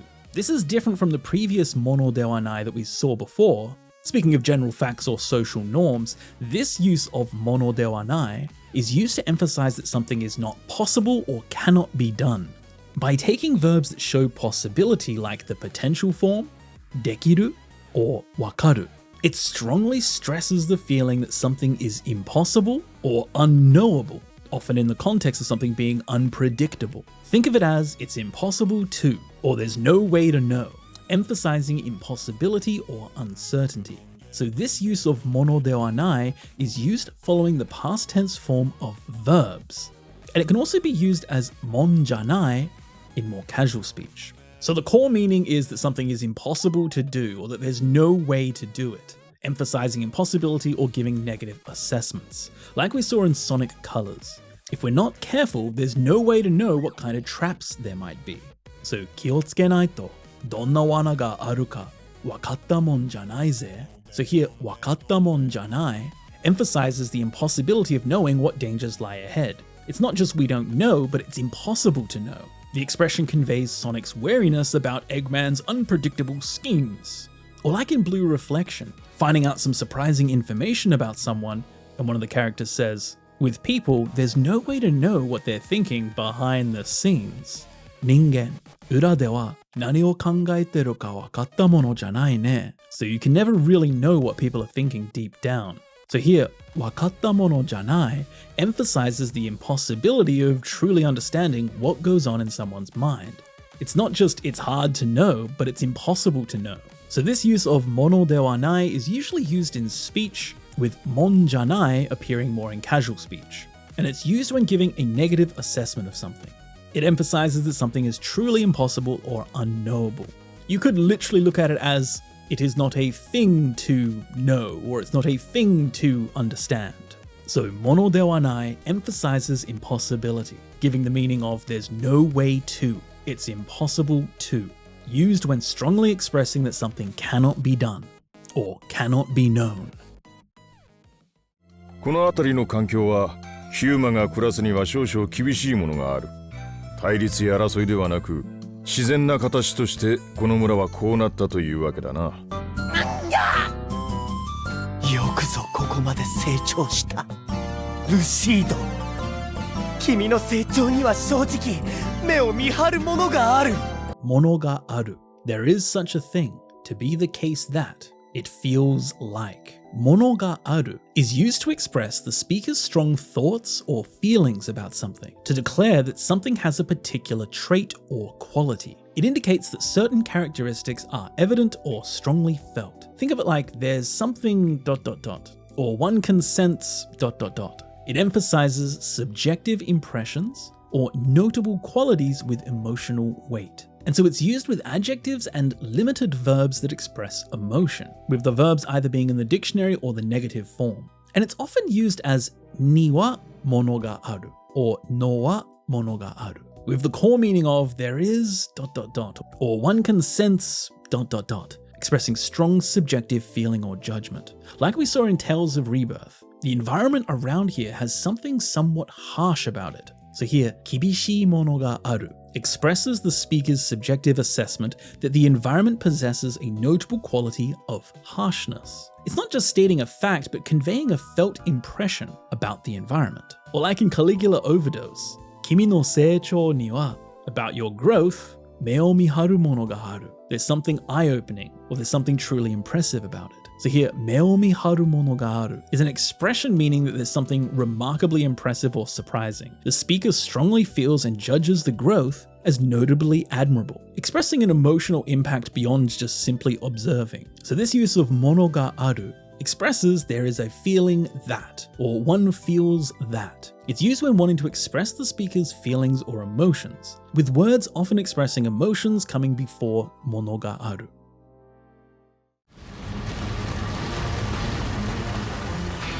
型の巨人め、逃がすものか。奴は人類の敵だ。絶対に逃がすんじゃねえ。Monoka, as if. There's no way. It's impossible.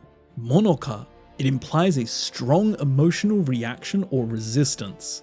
That's like, that's obviously or definitely not the case. Think of it like hell, or absolutely not. Expressing strong denial, refusal, or rejection with emotional intensity. So this monoka can be used following the dictionary form of verbs as either monoka, monka, or even mono desu ka. The same is true for e-adjectives, and with na adjectives and nouns you need to follow them with the na and then monoka. So the core meaning is like hell or absolutely not. Like we saw in Attack on Titan 2, like hell I'd let her escape. Nigasu monoka, there's no way I'm letting her escape. So here, nigasu monoka expresses fierce determination and strong refusal to let the target escape. It's not just won't let escape, but it's an emotional absolutely will not let them escape. The monoka adds intense rejection of the possibility, showing their strong resolve. So monoka is used for definitive denial or rejection. It expresses the speaker's extremely strong negation or refusal.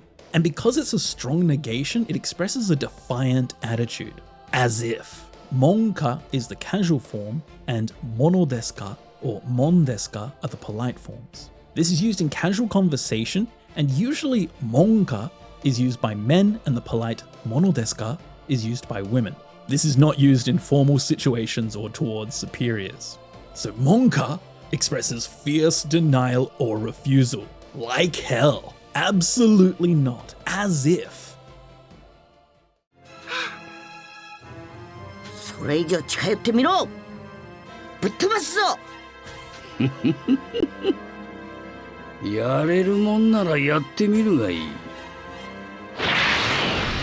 Mono nara, if I could, if it's possible, if one can do something, then it's used to hypothesize if something could be realized, in relation to things which have little possibility of being realized. It often uses the potential form of verbs to express wishes or hopes about unlikely scenarios.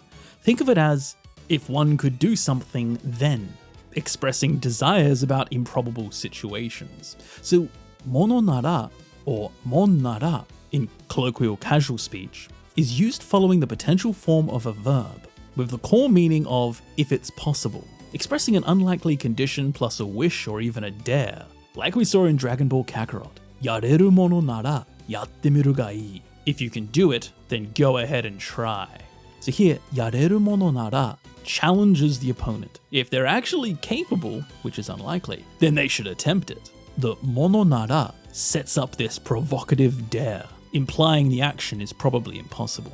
So mono nara is an expression showing the speaker's wish or expectation regarding something with extremely low possibility of realization. This is similar to moshi nara, if, but this grammar is specifically used for things with extremely low likelihood of realization, often used in the form mono nara, something shitai, or something shite hoshii. If only ... is possible, I want to, or I want you to. And the form mono nara followed by te miro is used as a provocative expression challenging someone. When the same verb is repeated, it emphasizes that something cannot actually be done in reality. So mono nara expresses wishes or dares about unlikely possibilities. It could be used for a wish, like if only I could, and it could even be used for a dare, like if you think you can. Used when hypothesizing about improbable conditions. 問題は魔大陸を覆う高密度のエーテル体だ。無理に接近しようものなら真っ逆さまだぜ。取れる手段はただ一つ。大地に蓄えられた資源を使うのさ。もしかして地脈のこと？地脈を貫こうものなら大量のエーテルが溢れ出してここモードゥナのように一面が結晶化してしまうわよ。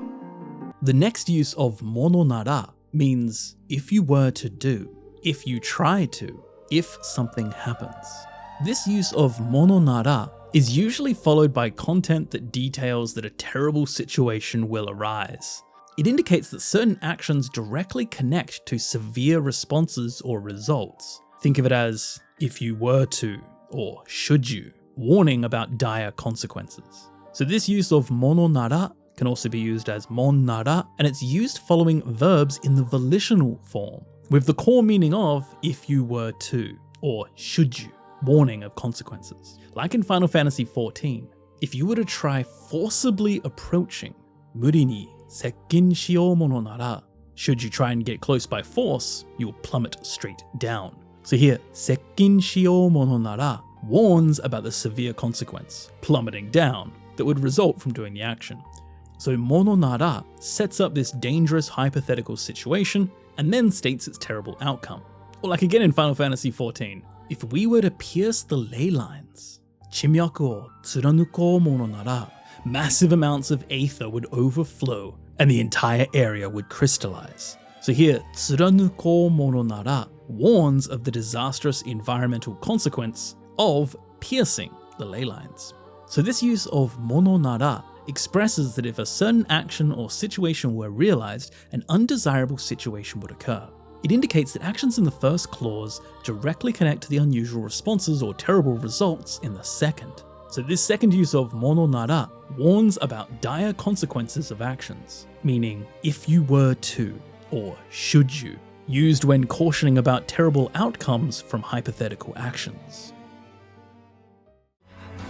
頼む、教えてくれ。お父様、ハイヤシンス王は邪竜が力を取り戻すための儀式をしようとしている。儀式？ええ、邪竜を目覚めさせたはいいものの、まだ満足には動けない状態なの。とはいうものの、こんな急に亡くなられるほど悪かったわけでもないんじゃが。Mono no, but, although, even though. Mono no is used to indicate that expectations or wishes based on certain established facts mentioned in the first clause differ from reality. So this expression follows a statement like, it is true that it is ... which is then reversed by however, followed by a negative or contrary statement in the second part.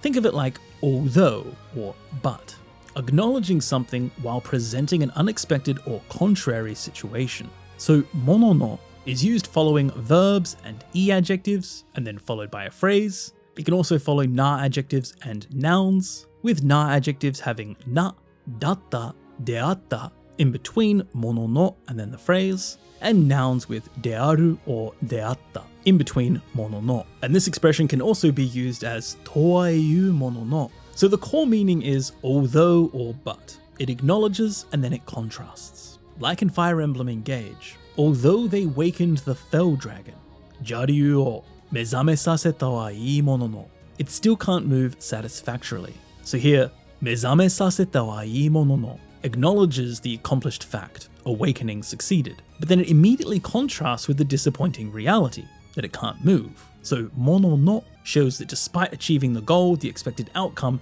didn't fully materialize. Or like in Famicom Detective Club, used by itself in between two phrases, toaiu mono no, that being said, having said that. So here, toaiu mono no acknowledges what was just stated, something about their condition, but immediately contrasts it with the puzzling reality. Even considering what was mentioned, the person's health wasn't poor enough to explain such a sudden death. So the toaiu mono no shows that normal understanding differs from the actual circumstances, expressing doubt or confusion about the unexpectedly quick passing. So mono no means but or however, and it's often used when things don't proceed or become resolved smoothly because of some problem. The latter part of the sentence usually continues with a statement that what was expected to occur didn't or doesn't look likely to occur. And toaiu mono no can just be used by itself without needing to be connected to anything, at the beginning of a new clause, both of which however are formal and stiff expressions. So mono no contrasts between acknowledged facts and contrary realities. Mono no is the formal contrastive way of expressing but, although, even though. 昔さ、この辺りで大きな爆発事故があったの。お父さん死んだのそのせいらしいけど、詳しい事情分かってないんだ。お父さんが勤めてたの、霧状グループの研究所だったの。だからここにいれば、お父さんのこと何か分かるかもって思って、学園に入ったのもこの前みたいなことやってるのもそういうわけ。もっとも怖くてありさまだったけどね。私も初めてだったんだ。敵と戦うの。ごめんね、私が頼りないせいでこんな。気をつけてくださいね。もっともあんな生徒、何かあったら追い出しますがね。いっそ不登校で来ないでくれたらなんて考えちゃいますよ。Mottomo, but then, although, however. Mottomo is used to add partial revision or exception while admitting the previous content. Think of it as though or although, used when adding exceptions, corrections to what was just said. So mottomo is used in between two phrases, with the core meaning being though or although. So like we saw in Persona 3 Reload, though I was scared and that's why I was like that. Mottomo kowakute arisama datta kedo ne. So here, mottomo adds a partial revision to the previous explanation about why they were doing these activities, acknowledging that despite their goal, fear affected their performance. Or like again in Persona 5, mottomo, though, if anything happens with a student like that, we'll expel them. So here, mottomo revealing their underlying attitude that they'd actually prefer to just remove such a student. So mottomo is used to add slight correction to what was said, similar to toaiyu mono no, that being said or however, and tadashi, however. But with mottomo being slightly formal, often used to revise content that came before it, and also to deny assumptions the listener may have based on that content. Mottomo adds qualifications or exceptions to previous statements. Though or although. もしかして2人とも泳げないの？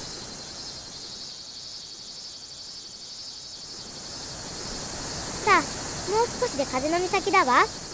張り切って頑張ってレッツゴーよ。あなたがやってきた物語の修復。それはあなた自身が犯した過ちへの贖罪。でももう少しでそれも終わり、願いを成し遂げるのか、あるいはもう少しで almost, nearly, close to. もう少しで is used to express that a certain situation is on the verge of occurring. It indicates that something is very close to happening or is about to happen. Think of it like almost or nearly, used when expressing proximity to an event or state. So もう少しで can be used before a phrase, and it can also be used in casual speech as もうちょっとで, as 少し just means a little, so it can be replaced with ちょっと, meaning little as well. Literally, this expression is after a little bit more. Like we saw in Boku no Natsuyasumi, もう少しで風の岬だわ. So we're almost at Cape Kaze. Here, もう少しで expresses that they're very close to reaching their destination. Just a little more and they'll arrive. Or like in near reincarnation, でももう少しでそれも終わり. But that too will soon be over. So here, もう少しで expresses that the story's restoration and atonement for past mistakes are nearly complete. So もう少しで can be used in casual conversation as もうちょっとで. They both express that something is on the verge of occurring. This can be used both for positive outcomes, like something's almost arrived or almost finished, and with negative outcomes that were narrowly avoided, like almost fell or nearly crashed. So もう少しで expresses proximity to events or states, used when something is on the verge of occurring, almost, nearly. フリム領での行動は全エーゲル公の反乱を助ける意図もあったと思いますが、やはり王国が滅亡してはまずいのではと思わないではいられませんな。彼らが大司教レアを擁する王国を、とても信じられないのだけれど。川の上に町を作るなんて何の意味がある？水がたくさんあって便利だからとか。いや違うな。ただその技術、力を試したかっただけだ。そうかな。エボンの教えだ。人は力を持つと使わずにはいられない。砂隠れにいるどんなものよりもナルトは彼の気持ちが分かってしまう。どの里においても人中力を見る目は冷たいものですからね。だからこそ助けずにはいられないんですよ。ナルトにとってガーラ君は同じ痛みを知る仲間ですから。ないではいられない can't help but feel, can't help but do. ないではいられない is used to indicate that a certain feeling could not be contained, or that a feeling naturally resulted from a certain condition. The subject cannot control themselves and their will, but rather does something spontaneously, in spite of themselves. Very much like can't help but, or can't stop myself from ... It expresses uncontrollable natural responses or feelings. So you can use ないではいられない with the negative form of verbs followed by ではいられない, which can also be used with the ず form, meaning without doing. In that case, you need to use the negative stem, not the negative form, but the negative stem followed by ずにはいられない. So the core meaning is can't help but or can't stop from, expressing some uncontrollable natural response. Like we saw in Fire Emblem Three Houses, I can't help but think. So here, omowanai de wa irarenai, used in the polite form, nai de wa iraremasen, expresses that the speaker can't stop themselves from having this thought. It naturally arises despite any attempt to avoid it. They can't help but think. Or like seen in Final Fantasy X with the zuni form, chikara o motsu to tsukawazu ni wa irarenai. When people possess power, they can't help but use it. They cannot stop themselves from using it. So here, tsukawazu ni wa irarenai expresses the uncontrollable urge. Once humans have power, using it becomes unavoidable. It's a natural impulse they can't resist. That's what this grammar point expresses. Or like in Naruto Shippuden, dakara koso. That's precisely why. Tasukezu ni wa irarenai n desu yo. That's precisely why he can't help but help. He can't stop himself from helping him. So here, tasukezu ni wa irarenai expresses the uncontrollable urge to help. Naruto's empathy makes helping an unavoidable natural response, rather than just a conscious choice. That's what's being expressed here with nai de wa irarenai.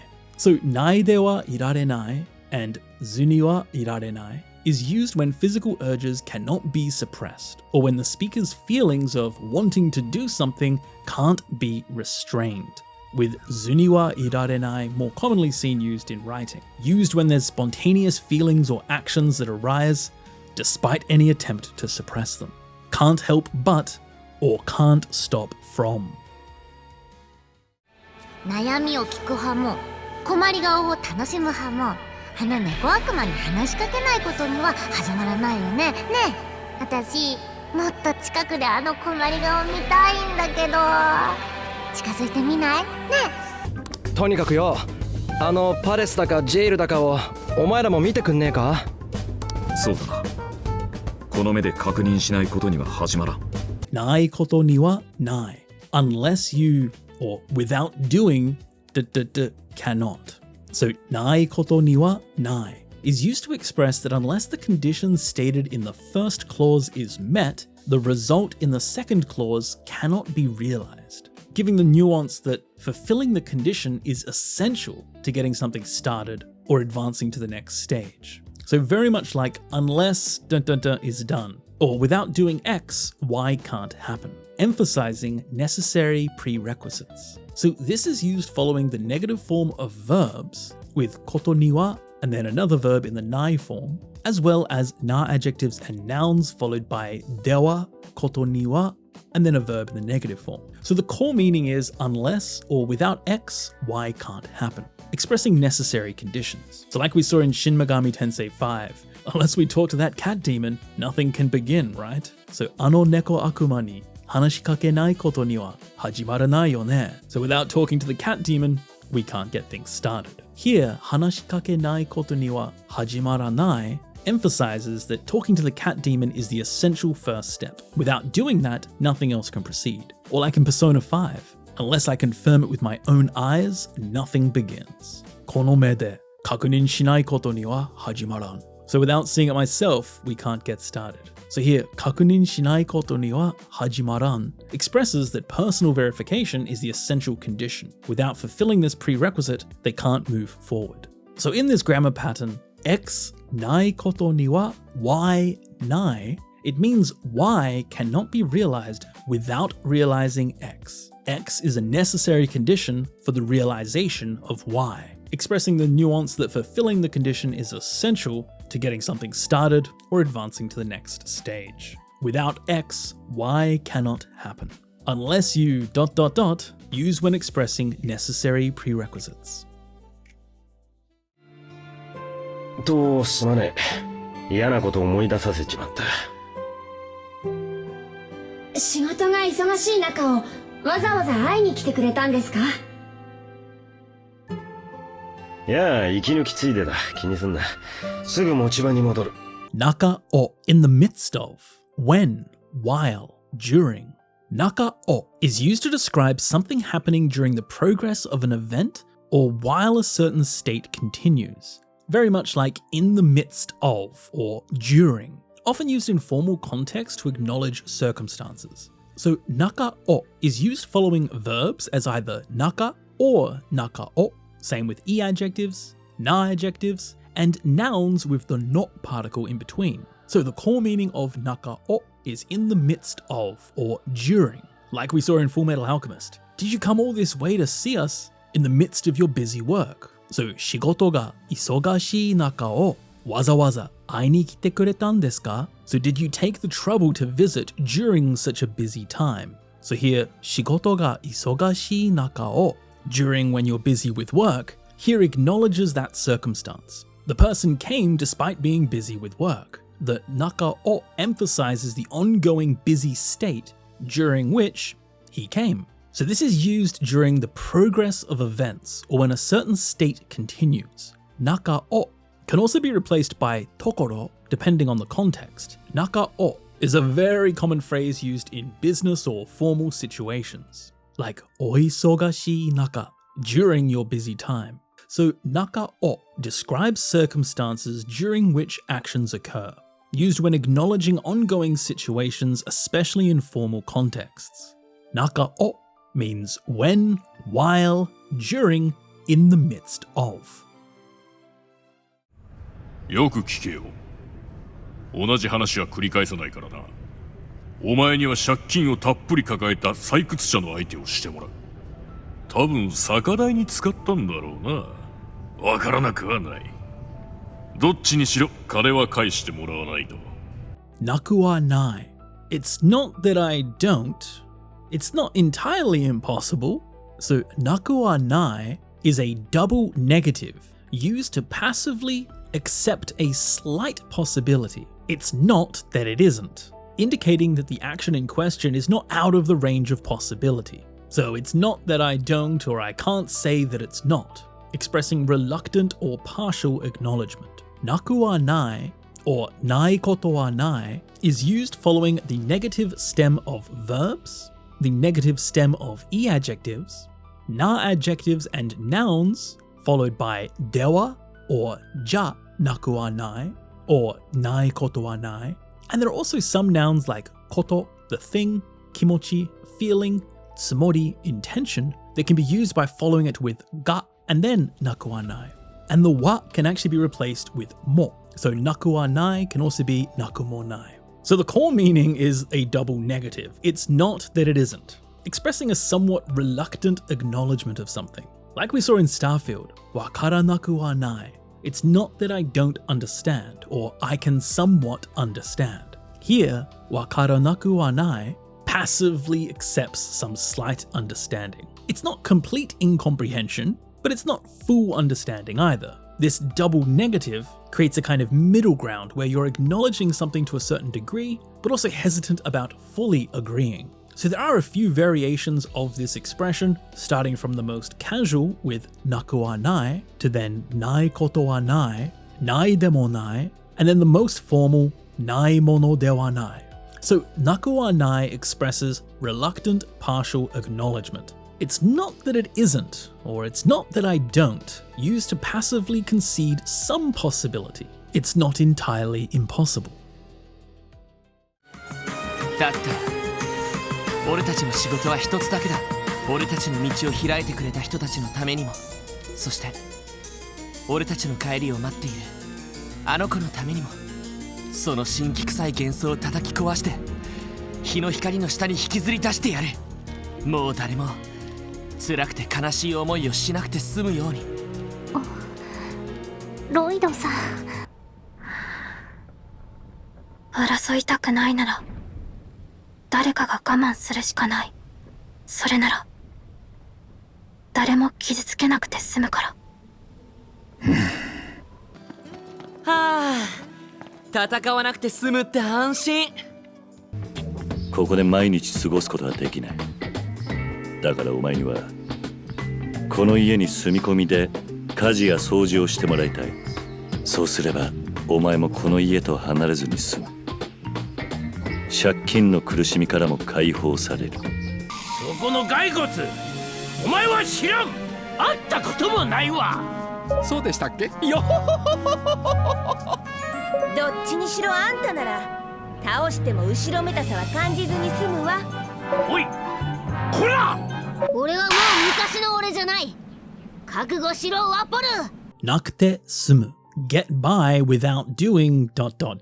or can avoid doing ... nakute sumu is used to express that there's no problem even if you don't, or it's okay not to do something. The verb sumu has the meaning of to have a result less severe than expected, and then combined with nakute expresses avoiding doing something undesirable, unpleasant, or troublesome.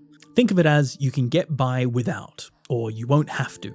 So nakute sumu is used following the negative stem of verbs, with the nakute part also being able to be used as naide, so naide suru, or even zuni without, forming zuni sumu. And it can also follow nouns as nashide sumu. So the core meaning is you don't have to, or you can avoid, used when expressing relief about not needing to do something. Like we saw in Trails from Zero, mo daremo tsurakute kanashii omoe o shinakute sumu yoni. So here it's being expressed as so that no one has to experience painful and sad feelings anymore. Literally, so that everyone can avoid suffering and sadness. Here, shinakute sumu expresses the goal of making it so that people don't have to go through those painful experiences. They can get by without suffering. It expresses the speaker's wish here about wanting to avoid undesirable situations. Or like in near reincarnation, sore nara, if that's the case, daremo kizutsuke nakute sumu kara. That way, we don't have to hurt anyone, or we can get by without hurting anyone. So here, kizutsuke nakute sumu expresses being able to avoid the undesirable action of hurting others, and they can get by without doing it. We also saw that there's a more formal variant with zuni sumu, like we saw in Ryuga Gotoku Ishin, to get by without having to be away from the house, kono ie to hanare zuni sumu. And in One Piece, expressing avoiding needing to feel the negative feeling of guilt because it's him that they're defeating. So kanji zuni sumu, to get by without feeling those emotions. So nakute sumu expresses being able to avoid unwanted actions, very much like you don't have to ...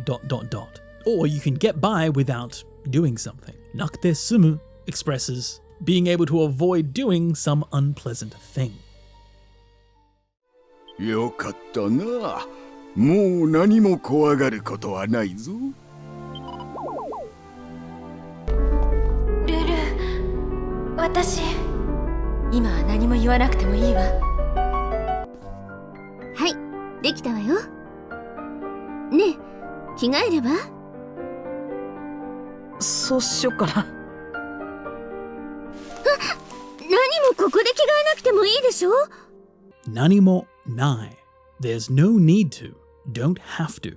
So beyond the N5 usage of nanimo nai, meaning there's nothing at all, here at the N2 level, nanimo nai can be used to express that there's no need to do something, often followed by expressions like sokomade shinakute mo ii or sou suru hitsuyou ga nai, conveying that there's no particular need to do a certain action. This grammar point often criticizes when someone is overdoing something, very much like there's no need to ... used to either reassure or criticize excess. So this can just be used by putting nanimo before a verb, noun, or adjective in the negative form. So the core meaning is you don't have to, or there's no need to. So it can be used literally as there is nothing to, like we saw in Dragon Quest III at the N5 level, mo nanimo kowagaru koto wa nai zo, there's nothing to be afraid of. Or even, you don't need to be afraid anymore. Here, nanimo kowagaru koto wa nai reassures that fear is unnecessary. There's no need to be scared. So this can be used literally to mean there is nothing to do, as seen in Dragon Quest III Remake, or like in Final Fantasy X, reassuring that there's nothing to say. There's no need to say anything. Ima wa nanimo iwanakute mo ii, so you don't need to say anything. And also particularly here in this N2 use used to give criticism when someone is doing too much. Like in Famicom Detective, there's no need to change here. Nanimo koko de kigae nakute mo ii desho? You don't have to change your clothes here. So this N2 use is often paired with things like koto wa nai, temo ii janai ka, or temo ii desho. So this use of nanimo nai goes beyond the N5 use of there's nothing at all, but is used to express there's no need to, often used to criticize when someone overdoes something or takes something too far. But it can also be used to reassure someone that they don't need to worry or they don't need to act a certain way. Nanimo nai. there's no need to. 問題なかろう。生身の戦闘員の一人や二人、お前には何の脅威にもならないはずだ。なお、現在のところサイボーグ以外の戦闘員は確認されていない。ドルザイフは単独でデスペラード社と組んだらしい。広告軍が到着するまでに返事をせよということか。おそらく。なお、部隊を率いるのはあのアブローラ将軍とのこと。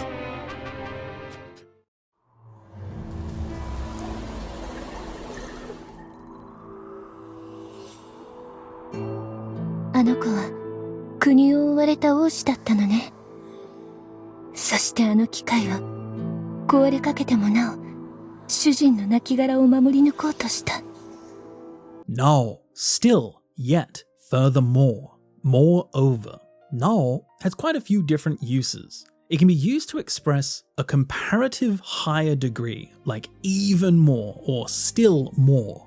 It can also be used to indicate a situation continues as before, like still or yet. And it can also be used to add supplementary explanations or new topics, like furthermore or additionally. No is used before additional information. This is a formal written expression that's not often used in spoken Japanese. So the core meaning is really furthermore or still, used mainly in formal written contexts like notices, announcements, and academic papers. So like we saw in Metal Gear Rising, furthermore, no. At present, no combatants other than cyborgs have been confirmed. Or additionally, currently only cyborgs have been identified. Here, no adds supplementary information to what was previously stated. Furthermore, or like in Triangle Strategy, no, furthermore.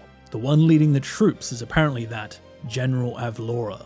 So here, no adds supplementary information about who leads the troops.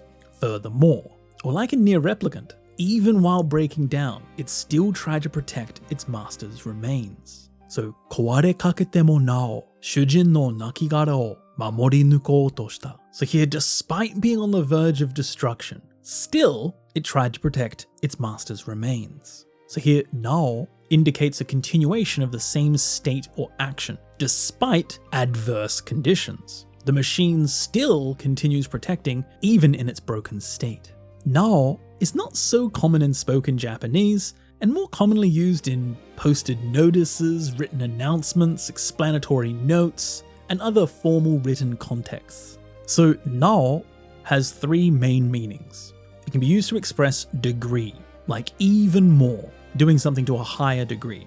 It can be used to express continuation, like still or yet, indicating the same situation continues. And it can also be used to express addition. So this is used at the beginning of sentences to add supplementary explanations. Now means furthermore, still, in addition, even more. あなたに伝えねばならない。そう、とても大事な言葉です。奴らは人の顔をした獣だ。殺さねばならない。だから殺した。それだけだ。Neba naranai, must, have to, should. Neba naranai is a variation of nakereba naranai, often used in written language that is somewhat old-fashioned. It's often used in settings where a sense of responsibility is involved, meaning must or have to, used to express strong obligation. So neba naranai is used following the negative stem of verbs, and the naranai can also be used as naranu in even more older settings to express that you have to do something. Just be careful though with suru, to do, as that needs to be conjugated as seneba naranai, have to do. So the core meaning is must or have to, used when expressing strong obligation or duty. Like in Odin's sphere, I must tell you, or I have to convey to you, anata ni tsudae neba naranai. So here, tsudae neba naranai expresses a strong obligation or duty to communicate something important. It's not optional, they must do it. And because they're using neba naranai, it also adds a bit of formality and seriousness to this obligation. Or like in Fire Emblem Three Houses, korosa neba naranai. I had to kill them. Dakara koroshita. That's why I killed them. So here, korosa neba naranai expresses the perceived duty or necessity to kill. Here kind of framing the situation as an unavoidable obligation rather than just a choice. Here, neba naranai emphasizes this sense of duty or compulsion, making the action seem inevitable. So neba naranai, the neba part, is an archaic version of nakereba. So it's the same grammar point as nakereba naranai. And so just like nakereba naranai, where you can contract it as nakereba or nakya, you can also do the same with neba naranai being contracted into neba. So this is a written or literary expression that's not often used in conversation, with neba naranu being a very old-fashioned way of speaking. Neba naranai expresses strong formal obligation, expressing that you must, should, or have to do something. 諸君らの新しい一年の始まりにあたり、分筆品品しかるのち君子という言葉を紹介します。にあたって at the time of, on the occasion of, when. Ni atatte expresses the meaning of facing an important and special time. Think of it as on the occasion of, or at this important time, used formally in situations like business or speeches at ceremonies. Ni atatte can also be used as ni atari, following the dictionary form of verbs, nouns, and it can also connect to other nouns as ni atatte no, followed by the noun. So the core meaning is on the occasion of, or at this important time. So like in Persona 3 Reload, on the occasion of the beginning of your new year. So atarashi ichinen no hajimari ni atari. At this time when your new year begins. Here, ichinen no hajimari ni atari marks the important occasion of the new academic year starting. It's a formal way to introduce remarks at this significant turning point. The ni atari adds a ceremonial formality appropriate for an official speech, emphasizing the importance of this moment, starting a new school year. So ni atatte, or ni atari, is used when indicating special occasions or important moments. It's a stiff and formal expression not used in daily conversation, and it has the same meaning as the even more formal saishite or saishi, and it can actually be replaced with these, but atatte is slightly softer than saishite, and it places emphasis on preparation and mental readiness. So in summary, ni atatte marks important occasions or turning points,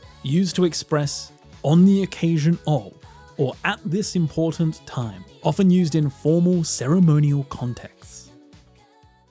相手は使命を背負ったまれびとだ。それに私は嘘が嫌いなのだ。事実を覆い隠すことは嘘に他ならない。王子殿下は敵の魔導士の魔法を受け、死の呪いに侵されてしまった。その魔導士こそ他ならぬ類だ。に他ならない。Nothing but, none other than, simply, exactly. Ni hokanaranai is used to assert something and expresses the meaning that there is nothing more than, or it is the very something. Think of it kind of like nothing but or none other than, used to strongly emphasize judgment in formal contexts. So ni hokanaranai can be used following nouns. It can also be used as ni hokanaranu. Hokanaranu can also be used before nouns, and it can be used following a phrase, followed by kara, and then ni hokanaranai. So the core meaning is nothing but or none other than, used to express strong assertion or emphasis. Like we saw in Conception Plus, covering up facts is nothing but a lie. Concealing the truth is a lie and nothing else. Here, uso ni hokanaranai strongly asserts that covering facts equals lying. It's not just similar to lying, it is lying. So the ni hokanaranai emphasizes that this is the definitive judgment with no other interpretation possible. Or like in Metaphor Refantasio, that mage is none other than Louis. Sono madoushi koso hokanaranu Louis da. So the mage is precisely Louis himself. The mage is none other than Louis. Here, hokanaranu is modifying the noun that follows, Rui, and it emphasizes that the mage's identity is definitively and unmistakably him, no one else. So ni hoka naranai or hoka naranu means exactly, truly, none other than. It's used when wanting to express strong assertion that it is absolutely nothing other than that. Quite a stiff or formal expression, and you could actually literally look at this expression as a combination of the ni particle, hoka, for other, and naranai is a dated way to say not. So literally to not be anything else, or to not be any other. So ni hoka naranai strongly asserts definitive statements. Nothing but, none other than. 田舎のお墓参りってやっぱり夏に限るわ。なんで？うちのお墓ものすごい山奥なんだ。今日もいい天気ね。こういう日はお洗濯するに限るわ。Ni kagiru is best. Nothing is better than. Ni kagiru is used to describe something that is most appropriate in a given circumstance or given a certain objective. This use of ni kagiru is a subjective expression based on the speaker's own experience or outlook and used to assert that they think that something is the best. Think of it as nothing beats or ... is the best, expressing personal opinion about what's optimal. So ni kagiru can be used following the dictionary and negative form of verbs, e-adjectives, na-adjectives, and nouns. We have the core meaning of something is the best or nothing beats ...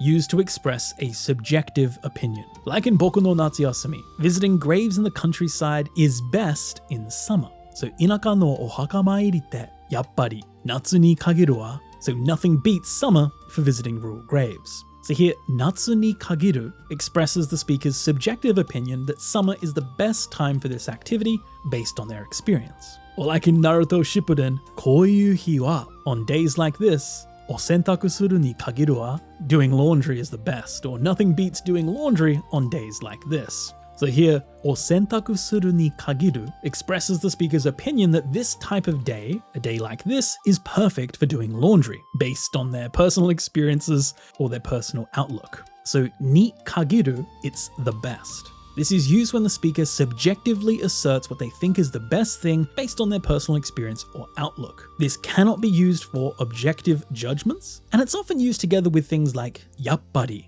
as expected, or even the conditional form of nara or tara, if or when. Ni kagiru expresses what someone thinks is best. Nothing beats ... or ... is the best. Nothing is better than. 初めてだ僕ちょっと緊張してる足引っ張るなよクロウ僕に限ってそれはない地元の連中には用心しろよこういう田舎町に限ってヤバい連中が多いんだ B15 はあっちの方みたい映画だとこんな時に限って電気消えるよな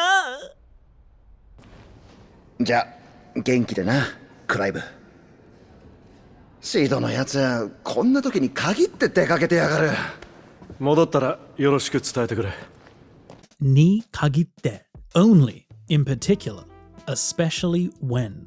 Ni kagitte has a few different situations that it's used in. It can be used to express a strong belief that only in this specific case, something definitely won't happen. So this is a subjective opinion about a subject's character. It can also be used to express irony or contrary tendencies, like it's especially in cases like this.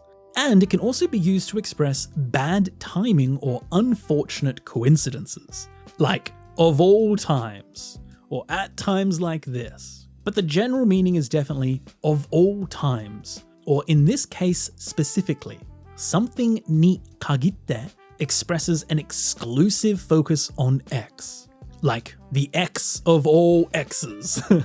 Ni kagitte is used following nouns, with the core meaning of only in this case, or of all times, especially when. And it's used to show that only X is different from others. So like we saw in Persona 5, boku ni kagitte, sore wa nai. So in my case, or me of all people, that's not possible. That's not going to happen. So here, boku ni kagitte expresses strong confidence that he specifically won't mess up or be a burden. Him of all people, he won't let them down. So the ni kagitte emphasizes his belief that this negative outcome simply doesn't apply to him, expressing a lot of self-assurance. Or like in Eternights, in movies, the lights always go out at times like this, right? So eiga dato konna toki ni kagitte denki kieru yo na. So here, konna toki ni kagitte emphasizes this ironic bad timing. This time of all times, the lights will fail, just like in the movies. Or like in Final Fantasy XVI, this time of all times, konna toki ni kagitte sids out at a time like this. So ni kagitte is mainly used in 3 situations, either expressing strong belief that only in this specific case something definitely won't happen, expressing trust or confidence. It can be used to express unlucky or unfortunate timing, and it can also be used to express critical feelings about ironic patterns or contrary tendencies. Ni kagitte means of all times, or in this case specifically, used when expressing emphasis on exceptions or patterns. さっちゃんが女なのに仕事とか家族の世話とかすげえしっかりしてて偉いなって。おめえおい、今時女なのにはまずいぜ。え、そうなのか？女だからとか女なのにとか、女に限らず性別で決めつけるような言い方にムカつくやつは最近特に多いだろう。そうだったのか。チーム？過酷な戦場を生き抜くにはそれぞれの欠点を補う仲間が必要だ。今後は訓練に限らず多くの作戦はチームを組んで行動することになるだろう。はあ。に限らず not just, not only, but also, not limited to. に限らず is used to express that something is not limited to ...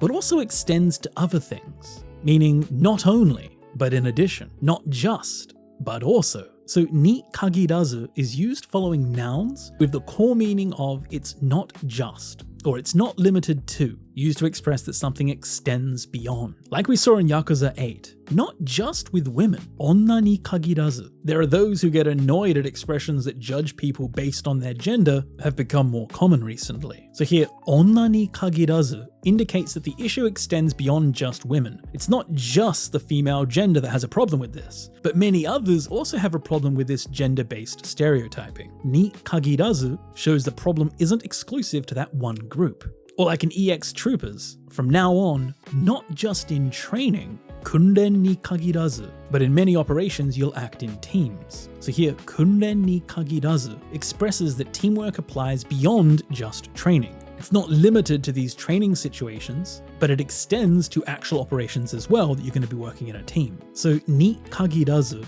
is used in the same way as dake de naku, not only, or nominarazu, not merely. Kagirazu uses the word kagiru, which expresses limitation, and then it's using the z form without, so without being limited to. You could literally look at this expression that way. So ni kagirazu indicates that something extends beyond the mentioned examples, used to express that something is not just that, or it's not just limited to that, but actually further extends beyond.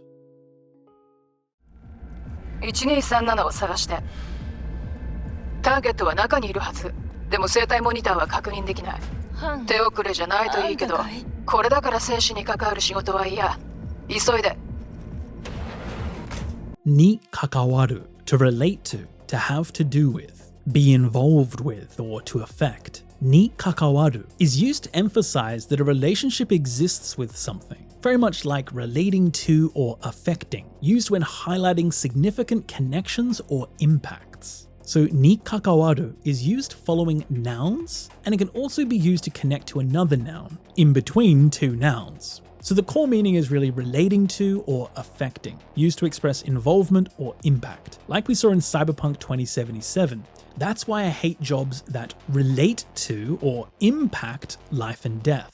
So 生死に関わる仕事, work that affects or is involved with life and death situations. So this に関わる emphasizes the connection to these grave matters. As 関わる is just the verb to be affected, to be influenced, to be concerned with, and the に particle marking what it's concerned with. So に関わる is used when wanting to say that something has significant impact to or has serious consequences for. Often used with concepts like life and death, 生死, or pass or failure, 合否. に関わる emphasizes involvement or connection, expressing what something is involved with or what something is connected to. に関わる means to be involved with, to have to do with, to affect. Used when there is a significant connection or impact. 俺は眠っているあんたの面倒を見ながら、捕虜たちの尋問を担当していた。本人の意思に関わらず、拷問で仲間や家族を売らせたんだ。大義も何もない祖国のエゴに加担した。じっちゃんを知ってるの？もちろんですとも。あの方は国や身分にかかわらず、あなたのように困っている人を魔法で助けてくれた。あの男は王国の古い制度を廃し、実力のある者を身分にかかわらず取り立て始めていました。エスフロスト本国と同じやり方ですね。に関わらず regardless of, irrespective of. に関わらず is used to emphasize that the condition doesn't affect the outcome. So に関わらず can be used following nouns. It can also be used following two nouns connected with the ka particle after them. It can be used following adjectives with the ka particle, often with the first one being in the positive form and the second one being in the negative. It can also be used following two verbs, with the first being in the dictionary, with ka optional, and the second being in the negative version, with again ka being optional. And it can also be used following verbs that are then followed by ka doka, and then ni kakawarazu. And ni kakawarazu can also be used as ni kakawarinaku, as this is just the z form of kakawaru. So the core meaning is regardless of or irrespective of. Like we saw in Metal Gear Solid 5, regardless of the person's will. Honnin no ishi ni kakawarazu. I made them betray their comrades and family through torture. So here, honnin no ishi ni kakawarazu emphasizes that whether or not the person wanted to betray others made no difference. The torture forced their betrayal, regardless of their intentions. Or like in Triangle Strategy, that person helped trouble people with magic regardless of country or status, just like you. So here, kuni ya mibun ni kakawarazu emphasizes that nationality and social standing didn't matter. Help was given to everyone that needed it, without exception. So ni kakawarazu is a formal expression meaning regardless of. And just be careful not to get this confused with a similar grammar point that we'll see later in this video, ni mo kakawarazu. They are actually two different grammar points, and they even use different kanji. Ni kakawarazu, and as we'll see later, ni mo kakawarazu are not the same grammar point. So ni kakawarazu expresses that conditions don't affect outcomes. It captures that regardless of or irrespective of feeling, used when emphasizing that something applies universally. There are no exceptions. なぜと我が息子であるそなたがどうしてそのようなことを聞くのです？あの者どもがそれだけの罪を犯したからに決まっているでしょう。破壊された扉まで運び穴を塞ぐ。その間彼を他の巨人から守ることが諸君らの任務である。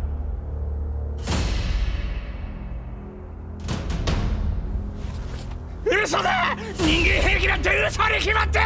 ここで死ねってのか！俺は降りるぞ！大丈夫だ。あんなの嘘に決まっている。僕は信じないさ。に決まっている. It's obviously. I'm certain that. I'm sure that. It must be the case. に決まっている conveys the speaker's strong conviction that something must be the case.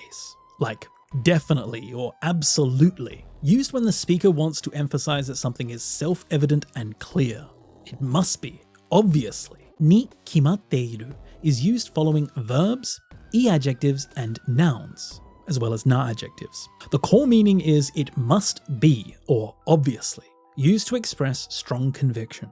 Like in Suikoden 5, it's obviously because those people committed such crimes. So tsumi o okashita kara ni kimatteiru expresses absolute certainty about the reason. There's no doubt in the speaker's mind that it happened because they committed crimes. Or like in Attack on Titan 2, a human weapon, that must be a lie. So ningen heiki nante uso ni kimatteru. So here, uso ni kimatteru expresses a strong conviction that the concept cannot be true. The speaker is certain it's false. Here we can also see that the teiru section can be just contracted into teru, forming ni kimatteru. So ni kimatteiru expresses the speaker's speculation with high certainty. Surely it must be. It's definitely. It's used when asserting something with very strong conviction. Obviously. I'm sure. I'm certain. It must be the case. 人にとって大切なのは心だと思う。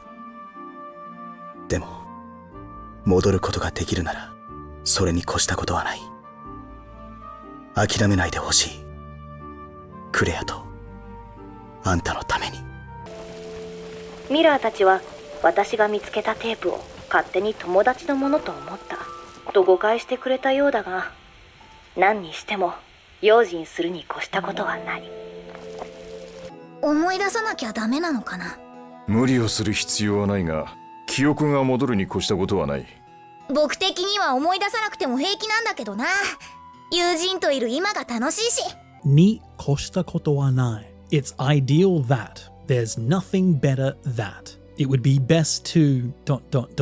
Ni koshita koto wa nai means that doing something is best. It indicates that something is naturally considered common knowledge or is the ideal option. And it expresses a bit less of a positive impression than simply saying something is the best, but more a passive negative tone that out of all options, if one could pick, this is a relatively more ideal choice. Used to mean it's best to or nothing beats, used when expressing that something is the most desirable choice. So ni koshita koto wa nai is used following verbs in the dictionary or negative form, e-adjectives, na-adjectives, and nouns, both by themselves as well as with dearu no attached. Before this grammar point, with the core meaning of something is the best, or that nothing is better than, used to express when something is most ideal. Like in Tales of Rebirth, if you can return, that would be best. Modoru koto ga dekiru nara, if it's the case that you can return, sore ni koshita koto wa nai. There's nothing better than that. So here, sore ni koshita koto wa nai expresses that while not absolutely necessary, returning would be the best outcome. It's the most desirable outcome. Or like in Metal Gear Solid 5, either way, it's best to be cautious. Nani ni shite mo youjin suru ni koshita koto wa nai. So in any case, nothing beats being careful. Youjin suru ni koshita koto wa nai recommends caution as the wisest course. Expresses that being careful is the most desirable approach regardless of the circumstances. So ni koshita koto wa nai is used when you're wanting to say that among various options, something is the best, the most ideal, or the most desirable of those options. Giving that feeling of something is the best or nothing beats ... Often used when expressing what's naturally considered best, an ideal recommendation. 選ばれし召喚士が操るは血肉を持たざる聖なる獣召喚獣。祈りに応えて姿を現す召喚獣は大いなるエボンの賜物。船を任されてから漁師の仕事の辛さがやっと実感できたよ。だからこそ期待に応えるため頑張るさ。観客がよほど気になるようですね。ならばそれに応えるよう力を振るいなさい。Ni kotaete in response to meet, to live up to. Ni kotaete, when used with nouns expressing expectation or request, ni kotaete expresses to meet that noun or to fulfill that noun. It's used when expressing responding to others' hopes, demands, requests, or expectations, by then taking some action to make them come true. Very much like in response to, or in order to meet ... expressing that action is taken to satisfy those expectations or requests. So ni kotaete can be used following nouns, and it can also be used as ni kotaeru and ni kotaeta. And it can also be used to modify another noun, so used in between two nouns, as ni kotaeru. So the core meaning is in response to, or to fulfill ... used to express meeting expectations or requests. Like in Final Fantasy X, the aeons that appear in response to prayers. Inori ni kotaete, in response to prayers. The aeons manifest, they appear. Or like in Nier Replicant, dakara koso, that's precisely why, kitai ni kotaeru tame, in order to meet those expectations. Gambaru sa, I'll do my best. So here, that's precisely why I'll work hard to meet those expectations. Kitai ni kotaeru expresses working to fulfill the expectations others have, taking an action to realize their hopes and not disappoint them. This comes from the verb kotaeru, to respond, so it's used to mean to act so that others' wishes are fulfilled. This is often seen used with words that express demand or expectation. So ni kotaete means to respond to others' hopes, demands, requests, or desires, with the meaning of so that it will be fulfilled, in response to, or to live up to, used when fulfilling expectations or requests. バベリウムはなぜかメリチにしか存在しない。磁石の性質に加えて強力な爆薬や無限の燃料源に生成できる。間違った相手に渡りでもしたら。に加えて in addition to, besides, moreover. に加えて is used to indicate that something is not completed by itself, but is complemented by another thing or state or event. It's used when mentioning an additional or similar circumstance or similar situation relating to something, very much like in addition to or on top of. So ni kuaete can be used following verbs and e-adjectives with no ni kuaete, nouns either by themselves or with the not particle followed by ni kuaete, and na adjectives with the na attached, followed by no ni kuaete. And ni kuaete can also be used as ni kuae in formal speech. So ni kuaete means in addition to or on top of, used when adding supplementary information. So like we saw in Just Cause 3, in addition to magnetic properties, it can be refined into powerful explosives. So here, jishaku no seishitsu ni kuaete, in addition to those magnetic properties. And then what follows is that additional supplementary information. In addition to having those properties, it can also be refined to make explosives. This expression comes from the verb kuaeru, to add or to increase. So literally you could look at it as to add to ... so in addition to. This is often used more in written language than spoken language, and it's a rather formal and stiff expression. So ni kuaete is used to add supplementary information that complements what came before, very much like in addition to or on top of, a way of expressing addition in often formal or written situations. 犯人は白人30歳から45歳。衝動的犯行ではなく緻密な計画に基づいて行われています。被害者への怨恨は皆無。被害者の顔を泥で覆い匿名性を持たせています。バルボスは帝国が法に基づいて裁く。そのために奴を捕らえるのが騎士団の責務。に基づいて based on the basis of, founded on. に基づいて is used to express taking something as the foundation or the basis. It indicates that A, the thing that comes before this expression, is the standard basis or foundation for B, what comes after. Very much like based on or grounded in. So ni motozuite can be used following nouns, and it has a few different variations like ni motozuita, used in between two nouns, as well as ni mototsuku, and it can also be used in more formal situations as ni mototsuki. So the core meaning is using something as foundation or grounds for something, based on or founded on. Like we saw in Heavy Rain, it's not an impulsive crime, but it's carried out based on meticulous planning. So here, 緻密な計画に基づいて行われています. So it's expressing that the crimes are founded on, based on careful planning, showing a deliberate method rather than randomness. Or like in Tales of Vesperia, Barbos will be judged by the Empire based on the law. So here, 帝国が法に基づいて裁く. So indicating that the law will be the foundation of the judgment. The law is the basis for how he will be tried. So に基づいて means to do B using A as the standard or A as the basis. に基づいて is often used following words that express point of views, plans, or materials. And those things are then what something is based on or founded on, often the basis for some action or judgment. に基づいて means based on, founded on. 歌声の主は狼を思わせる姿の化け物。彼女は自らの美しい歌声を誇らしげに毎夜この小高い岩の上で月に向かって歌うのでした。研究所へのルートを教えてくれ。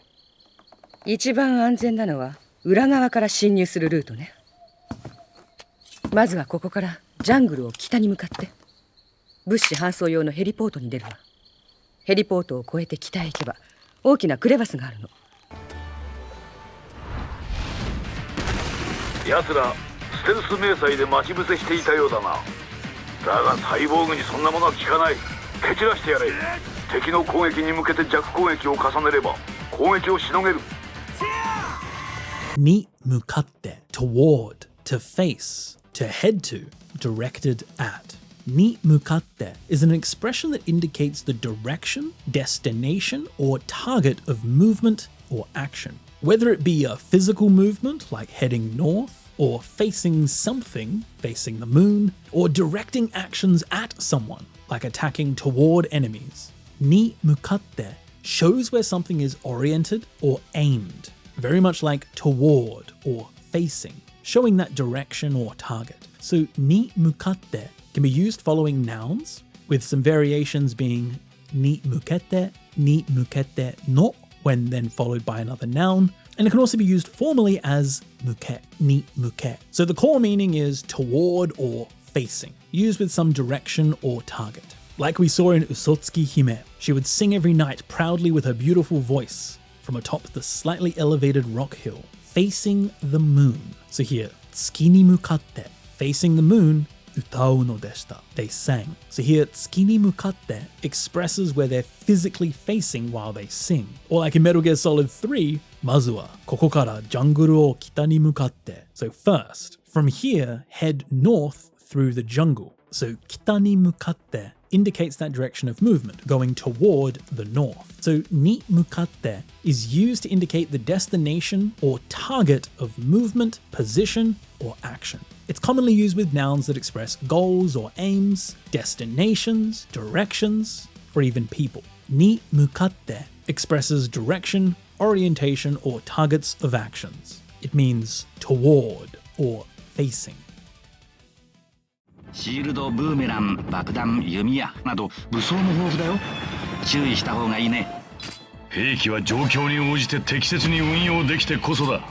たくさん携行すればいいというものではないだろう。君の活躍に応じて望むだけの褒美を与えようじゃないか。変身って何だってんだよ、ベジータ。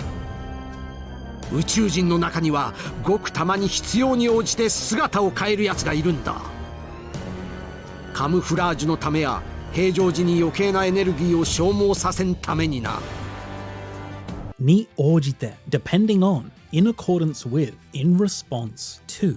に応じて has two main uses. The first, when attached to words that indicate request, it means responding to that request. And it can also be used when attached to words that indicate constantly changing items, like situations, results, amount of money. It means in proportion to. Think of it as like depending on or in accordance with, used when adapting flexibly to situations or conditions. So you can use ni ojite following nouns. It can be used as ni ojita when in between two nouns, modifying the second, and it can also be used more formally as ni oji. So the core meaning is depending on or in accordance with, expressing flexible adaptation. Like we saw in Smash Brothers, weapons are effective only when operated appropriately depending on the situation. So here, joukyo ni ojite means in accordance with the situation or the circumstances. It expresses adapting your weapon use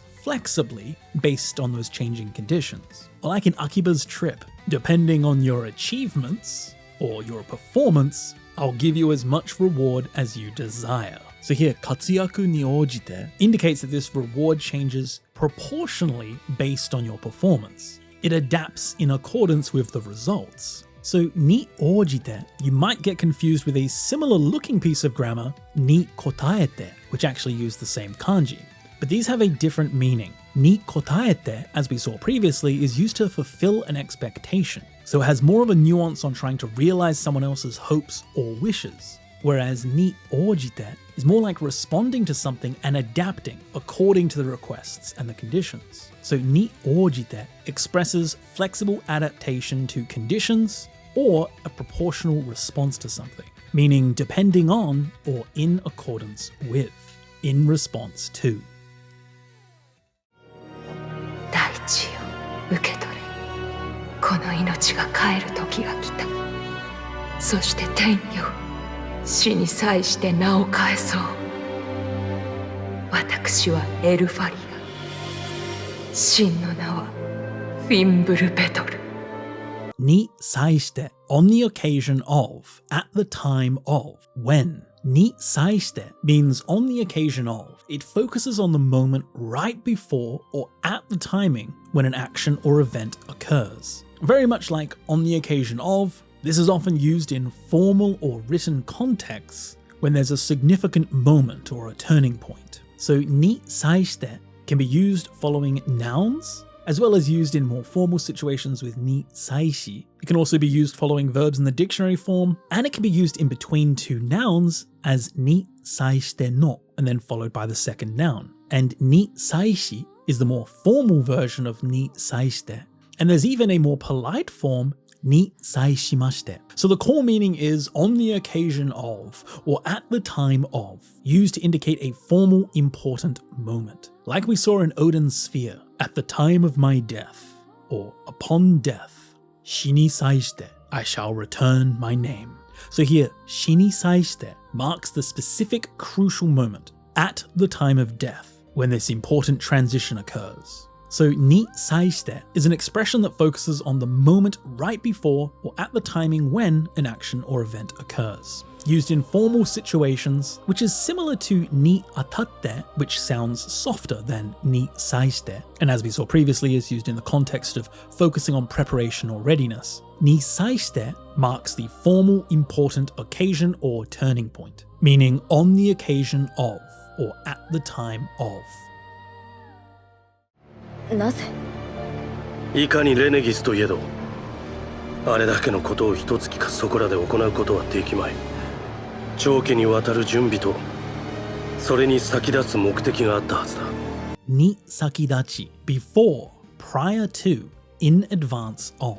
Ni sakidachi means to do something in advance or before doing something, and it describes things that will be carried out before the main event. It focuses on the order of events and is often used in formal occasions such as ceremonies or formal events, emphasizing what must be done first in preparation. So ni sakidachi can also be used as ni sakidatte, following verbs, nouns, and also used in between two nouns as ni sakidatsu, with ni sakidachi being more formal than ni sakidatte. So the core meaning is before or prior to, used to express preparatory actions made before a main event. This is formed using the verb sakidatsu, to proceed, and then the neat particle marking what it's preceding. So like in Tales of Arise, there must have been long-term preparations and a purpose that preceded them. So choki ni wataru junbi to sore ni sakidatsu mokuteki ga atta hazu da. So here, それに先立つ目的 expresses that there was a goal existing before the preparation, something that came first in the sequence of events. に先立つ is emphasizing that order of events and the necessity of having the objective first. The noun that it's connected to often represents large events or occasions, and it cannot be used for just everyday personal matters. This is a stiff expression often used in written language. Ni sakidachi emphasizes preparatory actions used before main events. Prior to, before.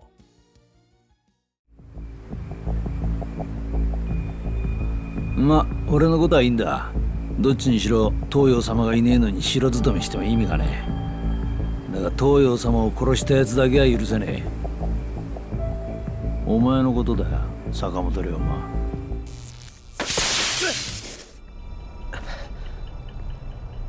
しかし、グラーニンがスパイだったかどうかは。奴は誰かに利用されていたのかもしれん。かもしれん。こいつも同志ですよ。いずれにせよ、もう必要ない男だ。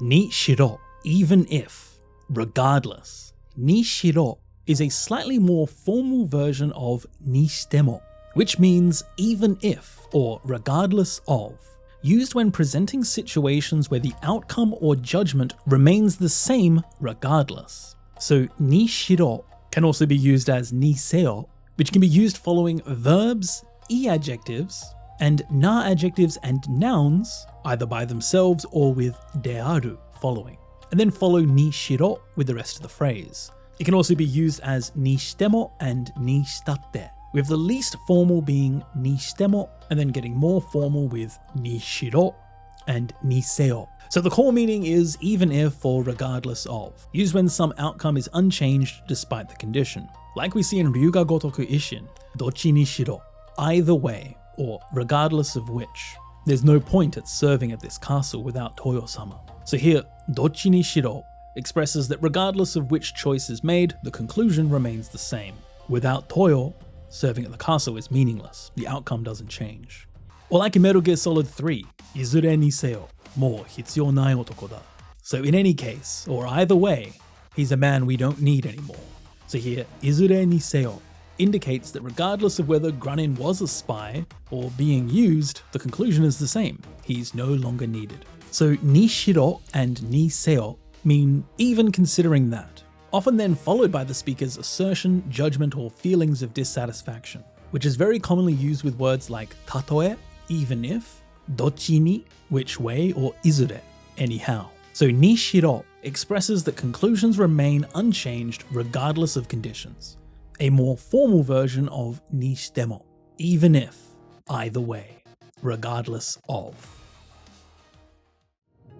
しかし、一大勢力を誇るガレマール帝国を敵にしては、宝物を探すにしても、元手となる金銭を稼ぐにしても、あまりに厄介でございましょう。戦うにしても交渉するにしても相手がどれくらい本気か知る必要があるわね。にしても、にしても. This is now the same previous grammar point that we just saw with ni shitemo and ni shiro, but this particular use is when it's used twice to mean regardless of whether dun dun dun or dun dun dun, either way. So ni shitemo takes two items in the same genre or two opposing items and expresses either way. So regardless of which option, the conclusion or the situation remains the same. Very much like whether A or whether B, showing that the outcomes don't depend on which alternative. So this use of ni shitemo is used following verbs, e-adjectives, na-adjectives, and nouns, and then repeated again, meaning whether or. Like we saw in Final Fantasy XIV, whether searching for treasure or earning money for capital, wouldn't it be too troublesome? Presents these two alternatives. Whether searching for treasure or earning money, either way, both would be problematic. So the conclusion is true regardless of which path is chosen. Or like in Eiyuden Chronicles, tatakao ni shitemo, whether we fight, or koushou suru ni shitemo, whether we negotiate, we need to know how serious the opponent is. So here, tatakao ni shitemo, koushou suru ni shitemo presents these two opposing options.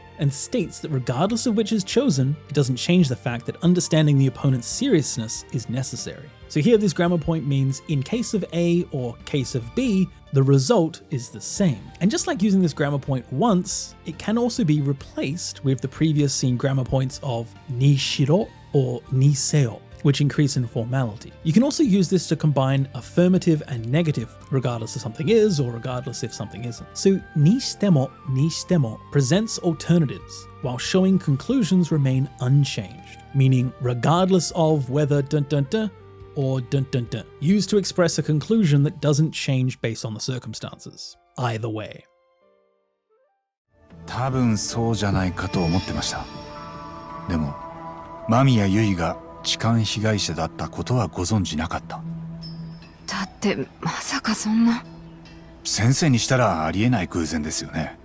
教え子の父親が高校時代の同級生を痴漢してたんですから。それも1日300万人が乗り降りする駅で。にしたら from one's perspective, from the point of view of.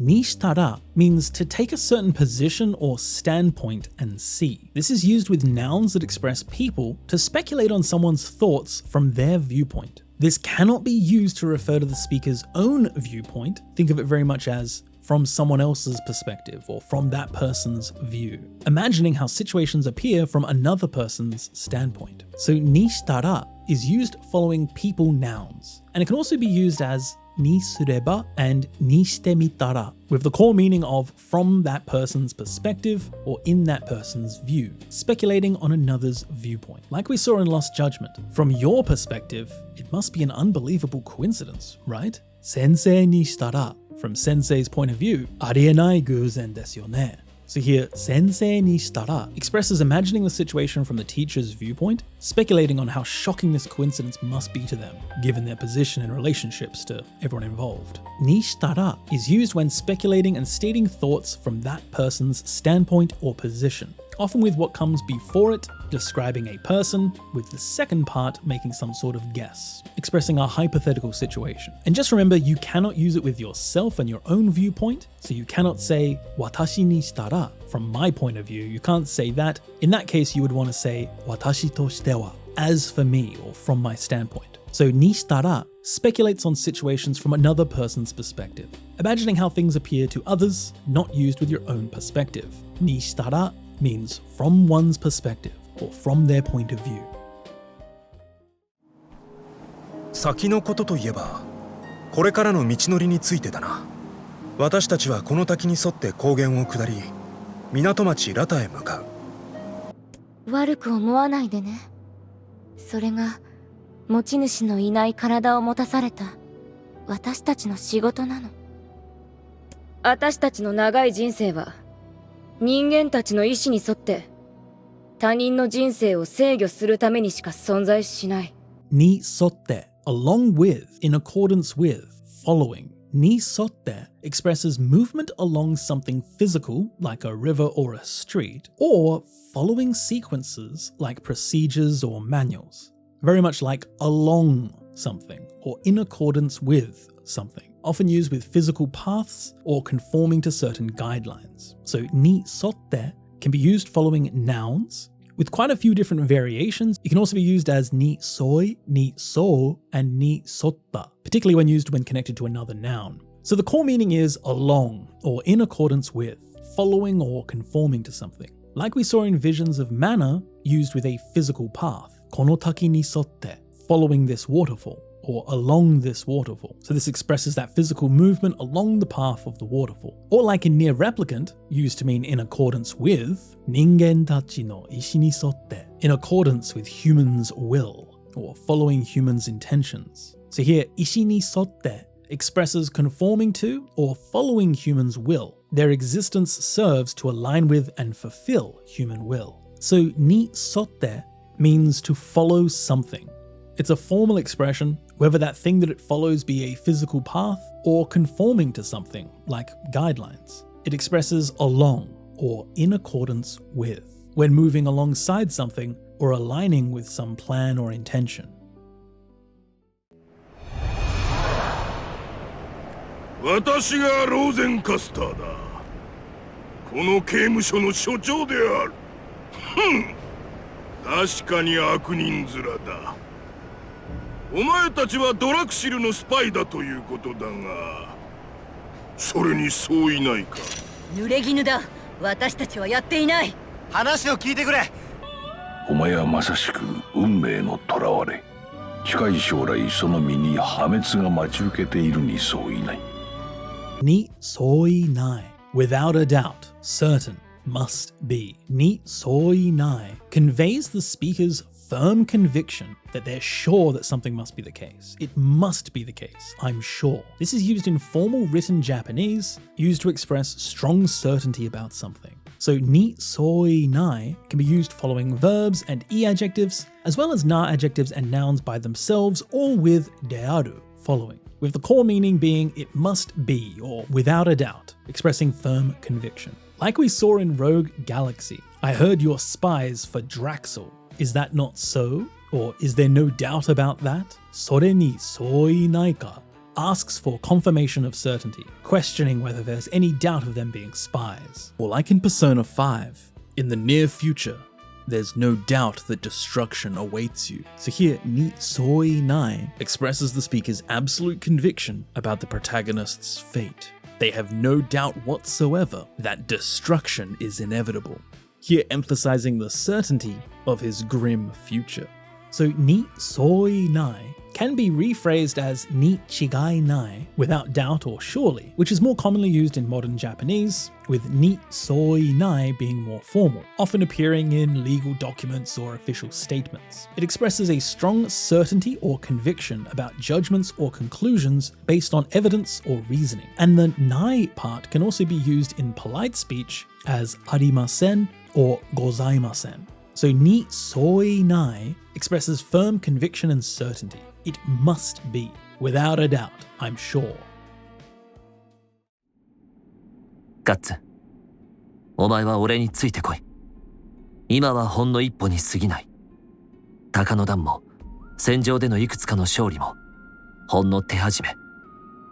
ほんの始まりさ。面白いのはこれからだ。命をかけるほどにな。Ni suginai, no more than, just, merely, only. Ni suginai is used to express something being nothing but, often used to downplay the significance or scope of something. Ni suginai is used following verbs and e adjectives, and it can also be used following na adjectives and nouns by themselves or with dearu attached. So this is used to downplay the importance of something, with the core meaning of merely, or nothing more than. Like we saw in Berserk, right now, this is merely one step. Ima wa hon no ippo ni suginai. So the Band of the Hawk and their several victories on the battlefield are just the beginning. Here, hon no ippo ni suginai downplays the current achievement as merely just one small step. It's nothing more than one step in a much larger journey. Ni suginai emphasizes how insignificant this is compared to what's to come. Literally, this is just a combination of the neat marking particle and suginai, coming from the verb sugiru, to be too much, or to be more than. So literally, it's something is no more than. So ni suginai conveys the extent or scope of something as just or only that, often used to dismiss its importance. Very commonly used with words like tada, just, tada no, mere, hon no, just a little. This is a formal expression that's similar to dakeda or shikanai, but ni suginai has more of a dismissive formal tone and emphasizes the limited or insignificant nature of something more strongly. Ni suginai downplays significance and scope, meaning merely or nothing more than.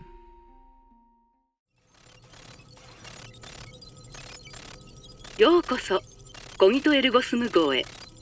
この映像は管理状況の変更に伴い自動的に再生されています。それはつまり俺の能力はなくなるってことか。脳の加齢に伴ってごく稀に観察されるものらしいわ。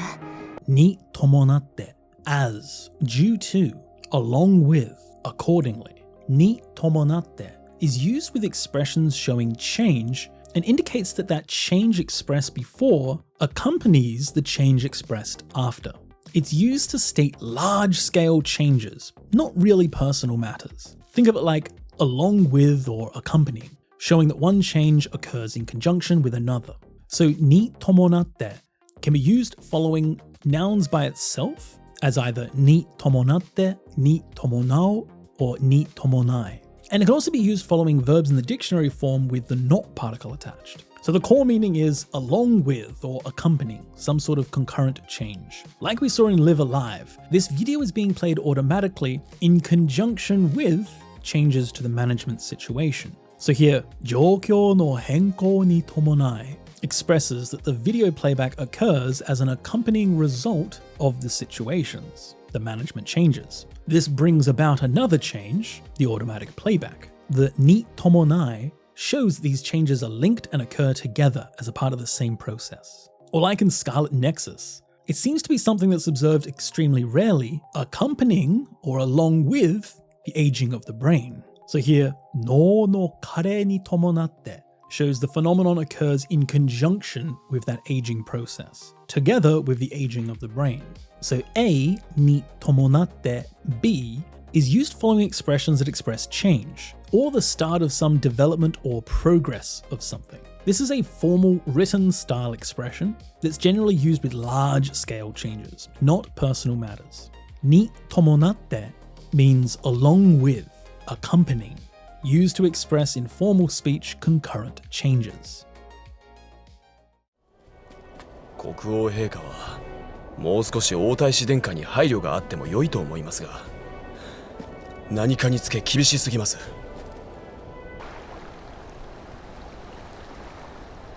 昔から何かにつけて個別戦を渋る連中だ。好き好んじゃいないものの仲違いをしたつもりもなかったんだがな。かつての樺崎の風景を、大地を私は心から愛していました。ところが今の樺崎はどうでしょう。テレビで惨状を見るにつけ、私の心は切り刻まれるように痛むのです。につけて every time, whenever. につけて is used with verbs and nouns meaning whenever something is done, something else always happens, with the second clause describing feelings or situations arising naturally without a willful intent. So につけて, or also used formally as につけ, can be used following verbs in the dictionary form and nouns, with the core meaning being whenever, used with a recurring response. So like in AI The Somnium Files, whenever I see the tragic situation on TV, my heart aches. So テレビで惨状を見るにつけ, whenever I see that tragic situation. So here every time he witnesses this, his heart breaks. Or like here in Arslan with 何かにつけ厳しすぎます. So he is too strict about everything. In every matter, he's too harsh. So here, 何かにつけ means in every case or in all situations. You could almost look at it literally as whenever something, meaning any time, all the time, he's too strict. So につけ and につけて are used with verbs like 見る to see, 思う and 考える to think, expressing whenever someone sees or thinks something, something happens. This isn't really used with many other verbs, and when it's used with a noun, it's limited and often uses words like 何か, like we saw, 何かにつけ, as a set phrase. And this is usually followed by clauses that express feelings like memories or regrets. The second clause is used to describe naturally arising feelings without willful intent, very much kind of connecting to every time something is done, this happens. This is a formal expression that's often used in written language. So につけ or につけて expresses either a recurring natural response or a consistency, like in every case or in all situations. につけ and につけて means whenever something is done, something else always happens.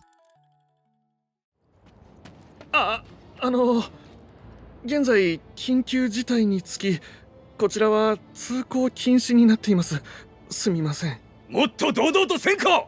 はい。につき due to, because of.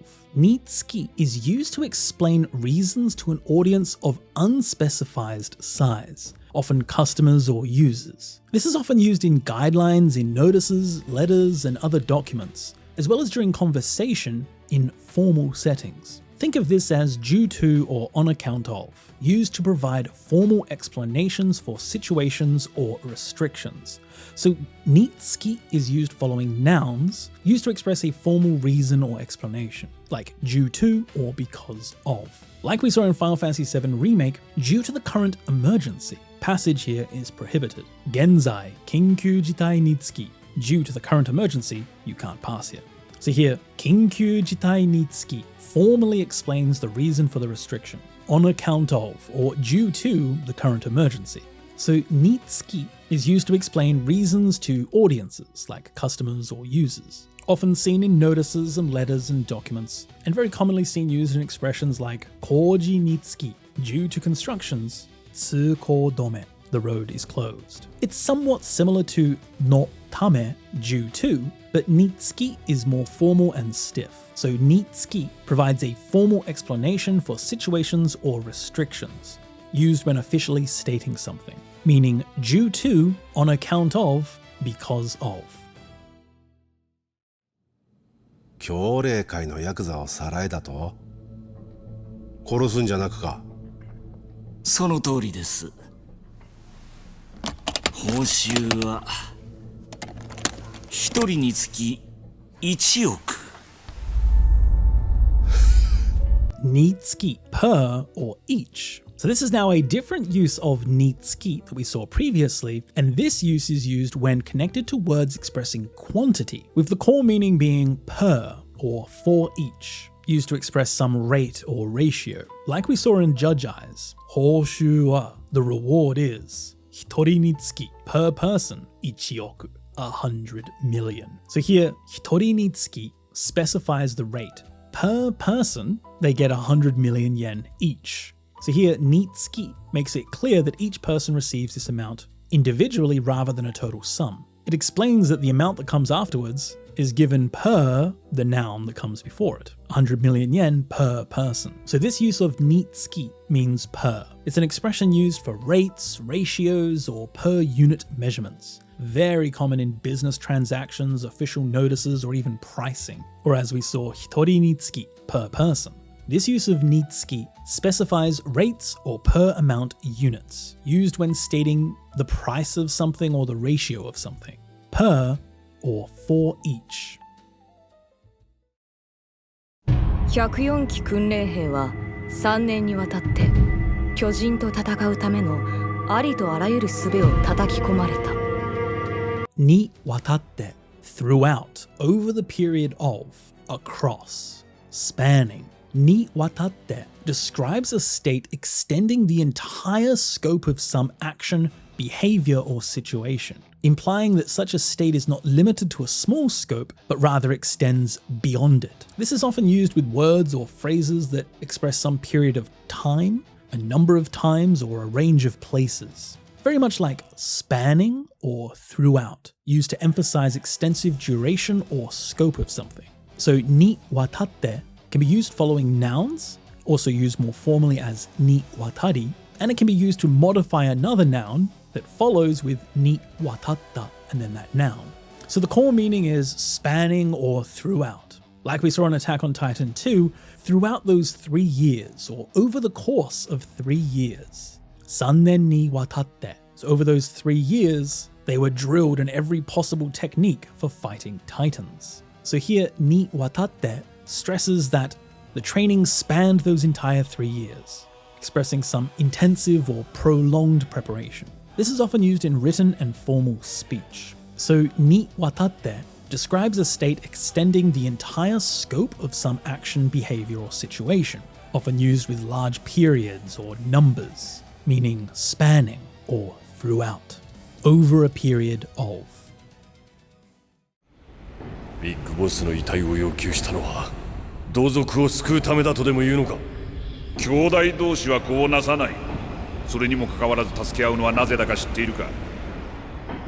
同種の遺伝子を後世に伝える確率が高くなるからな。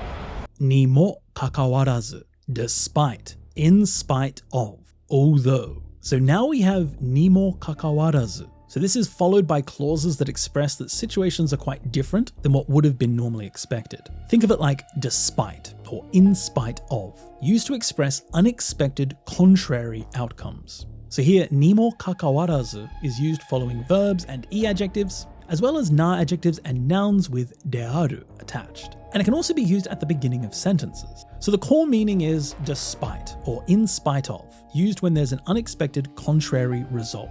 Like we saw in Metal Gear Solid, siblings don't produce offspring. Despite that, in spite of that, sore ni mo kakawarazu. Do you know why they help each other? So here, sore ni mo kakawarazu shows the surprising contradiction. Even though siblings cannot reproduce together, which would seem to eliminate the evolutionary benefit of helping each other, they still help each other. So the nimo kakawarazu emphasizes this unexpected behavior and contradicts a logical expectation, here being used to highlight this puzzle from a biological or evolutionary standpoint. So nimo kakawarazu is more formal than noni, which also means despite. It has a similar meaning, but it's more conversational. This is more seen used in written language or formal speech, and it can also appear at the beginning of sentences to connect to that previous context. And just be careful, this is very similar to a previous grammar point that we saw, ni kakawarazu, without the mo. However, this totally changes the meaning, so just be careful. Ni kakawarazu, that uses a different kanji, means that A is not a factor. This is expressing this in a neutral way. Just simply A is not a factor. But this ni mo kakawarazu, using a different kanji, means despite A. So this is contrastive and unexpected. So ni mo kakawarazu is used to express a surprising contradiction or unexpected outcomes, meaning despite, in spite of. それでは早速宣伝の任務を命じます。大帝国劇場ロビーの劇場台にて劇場の宣伝を行いなさい。それではまた何かご縁がありましたらお会いしましょう。これにて失礼いたします。Nite, in, at, with, by. Nite is a formal version of the det particle. So this can be used to express location, method, reason, restriction, material, and more. This functions in the same way as the det particle, but it's a formal variation. So nite is used following nouns with the core meaning of at, in, with, or by. Like we saw in Animal Crossing New Horizons, kore nite, with this, I shall take my leave. Shitsurei itashimasu. So here, kore nite is an expression that means with this, or now. It's a formal way to express that they're going to conclude something and leave. The nite adds politeness and formality to this farewell. Or like in Sakura Wars, at the Gekizo stand, so Gekizo dai nite, they carry out publicity for the theatre. So here, nite is used as a formal way to mark the place of an action, just like the det particle. So nite covers all of the usages of det, but just in a formal way. This is a stiff, polite expression used in things like formal letters and speeches. So nite is the formal equivalent of det, often used to mark location, means, or method in written or polite and formal contexts. この流れを変えないと二人とも無駄死にだぞ。だが今度こそ復活しないかもしれない。かけてみるさ。まあアーロンの言うことももっともだ。よし、俺が何とかしてやる。皆の意見はもっともだ。だが我々は決断を迫られている。今一度信念の天秤を持って皆に問おう。No mo mottomo da. No wonder is only natural. It's understandable that. No mo mottomo da is used when something is natural, reasonable, or makes complete sense. It indicates that something is justified and logical, acknowledging that something makes perfect sense. So this is used following verbs as either no mo or no wa mottomo da. The same is true for e adjectives. Na adjectives need to be nano mo or nano wa mottomo da. And nouns is just mo or wa mottomo da. So the core meaning is it's natural that, or no wonder, used to express something as reasonable or justified, like we saw in Final Fantasy X. Well, what Auron says is quite reasonable. Aaron no yu koto mo mottomo da. acknowledges that Auron's concerns are logical and justified. His perspective makes complete sense. Or like in Triangle Strategy, everyone's opinions are quite reasonable. So, mina no iken wa mottomo da. So here it acknowledges that the various opinions expressed are all justified and logical. Every perspective makes sense given their different positions. So no mo mottomo da is used to express when something is natural, reasonable, or makes complete sense. There's also a really common expression, go mottomo, which means you're quite right, used when you're wanting to express that you are agreeing with the other speaker, that what they're saying is very reasonable and it validates their opinions. So no mo mottomo da acknowledges that things are reasonable and justified, very much giving a no wonder or it's natural that, it's understandable that.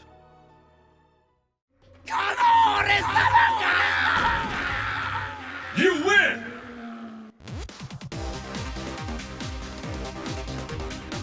もう少しサガットの下で修行した方が良かったんじゃないか。業を煮やした高蓮は今までの高圧的な管理をやめ、龍脈を解放し、法の下での採掘を許可した。おい、この5年、皇帝の下で戦ってきた。少なくない数の敵を切ってきた。僕ら先生の下で修行したって言っても、賢者の石や人体の錬成については教えてもらってないんだよね。の下で under, with, in the presence of. No moto de is used to indicate being under the influence, control, or guidance of something or someone. It's typically used following nouns that describe some abstract thing, events, or people. So it can be used following nouns as no moto de, no moto ni, no moto, and also when in between two nouns modifying the second as no moto de no. So like we saw in Street Fighter 4, wouldn't it have been better to train a bit more under Sagat? So もう少しサガットの下で under Sagat 修行した方が良かったんじゃないか Wouldn't it have been better? So here expressing サガットの下で is training under Sagat's guidance and instruction. Or like in Fire Emblem Three Houses, この5年 these 5 years 皇帝の下で戦ってきた For these 5 years I've fought under the emperor. So here 皇帝の下でexpresses that under the emperor's command and authority they fought. So the noun that comes before no moto de typically describes abstract things, events, or people. This is a written expression used to express doing something under the influence of someone, under the control or under the guidance of something. No moto de means under, with, in the presence of. 私にできるのは彼らを買ってかくまうことだけ。じゃあ修道院にいたベアラーたちも。そう。書類の上では私の所有物だ。の上では according to, from the viewpoint of, on paper, officially. So when の上で follows nouns referring to something in written form like data, documents, or maps, it's used to mean according to or on paper, indicating how things appear from a specific formal or documented viewpoint. So you use no ue de wa or no ue de following nouns with the core meaning of according to, used to express that something is from a documented or formal perspective, like we saw in Final Fantasy XVI. According to the documents, 書類の上では they are my property. So on paper, they are my possessions. So here, 書類の上では indicates that that's what the official documents state. From the perspective of that written record, they're my property. So this emphasizes that the formal or documented status may differ from reality or how they're actually treated, highlighting this gap between the official status and the actual circumstances. So no ue de wa often contrasts formal or documented status with actual reality. Kind of a nuance of official versus actual.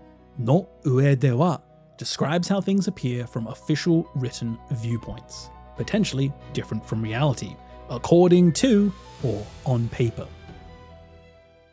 石を意のままに扱えるのは竜の血を引く者のみ。そして石を操る者はこの銀河を支配できる。ザフィア、ジエンドがやられた。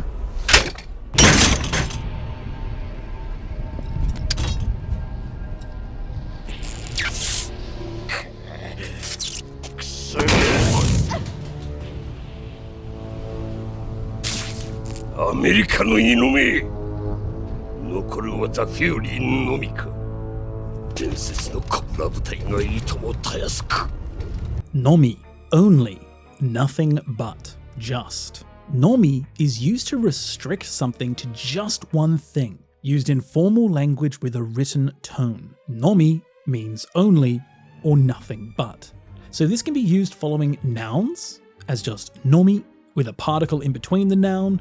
It can be used following verbs in the dictionary form, as well as verbs following koto and then nomi. So the core meaning of nomi is only or nothing but, used to express a formal restriction. Like we saw in Mako and the Galaxy Dragon, only those with dragon blood can handle the stones at will. Ryu no chi o hiku mono nomi. Only those with dragon blood. Only those are able to handle the stones. No one else can do them. The nomi emphasizes the absolute exclusivity of this power. Or like in Metal Gear Solid 3, nokoru wa za fury nomi ka. It's only the fury remaining. So here, za fury nomi restricts what remains to just the fury, indicating that he's the sole survivor of the group. So nomi is used in formal language with a written Japanese tone, used in a very similar way to dake, which is used more commonly. Nomi is more common in writing, official documents, and formal speeches. So nomi restricts to single things or actions, giving a feeling of only or nothing but, used when expressing exclusivity, often in formal contexts. なんじゃエネルギーが足らんのか。ならばもっと集めるまでじゃ。次は狐一匹のみならず全世界をコントロールしてやるぞ。西のルシタニアのみならず東方の国々もこの都を狙っておりますゆえ油断はなりませぬ。それは結構ですが手綱をつけられるつもりはございませんな。ならば無知をお望みか。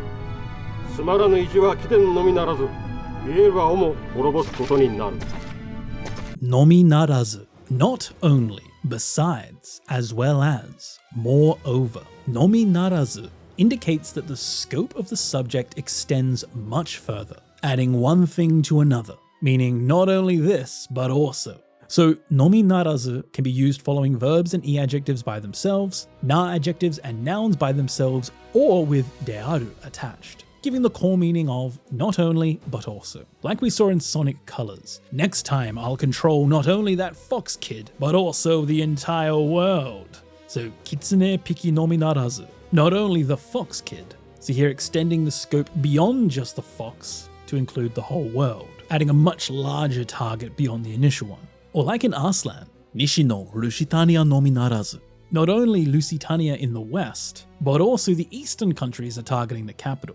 So here, Nishi no Lusitania nomi narazu extends the threat beyond just Lusitania to include the eastern nations as well, so it expands the scope of danger. So nomi narazu is the same as dake de naku mo, but more formal with a written language tone. It can also be used at the beginning of statements that follow some context, meaning not only that, but also. So it connects to that previous information. So this implies that there is something similar to what was mentioned that goes beyond. Nomi narazu extends the scope beyond the initial terms, used to add additional elements or expanding the range of something in formal written contexts. Not only, but also. 兵士の者が何の用だ。恐れを知らぬやつよ。悪いことは言わぬ。おとなしくその石を渡せ。兵士の願いなら何でも叶うと思うのか。渡さぬつもりか。厳しい方だ。ならん。私に敗北は許されぬのだ。カイポに戻ろうとした時。ゴルベーザと名乗る者が率いるバロンの赤き翼がゴルベーザ。ええ。黒い異様な甲冑に身を包み、人とは思えぬ強さで。Nu, the classical negative verb. Nu is the classical form of the nai form. This expresses negation in classical Japanese, and you can actually see traces of the nu form remaining in the n, found in expressions like wakarimasen or shiran, to not know. nu is often used in various fixed expressions and gives an archaic formal or literary tone. Think of it like the old-fashioned nai form, used in historical settings, formal contexts, or to add a classical flavor. So nu is used following the negative stem of verbs, and it can also be used before a noun to modify that noun, following a verb in the negative stem. And just be careful with some of the conjugation. When used with suru, it conjugates into senu, kuru conjugates into konu, and iru conjugates into oranu. Some very archaic Japanese here. So the core meaning of nu is not or does not. This is classical negation, like we see in Genji, osore o shiranu yatsu yo. So a fellow who knows no fear, or one who does not know fear. So here, shiranu is the classical negative form meaning does not know, giving an archaic formal tone that's appropriate to this historical setting. Or like in Dynasty Warriors Origins, another historical setting game, naranu. So this is no good, this cannot be. Watashi ni haiboku wa yurusarenu no da. So yurusarenu is the same as yurusarenai, it's not permitted. So here we can see it being used twice with naranai as naranu or yurusarenai as yurusarenu. So nu is the classical form of the negative nai, used in historical settings, formal contexts, and literary works to add a kind of archaic flavor. Very commonly seen in samurai dramas, samurai games, period pieces, and formal declarations. Nu is the classical negative form, not. 妙にこの店の方を持つね。まあまあ、細かい話は抜きにして、さあさあ、まずは座って一杯やりましょう。ねえ。ほら、さあ。Nuki de, without, leaving out, cutting out, excluding. Nuki de expresses excluding or without something. It's used when something is normally included, but it's intentionally left out or excluded in this special case. Literally, it means to remove something inside that was originally inside, or to not put in something that was there at first. Indicates a deliberate exclusion of a normal element.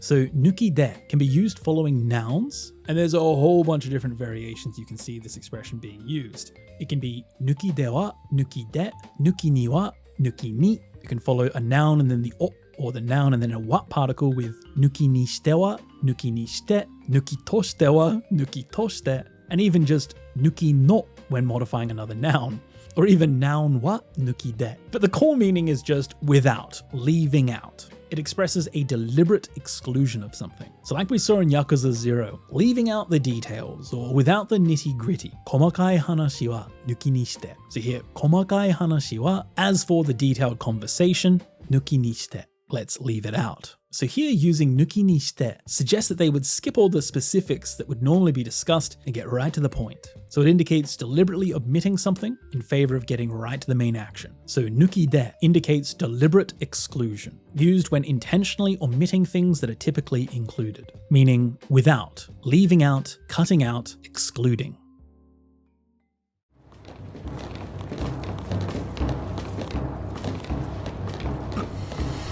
ロッシュ力をつけたなスノー君だが我々は命に代えても国運の人々を守り抜く俺たちも同じだ国運を守りに帰ってきたんだまだだ戻ってこいガキこんなところで死んでどうするみんな死んだ死にまくったお前まで死ぬ必要はないんだだからお前は生きるんだ生き抜くんだNuku, to do something from beginning to end, completely, extremely, to see something through. Nuku means to do something right up until the end, or to do something thoroughly. It expresses a state of thoroughness and completion achieved by not giving up or stopping halfway. The verb nuku originally means a long, slender object going through the center of a hard object before coming out the other side. So this conveys the sense of pushing through something completely. And it can be used to express to do something completely or to see something through, emphasizing persistence and completion with effort despite difficulty. So to use nuku, it follows the must stem of a verb, meaning to do something completely or to see something through to the end. Like we saw in Final Fantasy XIII, we will protect Cocoon's people through to the end. So 我々は命に変えてもCocoonの人々を守り抜く. So here, 守り抜く emphasizes protecting thoroughly and completely without giving up, protecting them to the end, no matter what obstacles they face. Or like in Megaton Musashi, だからお前は生きるんだ, 生き抜くんだ. So that's why you will live. You will survive through to the end. So here, 生き抜く emphasizes surviving thoroughly and completely. So persisting living despite the hardships, seeing survival through to the very end without giving up. So here, nuku conveys a strong implication that suffering has been endured in order to achieve something, to get through it. As nuku metaphorically represents here pushing something through some difficulty to completion. Very common combinations are yari nuku, carry out something to completion, or kangae nuku, to think something thoroughly, to think something to the very end of conclusion, or tae nuku, to endure through something. So nuku emphasizes complete persistence through difficulty, seeing something through to the end, used when accomplishing things completely, despite hardships, without giving up. Nuku means to do something from beginning to end, completely, to see something through. エレン・イェーガー、シガンシナ区出身。子供の頃から壁外の世界に憧れていた。845年の巨人侵攻で母親を亡くしたのを契機に巨人の駆逐を強く志すようになり、第104期訓練兵団に入団。を契機に as a turning point, taking advantage of, with something as the catalyst. So を契機に indicates that something becomes the occasion or the trigger for initiating new developments. The second part of the clause often describes some changing, some new ideas or new directions. This is formal and often describes significant events involving major life, social or era changing. Think of it like taking as the turning point, used when marking pivotal moments. So を契機に can be used following nouns by themselves and also verbs with either the no or koto attached. And を契機に can also be used as を契機として. So the core meaning is with something as a turning point, indicating that something is a trigger for change. Like we saw in Attack on Titan 2, taking the loss of his mother in the Titan invasion as the turning point. He came to strongly aspire to exterminate the Titans. So here used with a verb in the past tense form, 母親を亡くしたのを契機に. This marking the traumatic event of losing his mother that then became the catalyst for Eren's life direction. So it indicates that this pivotal moment is what determined how he would live his life. So を契機に typically has the first clause describing some major event and then the second clause indicating some sort of change or a new direction. This is similar to をきっかけに and を機に, but it's more formal. So を契機に marks pivotal moments triggering changes, meaning taking something as a turning point, used when something becomes a catalyst for a new direction, expressing a formal trigger for change. ビッグボスと知り合って間もない頃よ。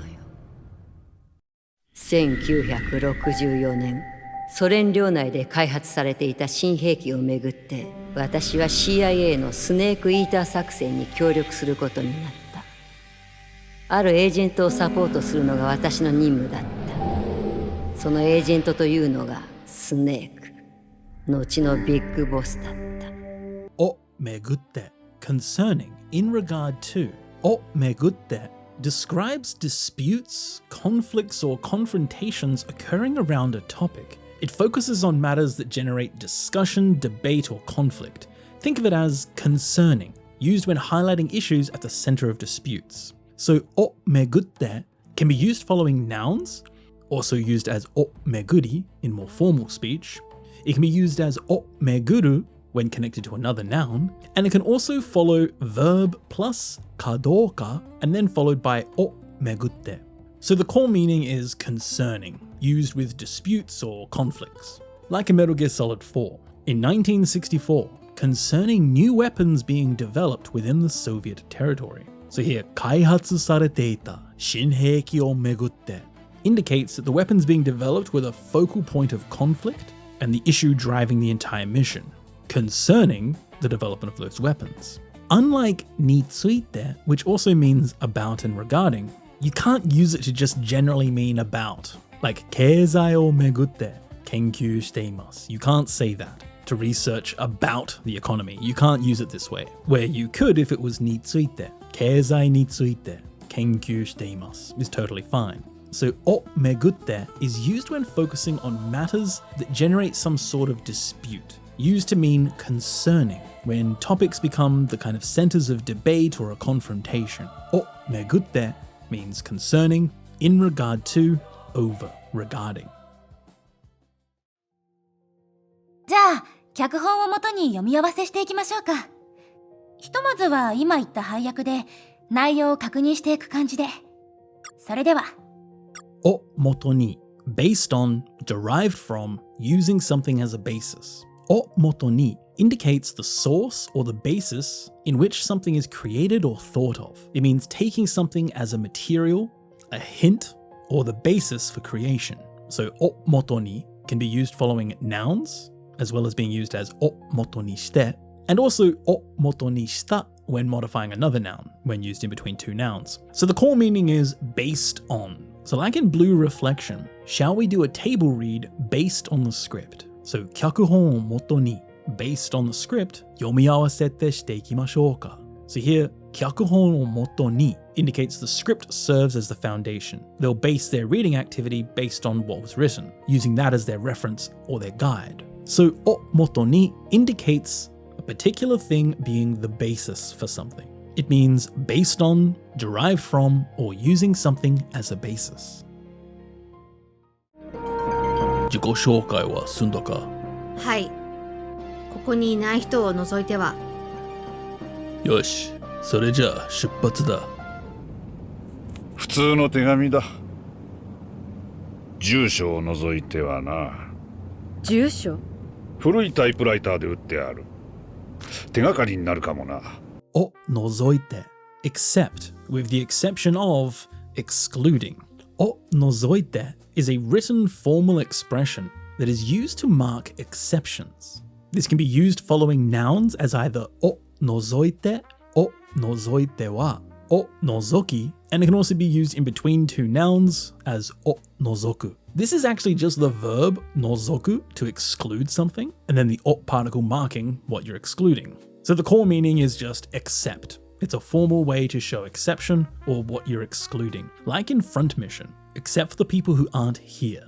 ここにいない人を除いては. So excluding those that are not present. Here, ここにいない人を除いて marks the absent people as exceptions. The self-introductions are done except for those who aren't here. Or like in Heavy Rain, it's a normal letter. 普通の手紙だ. Except for the address. 住所を除いてはな. So here, 住所を除いて marks the address as the exception. Everything else is normal except that one element which stands out. So を除いて is used to mark something as an exception. It's a written formal expression which is similar to 以外, other than, but it's more formal. Very commonly seen used in official documents in business contexts, like except for holidays, 祝日を除く, or except for certain parts, 一部を除く. 除いて formally marks expectations. Gives a feeling of except ... used when specifying what doesn't apply to a general statement. を除いて means except, with the exception of, excluding. その名も不思議な火事台。こいつの上に素材を乗せて不思議なハンマーでトンカン叩けばなんとびっくり。金属の剣はもちろんのこと、火のブーメランになんと布の服まで。材質を問わずあらゆる装備が作れちまうんだ。すげえだろ。を問わず regardless of, irrespective of, no matter, without regard to. Think of it like regardless of, showing that distinctions don't matter. So を問わず is used following nouns, and it can also be used as noun は問わず. So the core meaning is regardless of.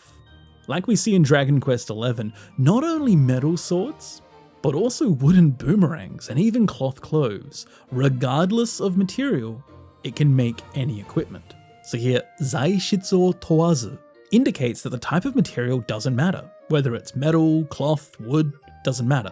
The forge can work with all of them. So the distinctions between these materials are irrelevant to the crafting ability. O towazu is often used with opposite nouns, like man and woman, danjo, or words that describe categories, like gender, seibetsu, age, nendei. And it follows these words to indicate that there is no difference in either case. O towazu is actually a combination of the o particle with the z form of tou, which means to ask about something, to regard something as important, to care about something. So literally, without caring about what's marked by the o particle. This has a written language tone and is a formal expression. So o towazu indicates that distinctions don't matter, used when qualifications or categories are irrelevant in formal contexts, meaning regardless of, irrespective of, no matter.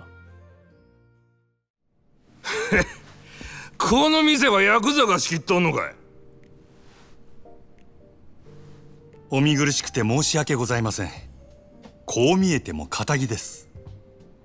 それよりもお客様、恐れ入りますが、当店でのお触りや暴力行為はどうかご遠慮願います。お願います。Please do. Could you please? I ask of you to ...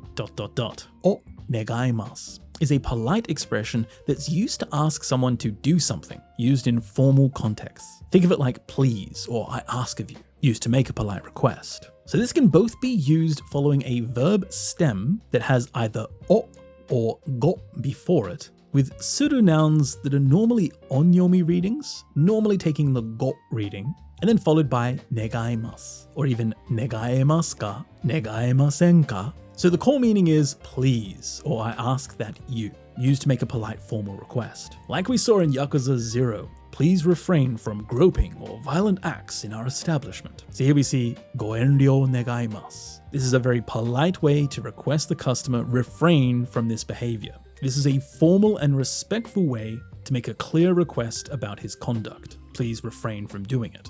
The douka adds this please element to it. It's kind of additional politeness to the already formal request. So o negaimasu is more formal than te kudasai. This is often used in formal announcements or notifications, commonly seen like omachi negaimasu, please wait, or go kakunin negaimasu, please confirm, go rikai negaimasu, please understand. In business settings or in other situations, when you want to ask someone to do something politely in person, often onegai itashimasu is also used to express polite request. So o negaimasu makes polite formal requests, giving a feeling of please, used when respectfully requesting actions, particularly in business situations. Please, could you please? I ask of you to. 早く火を消さないと。そうなんじゃ。水はポンプの蛇口から出るんじゃが、ここまでは届かんし。おまけに羽豚どもがうろうろしておるしの。なんとピーチ姫から手紙と宝の地図が送られてきた。おまけにこのゴロつきタウンで待ち合わせをしているですと。おまけにマコーロはどんどんエネルギーを組み上げちまう。おかげで土地は枯れる一方だ。空気をきれいにする力もなくしちまった。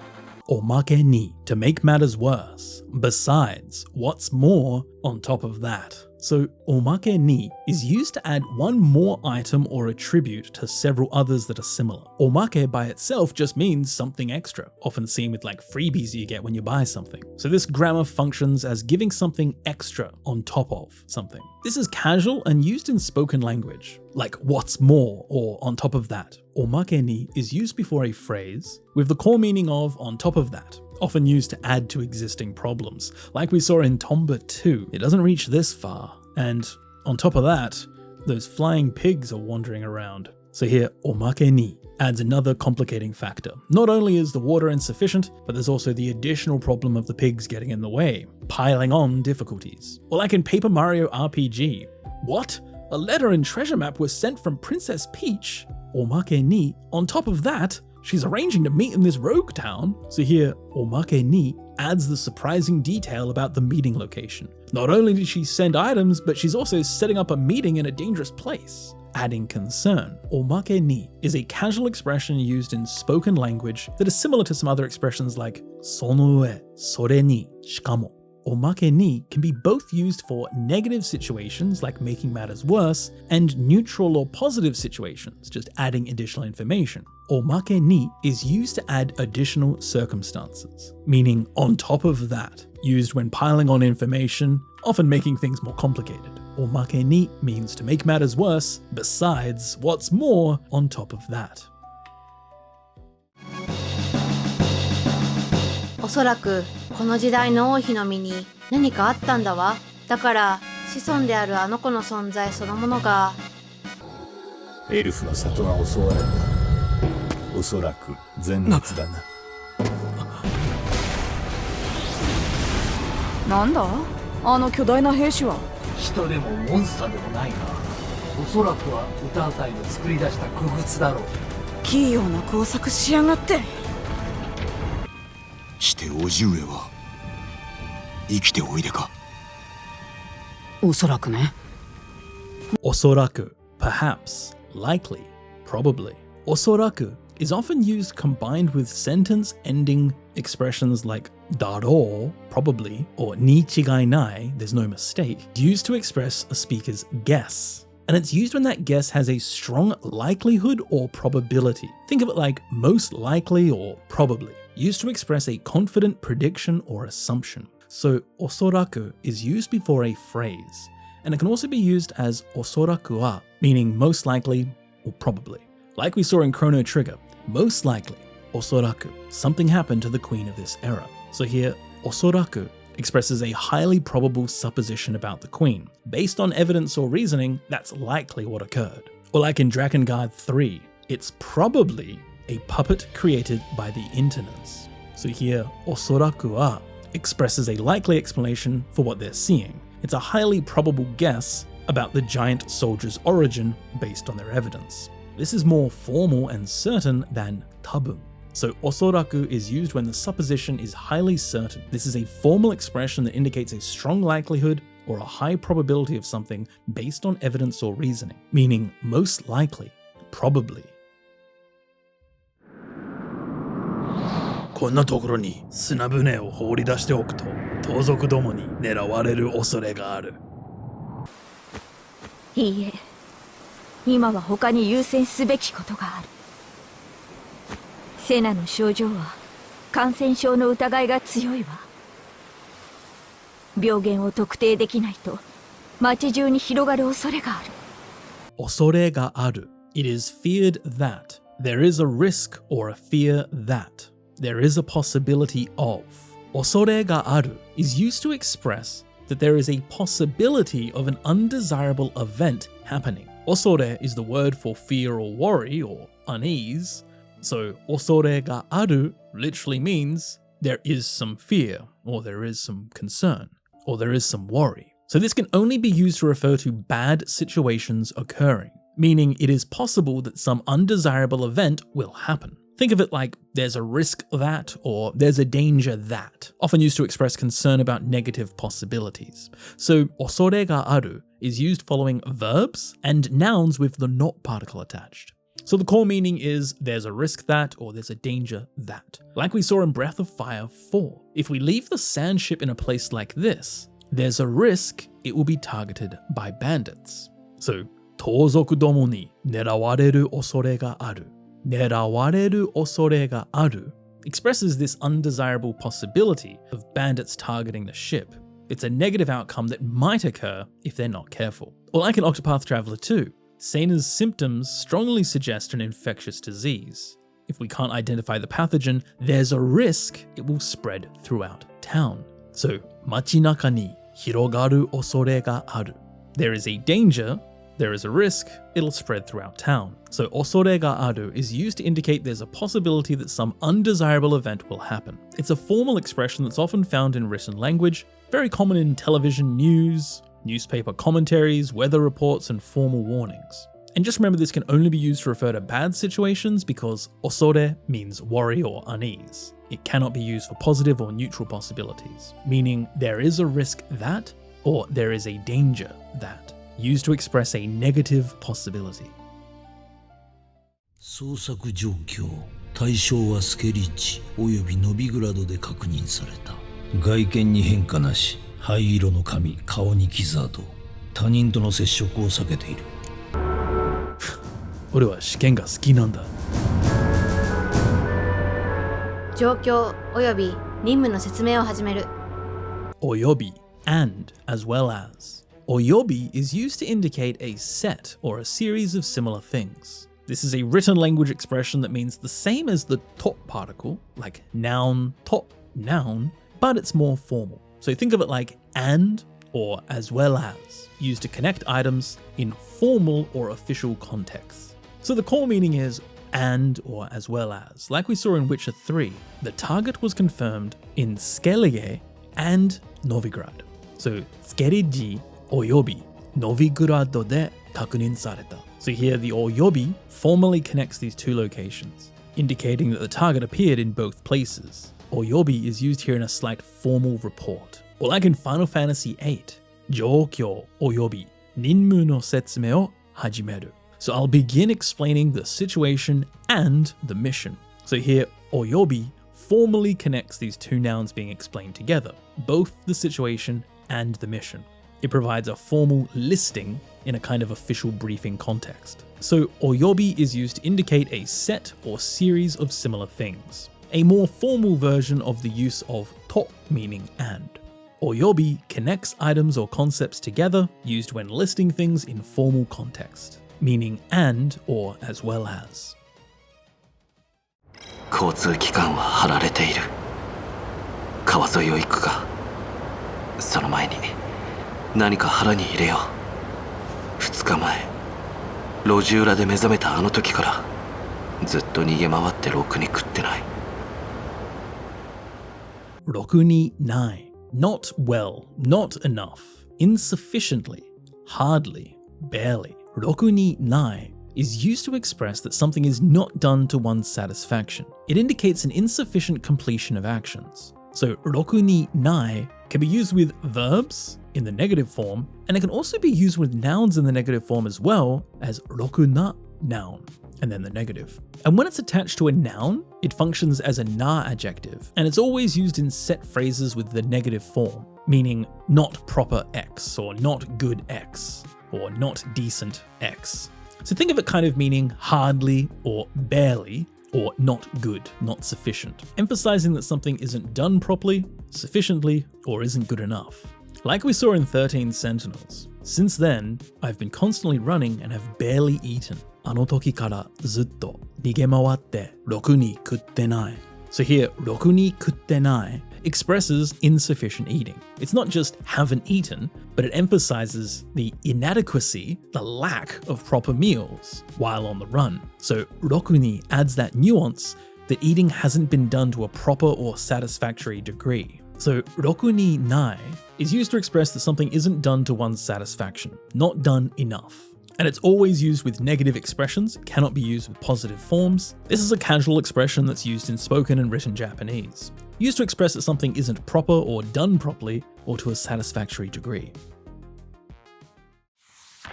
どさ、王子は岩の下へと落ちてしまいますが、幸いなことに茂みの上に落ち、大きな怪我はないようです。野良の魔物を軍用に転換する実験場だ。当然市民は立ち入り禁止ですよね。幸いなことに私たちはもう市民じゃない。幸いなことに fortunately, luckily, as luck would have it. 幸いなことに indicates that something fortunate or favorable happened, often unexpectedly or despite potential problems. So think of it like fortunately or luckily. It expresses relief or gratitude that circumstances turned out well. So this can be used both as 幸いなことに before a phrase, or even just shortened to 幸い and then followed with a phrase. So the core meaning being fortunately or lucky, used to express a favorable outcome, Like we saw in Usotsuki Hime, the prince fell on the rocks, but fortunately he landed on the bushes. 落ちてしまいますが、幸いなことに茂みの上に落ち. So here, 幸いなことに expresses relief about the fortunate outcome. Despite them having a dangerous fall, they landed on some bushes, preventing any harm. Or like in Final Fantasy XIII, of course, citizens are prohibited from entering, right? Fortunately, we're no longer citizens. So 幸いなことに私たちはもう市民じゃない. So here, 幸いなことに expresses that their non-citizen status, which might be unfortunate in other contexts, actually works to their advantage in this situation. So it's actually fortunate that they're not citizens. It can be shortened as saiwai, and the opposite expression would be zannen na koto ni, unfortunately or regrettably. So saiwai na koto ni is used to express that something fortunate or favorable happened, often unexpectedly or despite potential problems. It means fortunately, luckily, thankfully.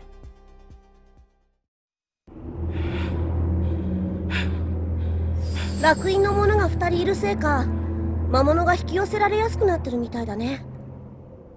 急ごう、エルフヘルムへ。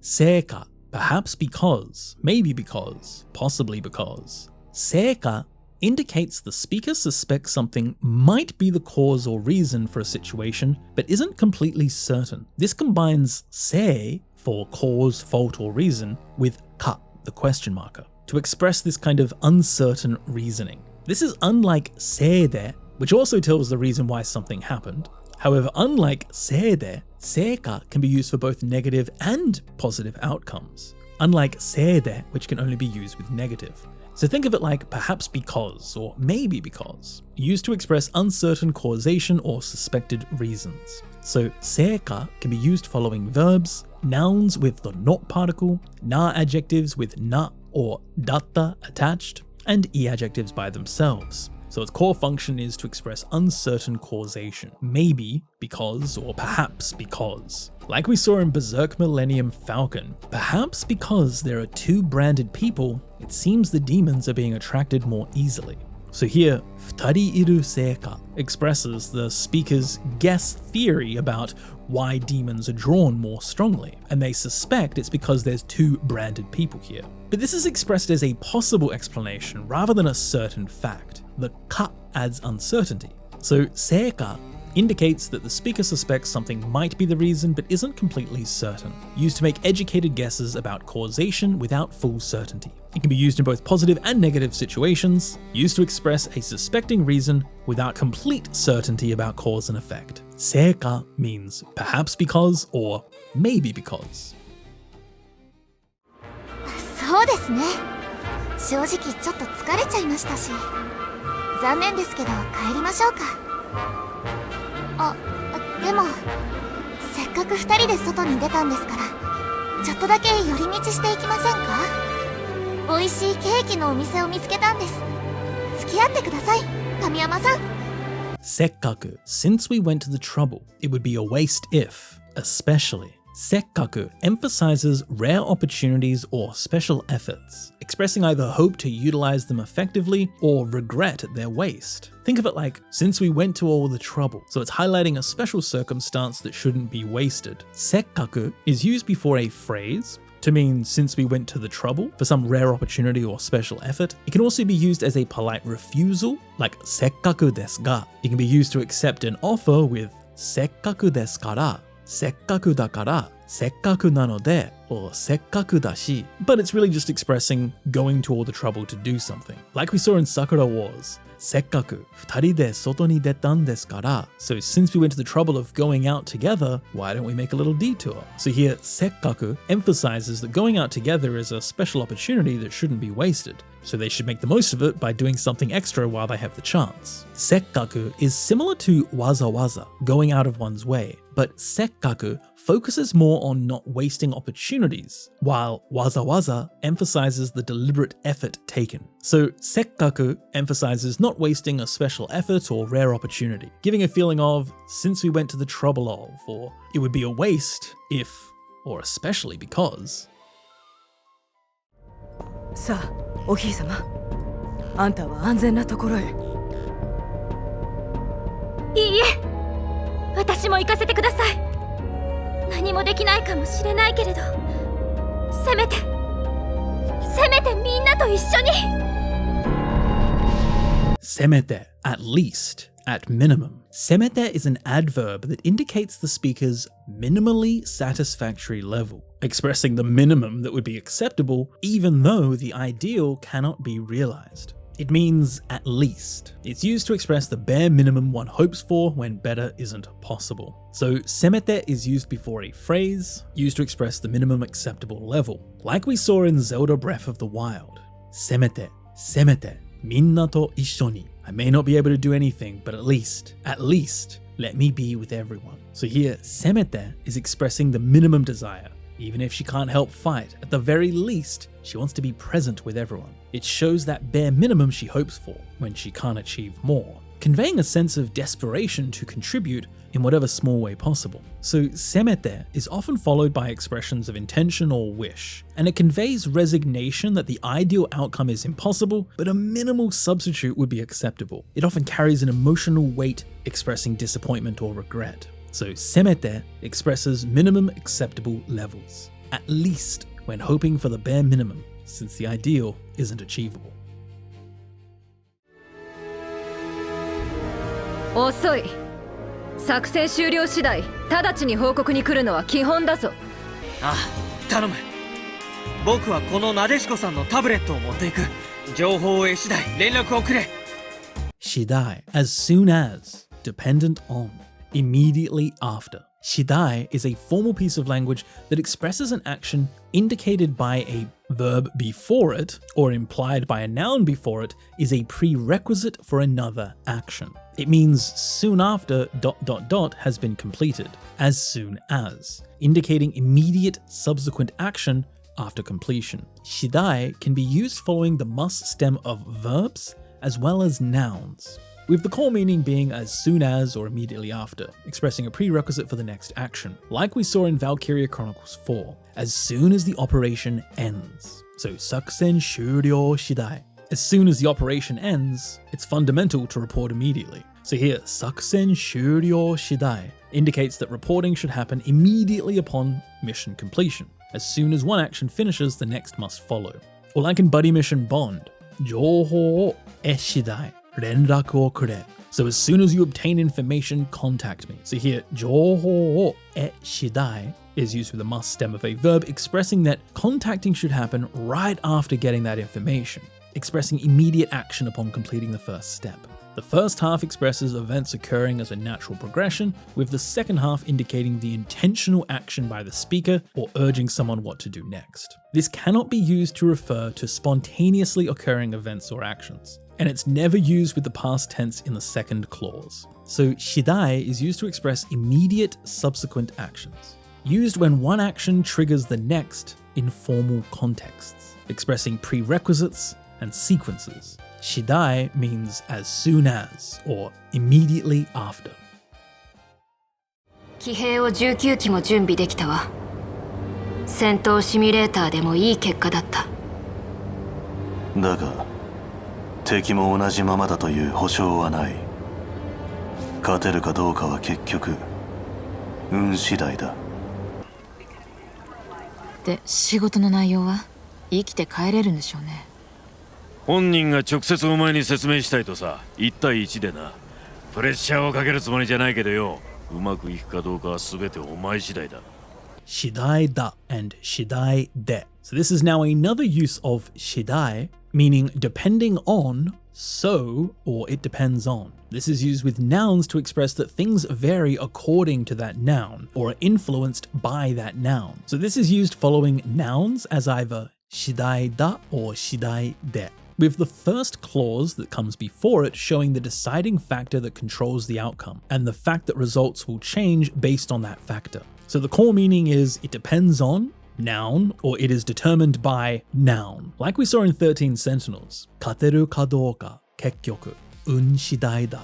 So whether we can win or not ultimately depends on luck. It's determined by luck. So here, un shidai da expresses that it depends on luck. It's determined by luck. Or like in Cyberpunk 2077, umaku iku ka douka wa subete omae shidai da. So whether it goes well or not depends entirely on you. Everything is determined by you. So here, omae shidai da indicates that the person, you, omae, is the deciding factor. Success or failure, the responsibility is entirely on them. So shidai da is used to express that things vary according to noun or are influenced by that noun, indicating that something will be decided based on that factor. This is a similar expression to niyotte and niyoru, but shidai gives more nuance of the change will be determined based on the situation of that noun. So it's not just by that noun, but it's determined by that noun. Shidai da and shidai de indicates determining factors, used to show what controls outcomes and how results vary based on that condition. It means for something to be dependent on or determined by.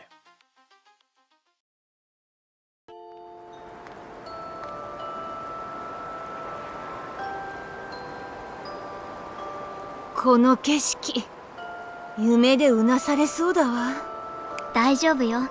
現実でここに来てないなら、メモリアの記憶は次第に薄れていくわ。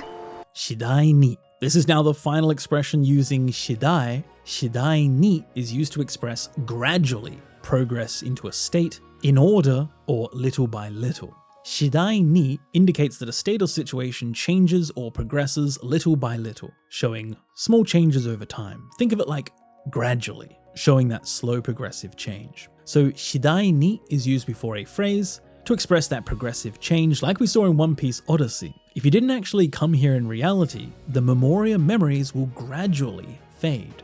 So memoria no kyoku wa shidai ni usurete iku. So memories will fade slowly over time. Not suddenly, but progressively diminishing little bit by little bit. Here, shidai ni emphasizes that slow incremental nature of the memory loss, rather than it just being an immediate loss or an abrupt disappearance. So shidai ni indicates states or situations change or progress little by little, like gradually become. This is equivalent to dan, describing incremental changes over time, rather than a sudden shift, but it's slightly more formal than dan, which is more commonly used in casual conversation. And this can be used for both positive changes like an improvement or negative changes like a deterioration. Shidai ni describes gradual progressive changes, used when states change incrementally over time rather than suddenly. It means gradually, little by little. 生き残った関係者の中じゃむしろ一番の被害者じゃないですか。ああ、確かにな。しかも2件目の小西咲。最大の接点は遺体発見者ってところだが、口封じとしちゃおかしい。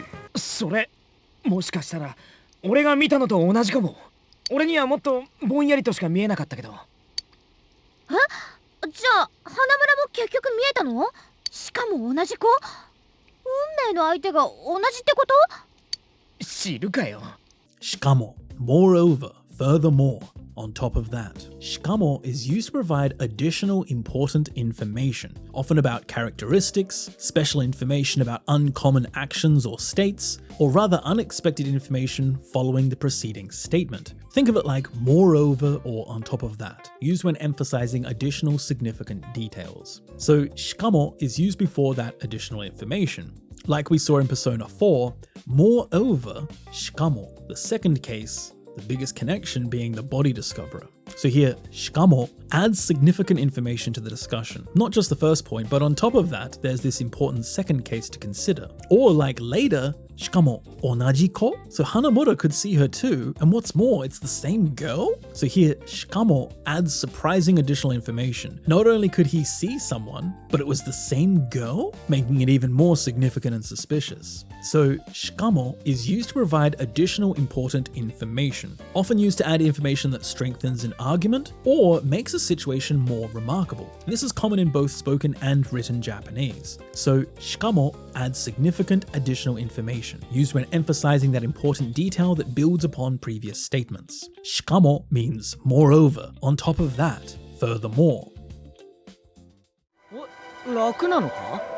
のせしているとみんなのヒットポイントが合わさってパワーアップしているような状態になるのです。おお、まるで合体メカみたいじゃん。その上魔法や技といったアビリティものせのせしてる組み合わせで変化するのです。なるほど。いろいろ教えてくれてありがとうございます。クラン、フラン。神に名前を呼ばれました。その上お礼を言われちゃいました。Sono ue, besides, in addition, furthermore, what's more. Sono ue is a formal expression that adds additional information to what was previously stated. It builds upon prior content and introduces supplementary points. Think of it like furthermore or on top of that, used for stacking additional information or conditions. So sono ue is used before a phrase to mean furthermore or on top of that. Informal speech. Like we saw in Fire Emblem Engage, the Divine One called my name, and on top of that, sono ue, ore o iwarechaimashita. They even thanked me. So here, sono ue stacks an additional amazing thing that happened. Not only did the Divine One call their name, that's already incredible, but they even received thanks on top of that. So sono ue emphasizes this accumulation of fortunate events, making the moment even more overwhelming and special. Or like in the world of Final Fantasy, sono ue, on top of that. Furthermore, abilities like magic and techniques also change depending on the stacking combination. So here, sono ue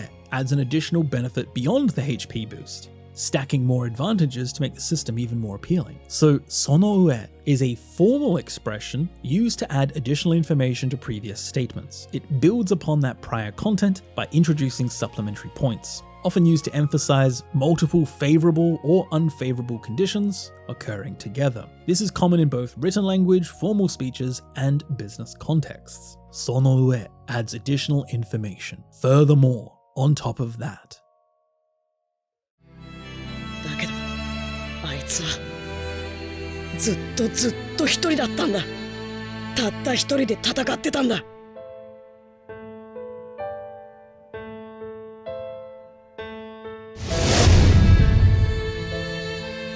暁に狙われた。今度も俺と同じだ。それなのにいつもなんであいつばっかりがそんな役回りになっちまう。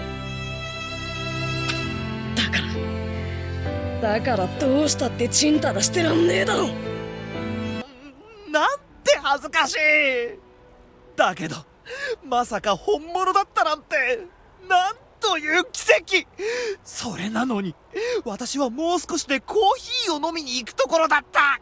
それなのに and yet, despite that, even so, nevertheless. それなのに introduces contrasting information that goes against expectations based on what was previously stated. It emphasizes contradiction between the prior situation and what follows.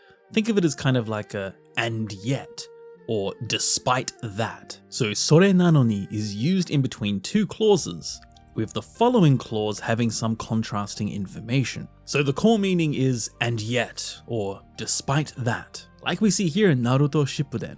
This time it's the same as me, and yet, それなのに. Why does he always end up with the short end of the stick? So here, それなのに emphasizes this contradiction. Despite Gaara having a similar situation to Naruto, he unfairly suffers more, so it seems wrong and unjust given the circumstances.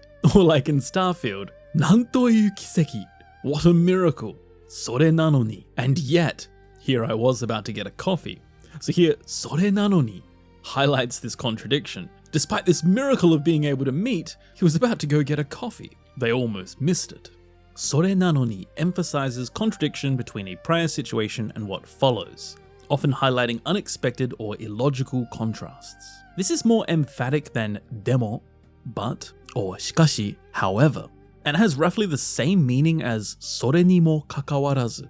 But this grammar is more casual and less formal than かかわらず, similar to なのに, even though. But それなのに specifically references that previous context with それ, that.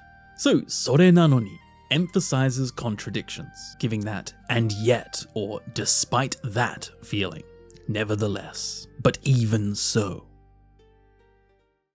あなたがやっていることは彼らと同じことじゃない。違う。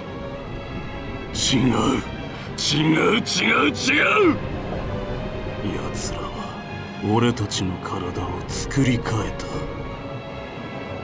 それならこの世界を変える権利が俺にもあるはずだ。それなら if that's the case, if so, in that case. So それなら responds to previous information by introducing a conclusion, suggestion, or action based on those circumstances. It connects cause and effect or draws a logical consequence. Think of it as like, if that's the case, or then. So it's used before a response or a conclusion, with the core meaning of if that's the case. So like we saw in Bloodstained, それなら if that's the case, この世界を変える権利が俺にもあるはずだ. Then I should also have the right to change this world. So here, それなら draws a logical conclusion from the previous statement, that they remade our bodies. And then if they had the right to do that, then by the same logic, he has the right to change the world. それなら is common in conversations for logical progression. It's similar to では, a formal well then, and more colloquial expressions like じゃあ or だったら. But それなら explicitly references the preceding context with それ, as it's just a combination of それ, that, and なら, if. So if that's the case. So それなら means if that's the case, or then ... expressing some logical conclusion based on the previous circumstance.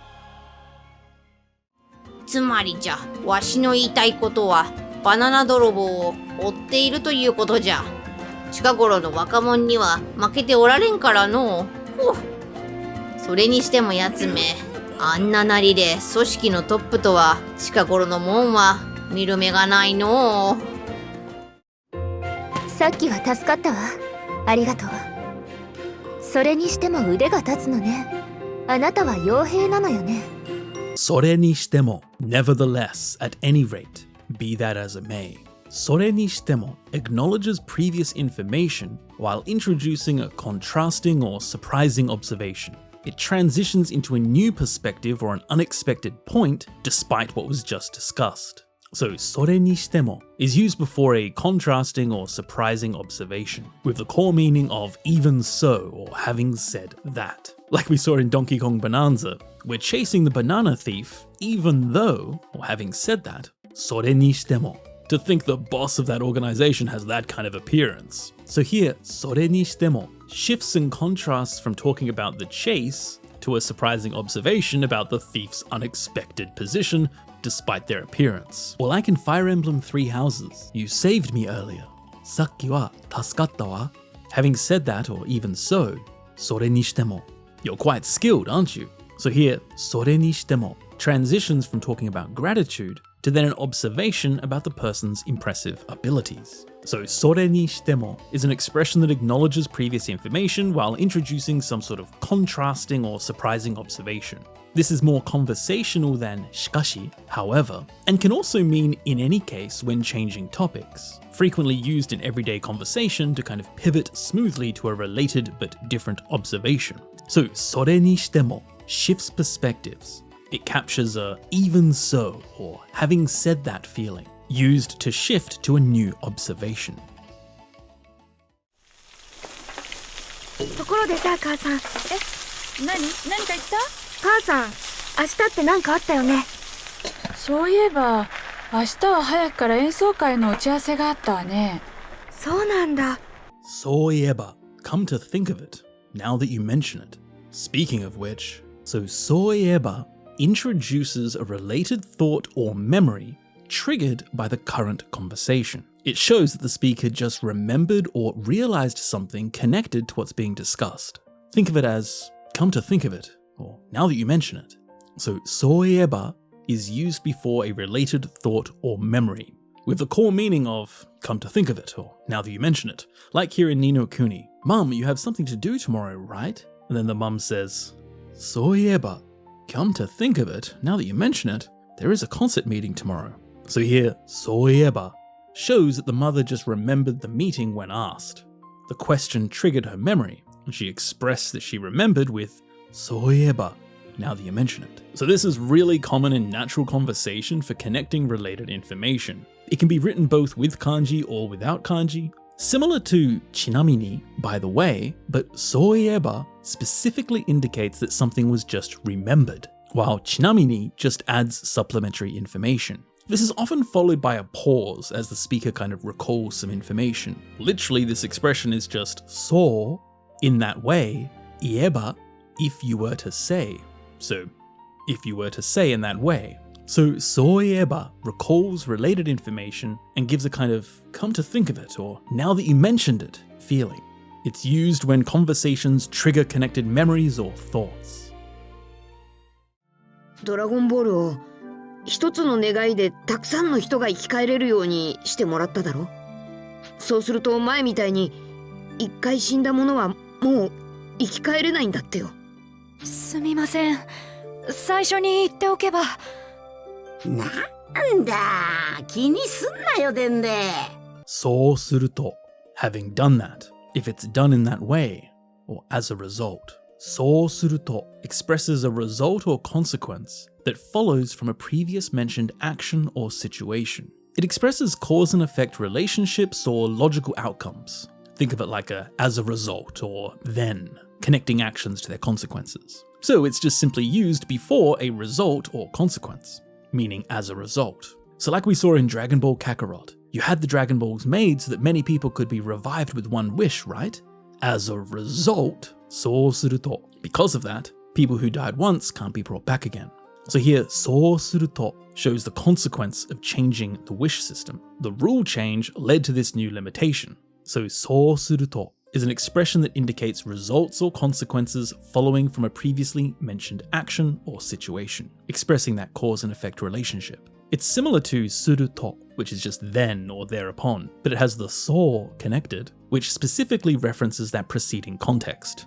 That. So そうすると connects actions to consequences. As a result, then, having done that. ゲノム兵が。ああ、親父の遺伝子配列から作為的に作り出されたいびつな生き物。彼らは同胞だ。多くの犠牲の末に生まれたという意味でも。犠牲？人体実験だ。末に finally, at the end of, after. 末に indicates that something occurs after a long process, struggle, or sequence of events. Think of it as a at the end of or after, showing a final outcome following some sort of extended process. It can be used following nouns with the not particle attached, as either sue or sue ni, and it can also be used following verbs in the past tense form as sue or sue ni. So the core meaning is at the end of or after, expressing a final outcome after a long process. Like we see in Metal Gear Solid, 多くの犠牲の末に生まれた. They were born at the end of many sacrifices, or after many sacrifices. So here, 多くの犠牲の末に expresses that their creation came as the final result following numerous sacrifices, emphasizing this long, costly process that preceded their existence, the heavy price paid to bring them into being. So sue ni indicates that something occurs after long processes, struggles, or a sequence of events, often implying some significant effort or time or sacrifice before reaching that endpoint. This is similar to kekka, as a result, but sue ni specifically emphasizes the lengthy or difficult nature of the preceding process. It's also similar to ageku, but ageku can only be followed by a negative outcome, whereas sue ni can be both with positive and negative results, often used when the process leading to the result was significant or noteworthy. So sue ni indicates a final outcome after a long process, often with prolonged effort or struggle. Sue ni means finally, after a long process, at the end of. でも分かってなかったからあの時母さんそして今もニーナたちのことをどうにかできないかと考えている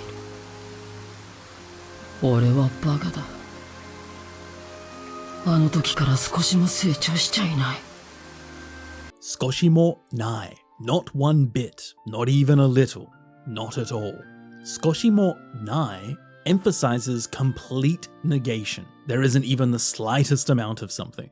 It strengthens negative statements by stressing total absence, like not at all or not even a little. so it's used before a negative phrase, with the core meaning of not at all or not even a little. Like we saw in Fullmetal Alchemist Brotherhood, I'm an idiot. Ore wa baka da. I haven't grown even a little since that time.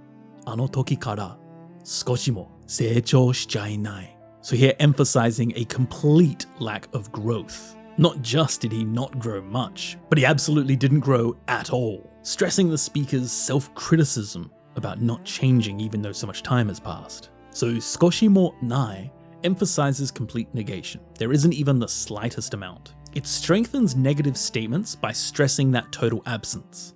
Similar to zenzen nai, not at all, but skoshi mo nai has more emphasis on not even a little bit.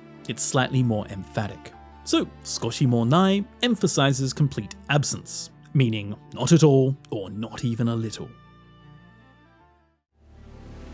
少なくとも地上からは無理ね。大きなクレバスがあって近づけないわ。海上からは？そうね。少なくとも彼らを殺したのは人間だわ。中はどうだったの？行ってみればわかる。ふざけんな！てめえは殺人鬼だって無罪にしたんだろうが！おい、八神。3年前、少なくとも大久保新平は無実の可能性が高かった。だから俺も信じることができた。少なくとも at least, at minimum. 少なくとも indicates a minimum amount, condition, or baseline. It emphasizes that this much is certain even if other things are unclear. Very much like at least or at minimum, emphasizing a bare minimum that can be confirmed. So, 少なくとも is used before a minimum amount or condition, with the core meaning of at least or at minimum, like we saw in Vagrant Story. 少なくとも地上からは無理ね. So at least from the ground, it's impossible. Here, 少なくとも establishes the minimum certainty. They may not know about all approaches, but at least from the ground access, it's impossible. And then later again with 少なくとも彼らを殺したのは人間だ. So at least it can be said that it was a human that killed them. So at the very least, their killer was a human. Here, 少なくとも establishes one confirmed fact among some uncertainties. Whatever else is unknown, but this much is certain. So, 少なくとも indicates a minimum amount, condition, or baseline.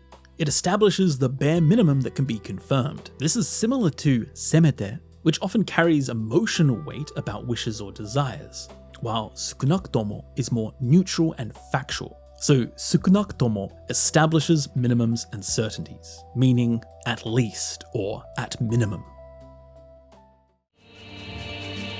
構えてつけ侵入者だ直ちに陣形を取れ構えお隣だ進め各班こちら CP 監視カメラの映像が不明だ何らかの異常があった模様付近の隊員は直ちに確認に向かえ直ちに at once, immediately, right away. 直ちに is used to express an immediate action without delay, emphasizing some urgency or prompt response. It's formal and it's often used in commands, instructions, or urgent situations, very much like immediately or all at once, stressing a need for immediate action. So as it's an adverb, it's used before actions or verbs, with the core meaning being immediately or at once. So like we saw in Nier Automata, intruder, take formation immediately. So 直ちに陣形を取れ. So this commands immediate formation, emphasizing an urgent military response without delay. Or like in Metal Gear Solid 5 Ground Zeroes, asking nearby personnel to proceed to confirm immediately, or head over there to verify at once. So 直ちに確認に向かえ. So here the voice over the radio is ordering instant investigation, commanding prompt action to check the camera. So 直ちに is an expression indicating immediate action without delay, emphasizing urgency or prompt response. This is a somewhat formal expression that's often used in commands, instructions, military situations, or emergency contexts. 直ちに more often appears in official announcements, emergency broadcasts, military commands, and formal warnings. 直ちに means immediately. at once, stressing an urgent response. 邪魔したようだな。待ちたまえ。君もこの男を知っているのか。こいつはカラスという情報屋だ。君とどういう関係が。Tamae. Do ...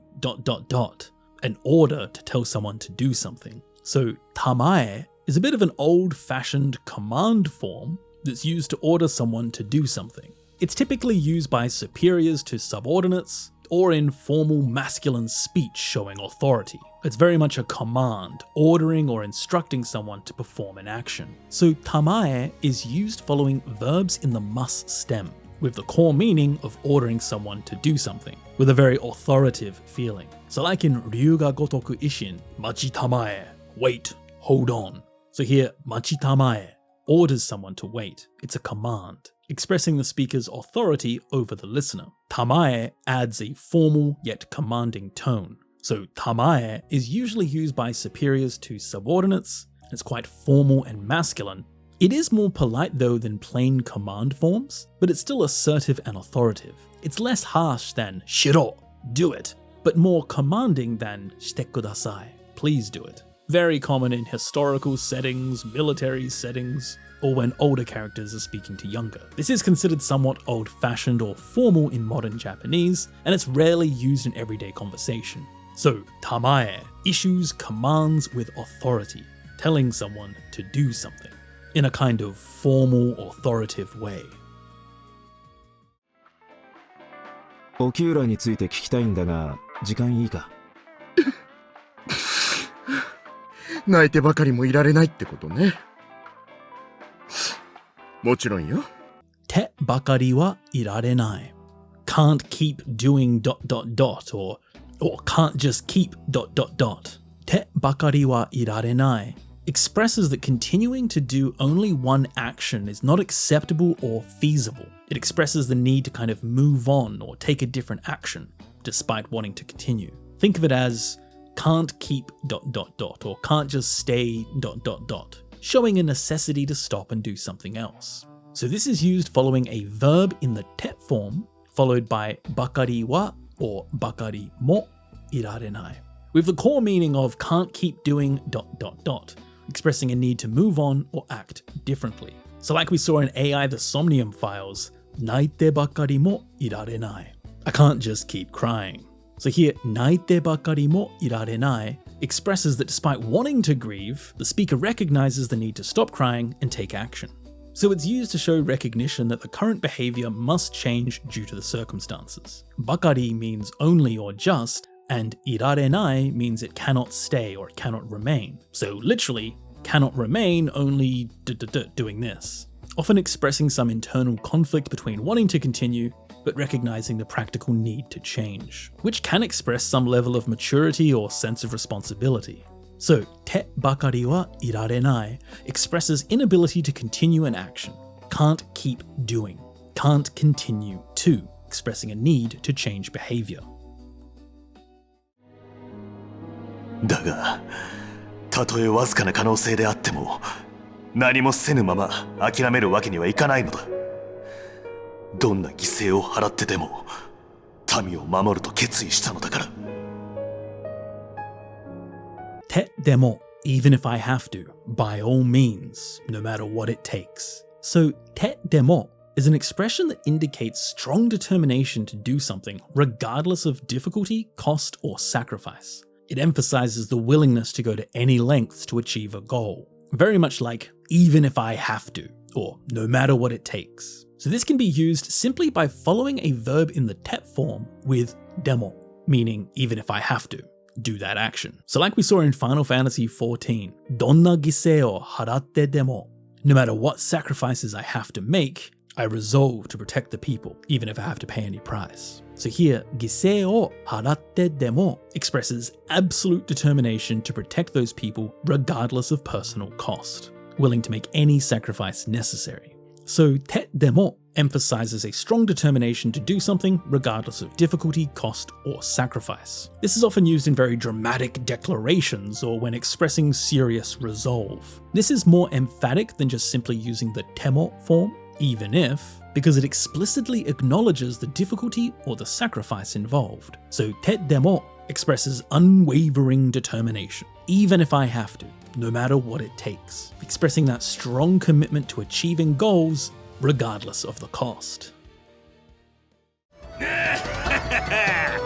撲が始まって以来初の一人海外巡業じゃ。この調子でどんどん世界を回って相撲ファンを増やすぞい。 Te irai, ever since, from that time on. Te irai indicates that something has continued from a specific point in time until now. It marks a starting point for an ongoing state or situation. Think of it as ever since or since, showing continuation from a particular moment. So it can be used following verbs in the te form, followed by irai, and it can be used by itself following nouns. So the core meaning is ever since, something continuing from a point in time. So like we saw in Street Fighter 4, this is the first time since sumo began, or ever since sumo started. Sumo ga hajimatte irai. So here, sumo ga hajimatte irai marks the entire history of sumo as the time frame from when sumo started until now, and this is the first time that this solo overseas tour has happened. Te irai is more formal than te kara, since or after, which is much more commonly seen used in casual conversation. And it's often used to describe significant changes or ongoing situations that began at a particular moment. This is a pretty straightforward grammar point to visualize, as it's just a combination of either a verb in the te form followed by irai, since, or just a noun followed by irai, since that noun or since that action. So te irai marks a starting point, since that point, ever since then, from that time on. くそ、俺たちも引くぞ。でも無駄死には戦士の死じゃない。無様でも生き残ってこそだぞ。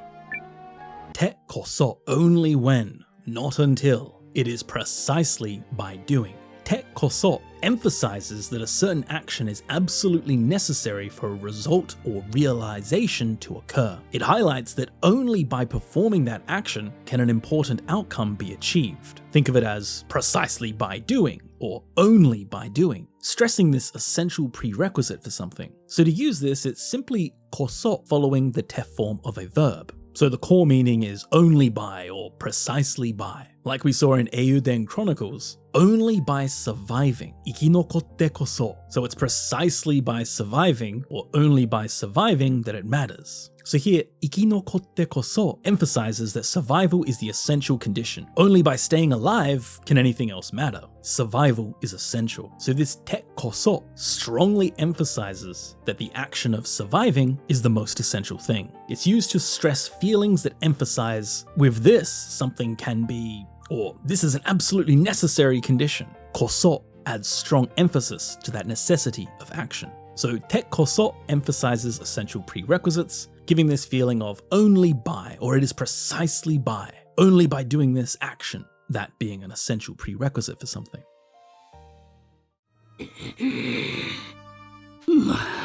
まさかカカロットのやつが己の命を捨ててまで。バカめ、孫悟空はすぐに生き返ることができるんだ。何？ Te made, even, will go so far as to, or even going so far as. Te made indicates going to some extreme length or making significant sacrifice to do an action. It emphasizes the extent or extremity of actions taken, to go so far as. To use this, you just follow a verb in the te form followed by made, or nouns followed by made shite or made suru.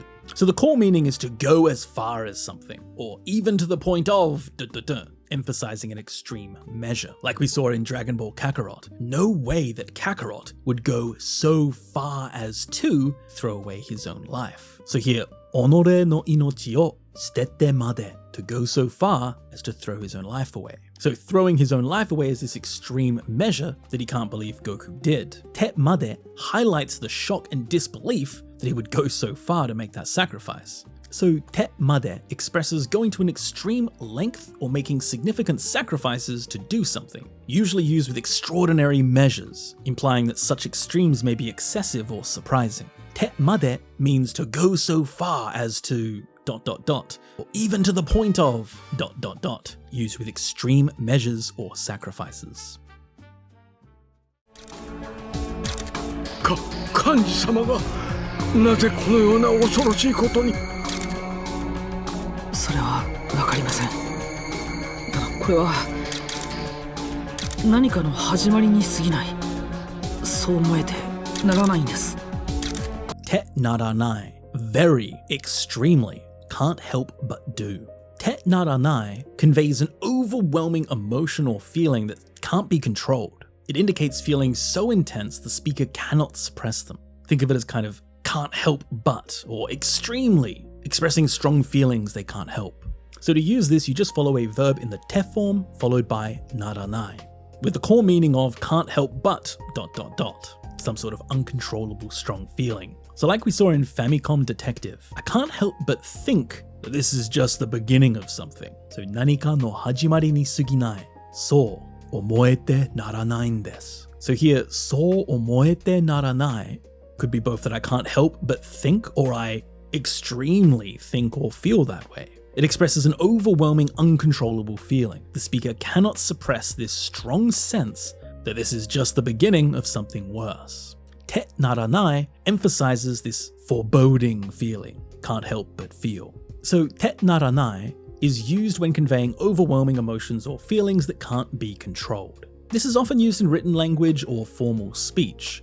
And this is different to te tamaranai, which we'll see next, which focuses more on physical necessity or irresistible urge. Te naranai focuses more on psychological states rather than physical. This is a rather formal expression and it's often used with psychological verbs like kiga suru, omowareru, kanji ga suru, used to express not being able to help think or feel a certain way. Te naranai means can't help but. Very, extremely, unbearably, a formal way to express having an uncontrollable feeling about something.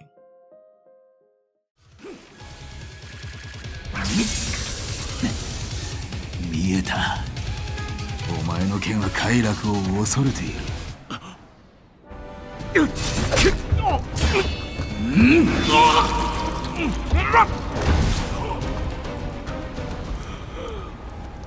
人を切りたくてたまらない。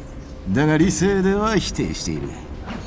Te tamaranai, can't help but, dying to, unbearably. Te tamaranai conveys an overwhelming desire or physical or emotional urge that cannot be suppressed. It indicates irresistible desires or sensations. Think of like can't help but or dying to, expressing uncontrollable physical or emotional urges. To use this, you just follow a verb in the te form followed by tamaranai. And so the core meaning is dying to or can't help but have an irresistible urge. Like we saw in Metal Gear Rising Revengeance, you're dying to cut people down. You can't help but want to cut them down. So here, kiritakute tamaranai expresses an overwhelming, irresistible urge to kill. A desire so strong it cannot be suppressed, as if it's being fought against by your rational thoughts. Te tamaranai emphasizes this raw, primal intensity of this violent impulse. So te tamaranai conveys an overwhelming physical or emotional urge that cannot be suppressed, an irresistible desire.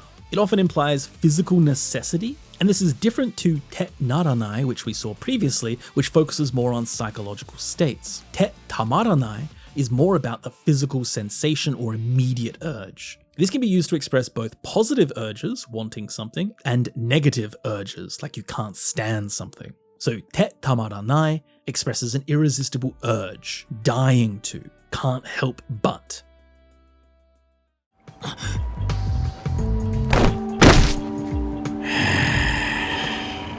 めんどくせえな。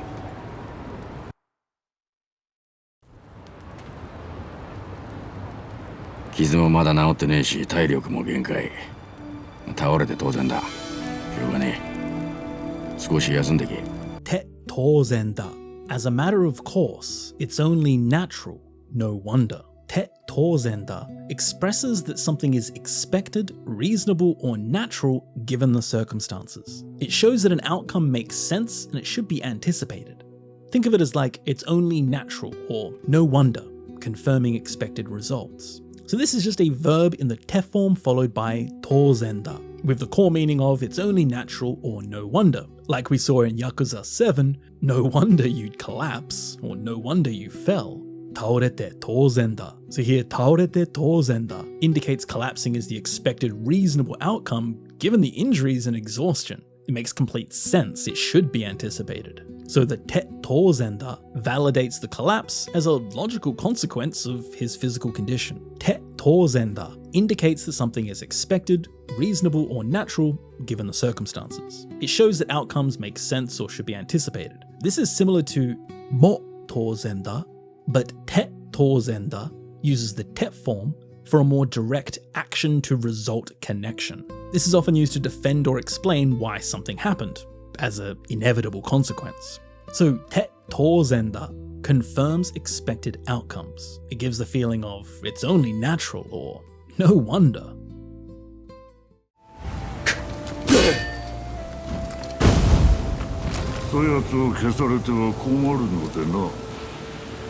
Tewa or dewa. This means if or when. So tewa and dewa can be used to express that if this happens or when this occurs. And it can be contracted into cha and ja. Think of it like if or when, showing conditions with consequences. It indicates that when a certain action or situation is fulfilled, something happens or becomes a certain way. This is just like tara, but it's often connected with phrases like komaru, to be troubled, or dame, it's no good, showing that if you do an action, it leads to a negative result. So to use this, you just follow a verb in the te form with wa, forming tewa, nouns and na adjectives followed by dewa, and e adjectives with the final i dropped and replaced with kutewa. And it can be contracted with tewa turning into cha or dewa turning into ja. So the core meaning is if or when. It shows a condition with a consequence. Like in Rise of the Ronin, if that person is killed, it will be troublesome. Soitsu o kesarete wa komaru no de na.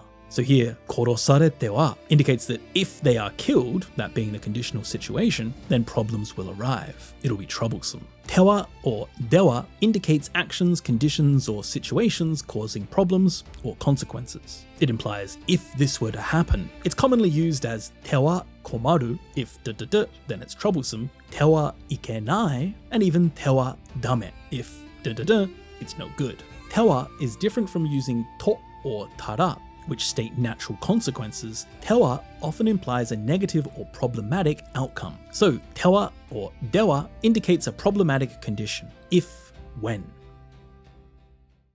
父さんや母さんには二度と会えないかもしれない。でも恐れていては何も始まらない。闇を恐れることはないんだ。Teite wa, if one keeps doing, if you continue to, or while doing ... Teite wa expresses that continuing a certain action or state will lead to negative consequences or prevent progress. It warns against maintaining current behavior. It's kind of like if you keep ... or while continuing to ... expressing that current actions are problematic. So you can use this following a verb in the te form followed by ite wa, forming teite wa. And the core meaning is if you keep doing that action, often used as a warning against continued behavior. So like we saw in Kingdom Hearts, if you keep being afraid, osorete ite wa, nothing will begin, nani mo hajimaranai. Here, osorete ite wa warns that if you continue to be afraid, it prevents progress. So fear stops anything from beginning. So the behavior must change. This teite wa emphasizes this relationship between an ongoing fear and the inability to move forward. So teite wa indicates continuing certain actions or states will lead to a negative consequence or prevent progress, often used to warn against maintaining current behavior. And as this is often used to show some sort of negative consequence, it's often followed by negative outcomes like nai, won't or can't, dameda, no good, or komaru, to be in trouble. And this is more emphatic than just simply tewa. which means if or when, because teite wa specifically emphasizes this continuous nature of the problematic behavior, as this is actually made up of the progressive form in the te form, teiru into teite, with then tewa for if or when, the grammar point that we just saw. So literally saying if being or existing doing something, so as for continuing that action. So teite wa warns against continued behavior. It gives a feeling of if you keep ... current actions prevent progress, or can cause problems. Used to warn against continued behavior. 不滅隊の局長か。俺も負けてはいられないな。こいつがメガトンの力だ。よっしゃ、俺たちも負けてはいられん。分散した敵をかっこ撃破だ。さあ、後ろばかり見てはいられないわ。こうなってしまっては王国との全面対決は避けられない。おそらく核兵器。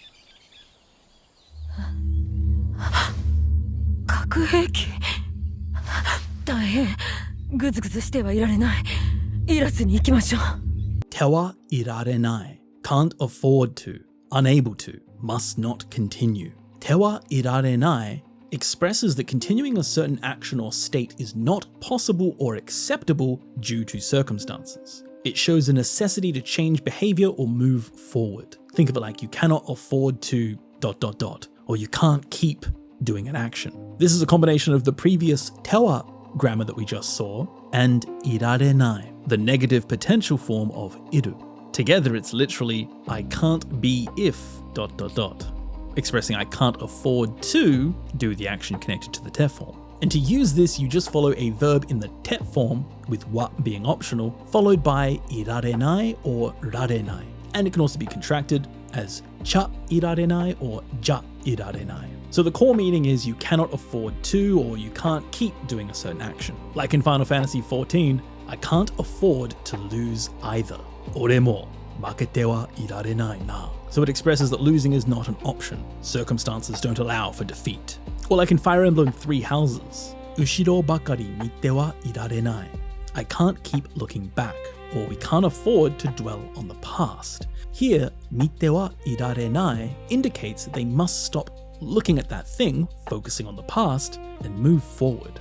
So te wa irarenai expresses continuing certain actions or states is not possible or acceptable given the circumstances. It expresses a necessity to change behavior, very often used with negative actions like losing, delaying, worrying, to express they can't be allowed.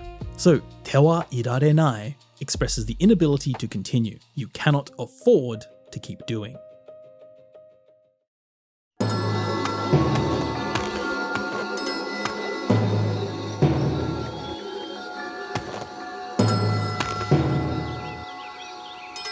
天使を語ってはならない。天使を描いてはならない。天使を描いてはならない。天使を彫ってはならない。天使を歌ってはならない。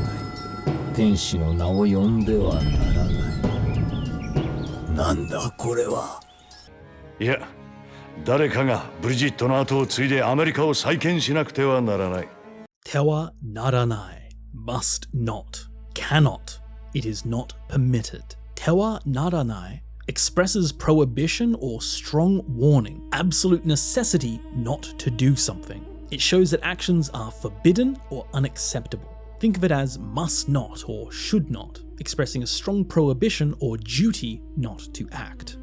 To use this, you just follow a verb in the te form with wa naranai. So the core meaning is that you must not or that you should not, indicating a strong prohibition. Like we see used in Drakengard, Tenshi o katatte wa naranai. You must not speak of angels. Tenshi o egaite wa naranai. You must not draw angels. Tenshi o kaite wa naranai. You must not write of angels. Tenshi o hotte wa naranai. You must not carve angels. Tenshi o utatte wa naranai. You must not sing of angels. Tenshi no na o yonde wa naranai. you must not call the name of angels. So here we get some great reinforcement, seeing it being used so many times. Tewa naranai is used to express that you must not do something, a strong prohibition. It can also be used following the negative form, like we saw in Death Stranding, to express that you must not, meaning you must. Like, America o saiken shinakute wa naranai, a strong obligation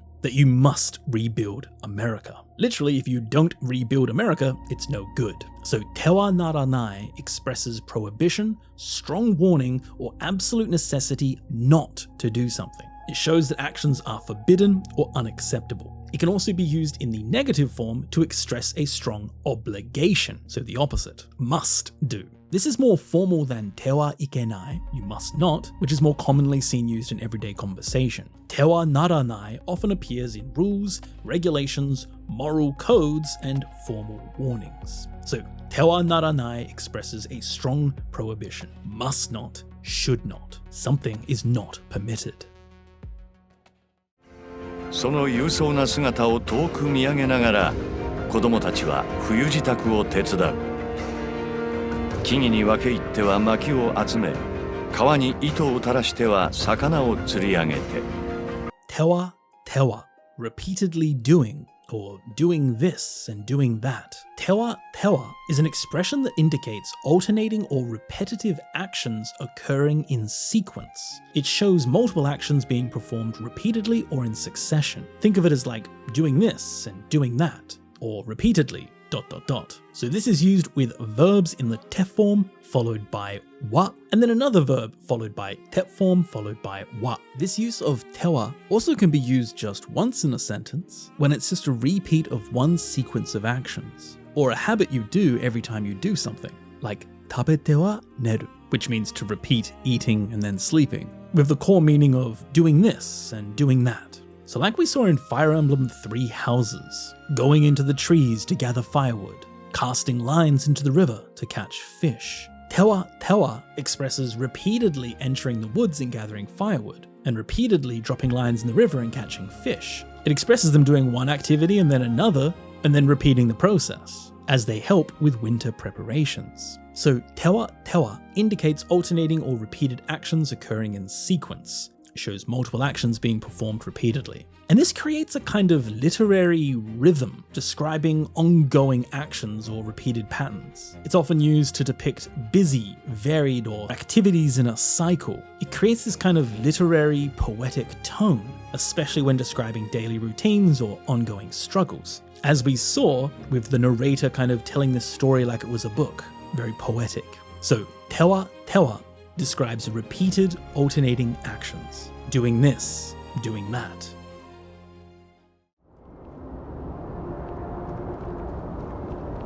"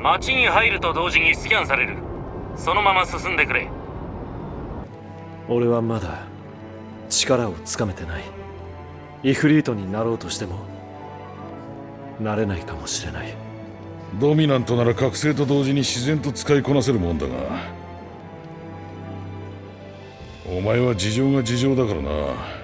と同時に at the same time, simultaneously, concurrently. と同時に expresses two actions or events occurring at exactly the same moment, or while when more than two characteristics of something exist. It emphasizes this coexisting of nature or characteristics at the same time. So it's used following verbs in either the casual or the non-past form, followed by to doji ni, and it can be used following nouns with just to doji ni.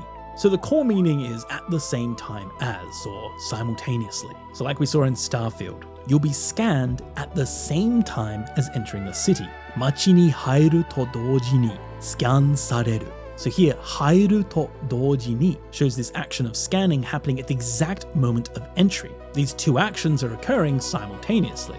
As you enter, you get scanned. Or like in Final Fantasy 16, dominanto nara kakusei to doji ni shizen to tsukai konaseru. If you're a dominant, you can naturally master it at the same time as awakening. So here, kakusei to doji ni indicates mastery happening at the same time as awakening your powers. These actions occur at the same time. So to doji ni indicates two actions or events occurring at the exact same moment, or of something having two characteristics at the same time. This is more formal than nagara, while, and it's similar to totomo ni, together with or along with, but to doji ni specifically emphasizes the exact timing match, often used to describe cause and effect relationships that occur instantaneously. So to doji ni emphasizes at the exact same time, simultaneously.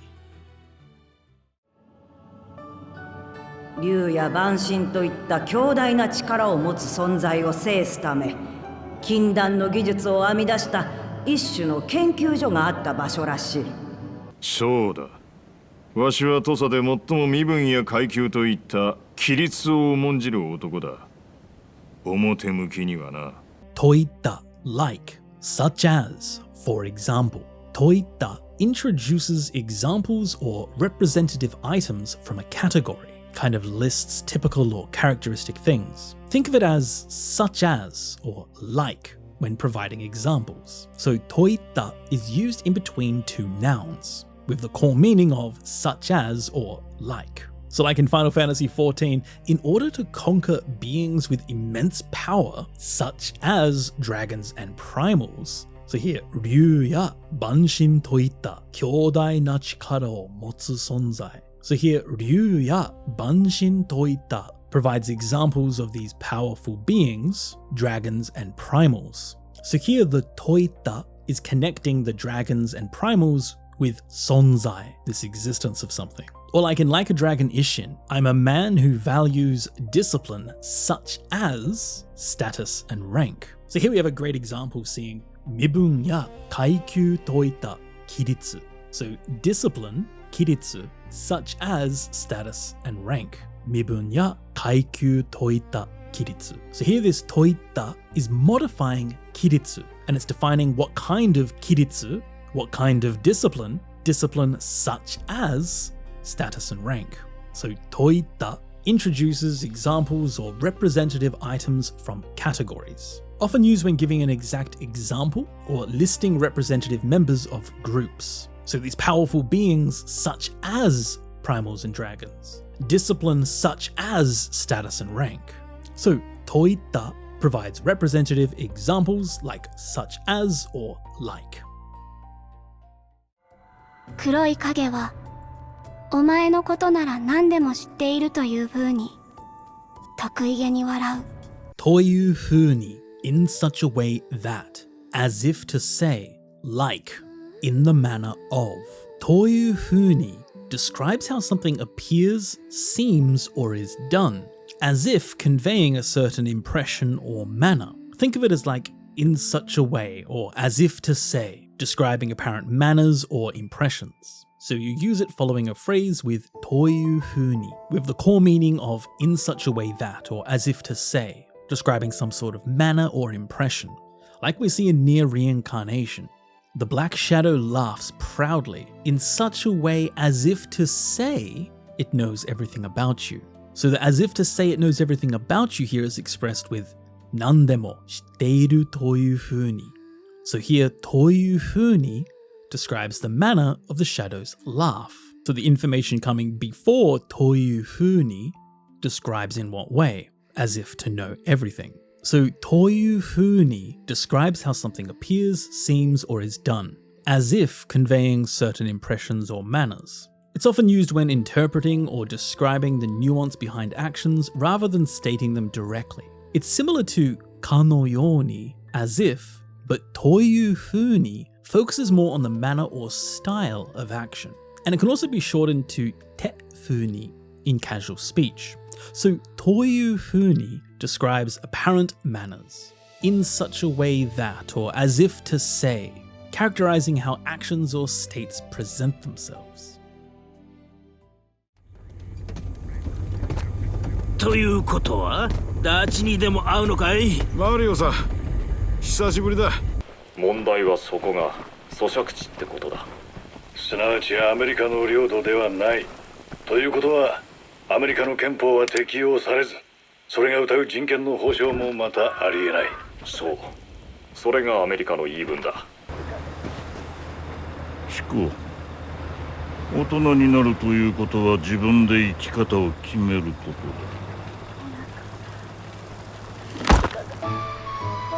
ということはアンさんが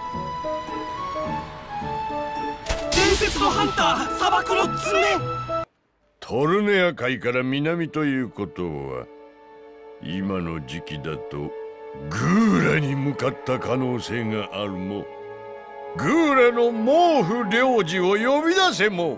ということは that is to say, so that means, in other words, ということは draws a conclusion or implication from previously stated information.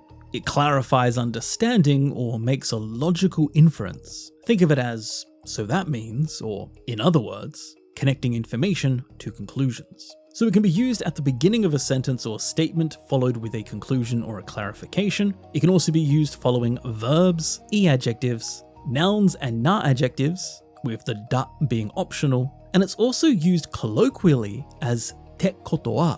So the toyu gets contracted into te.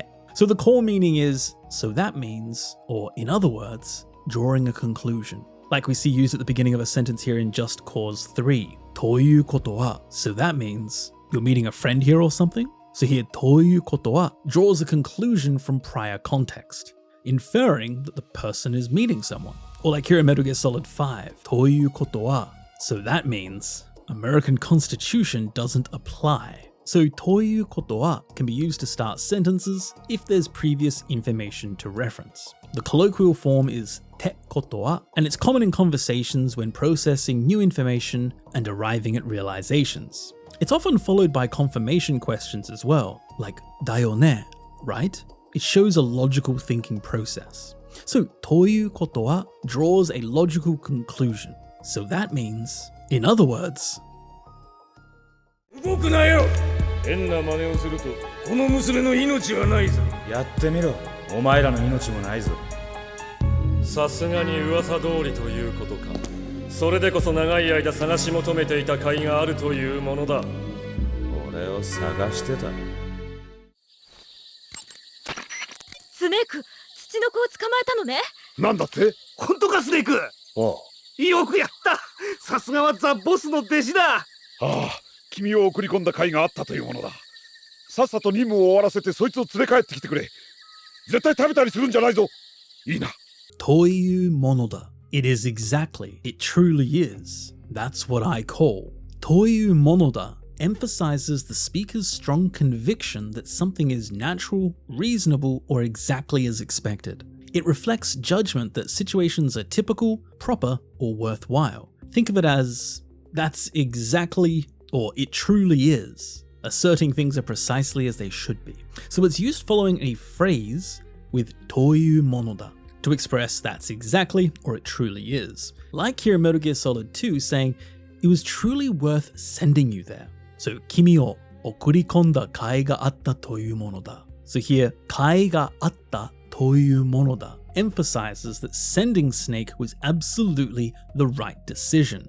His success proves it was worthwhile, exactly as hoped. So here the というものだ adds conviction and satisfaction to the judgment. Or like in Shadow Hearts 2, that's exactly what makes this long search worthwhile. 長い間探し求めていた甲斐があるというものだ.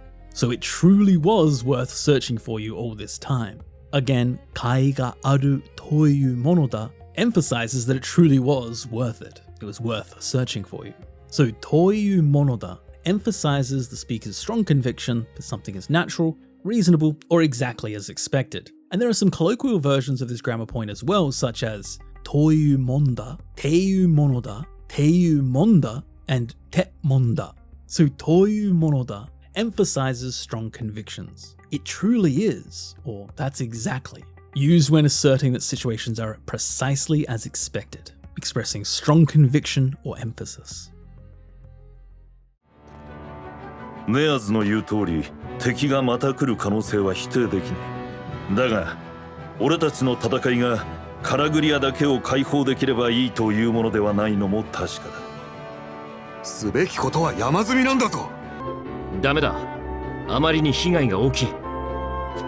勝てばいいというものではないぞ、ベネディクト。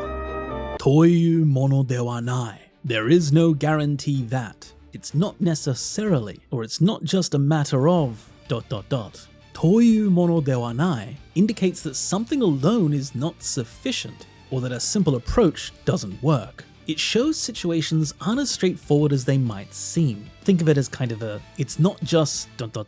or it's not necessarily ... It shows insufficiency or complexity. So it's used following a phrase with toyu mono de wa nai, with the core meaning of it's not necessarily or it's not just. Like here in Tales of Arise, kaihou dekireba ii toyu mono de wa nai no mo tashika da. So it's not just the case that everything will simply be fine if you're just able to liberate them. The situation is more complex than just that simple goal. Or like in Triangle Strategy, kateba ii toyu mono de wa nai zo. So it's not just a matter of winning. Victory alone isn't enough. So here, kateba ii toyu mono de wa nai indicates that simply winning isn't sufficient. Given the heavy casualties, victory at any cost isn't the answer when losses are too great. So toyu mono de wa nai is used to indicate that something alone is not sufficient or simple approaches won't work. It emphasizes complexity or insufficiency of single factors. It often negates overly simplistic thinking, used to add nuance and warn against oversimplified solutions. It's not just, or it's not necessarily, used when simple approaches or simple factors aren't enough. はい。旦那様がお二人の仲を決して許そうとせず、結果、家を飛び出してしまわれました。それでも、ゆり様は菊様の一人娘です。当家の後継者となられるのは、やはりゆり様だと考えられるのではないかと。と考えられる。One can think that, or it is conceivable that. It can be thought of as that. と考えられる presents conclusions or interpretations based on reasoning or evidence. It shows what can be reasonably thought or considered. Think of it as it can be thought that, or it is considered ... presenting reasoned judgments. So it can be used following phrases and statements with と考えられる. It can be thought that. So like here in Famicom Detective Club, やはりゆり様だと考えられるのではないかと. It can be thought that the successor to this family would still be Miss Yuri. So here, ゆり様だと考えられる presents a reasoned conclusion based on the situation. Logic suggests that Yuri remains the likely heir. Given the available evidence and reasoning, it's a reasonable judgment. So と考えられる presents conclusions or interpretations based on reasoning or evidence. It shows what can be reasonably thought or considered. This is common in academic writing, reports, and formal analysis. And it's more objective than と思う to think, which is more a personal opinion. と考えられる suggests a conclusion others would likely reach too. As this is the passive form of 考える to think, it can be thought, with the と particle quoting what can be thought. So と考えられる presents a reasoned conclusion. It can be thought that, or it is considered. ああ、しかし間違っても本人には直接聞かないことです。何をだ？彼の過去です。何でも月が落ちるとか。月？戦場におけるジンクスというやつか。ね、聞いたよ。君も今度プロデューサー業に挑戦するとか？株の方も続けるのよ。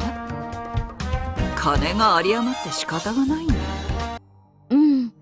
出会った時に笑えばエミオはそのまま立ち去るという話もあったり、エミオの素顔を見たら殺されるとか。笑えば立ち去る。顔を見れば殺されるか。とか、I heard that. Something like. They said or something. So とか quotes hearsay, rumors, or vague information heard from others. It softens statements by indicating uncertainty or indirect knowledge. Kind of like I heard or something like, used when conveying second-hand information or approximations. So it can be used following verbs and e-adjectives as either とか or tokade, and it can be used following na adjectives and nouns with the da following and then followed with toka or tokade. So the core meaning is I heard that or something like, used to express hearsay or vague information. Like here in Guilty Gear, I heard something like his luck drops or something. Nandemo tsuki ga ochiru toka. Apparently, his fortune falls or something like that. So here, tsuki ga ochiru toka conveys vague hearsay. The speaker heard this but isn't completely certain. It softens the claim. Or like in Buddy Mission Bond, I heard you're also trying your hand at producing this time or something. So here, chousen suru toka indicates information heard indirectly, asking about a rumor or secondhand knowledge rather than a confirmed fact. So here, toka is used to quote hearsay, rumors, or vague information heard from others. It can soften statements by indicating uncertainty or indirect knowledge. It's often used to distance oneself from the statement or show uncertainty, and it's common in casual conversation when the speaker isn't fully confident about that information. So toka conveys hearsay or uncertainty, like I heard or something like. バットマン、君みたいに羽がついてたらとっくに脱出できたのに。ほら見て、ローズも気にしてない。分かってないだけだろう、まったく。この子が怖がらずに済むよう引っ越したんだぞ。私はとっくに吹っ切れてる。空手じゃ心もとない。使えそうなものもらっときな。娘というのか。持ち主はとっくに死んでる。なんでまだ起きてるんだ。しまった、何時？とっくに寝る時間だろう。まだ今日でしょ。とっくに long ago, already, a long time ago.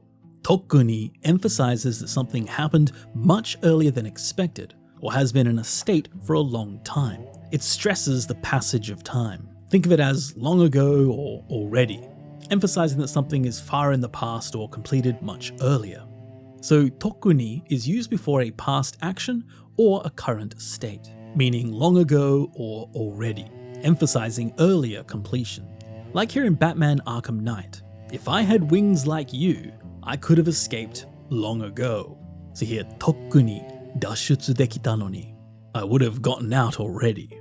So here, tokkuni emphasizes that escape would have happened much earlier if he had wings.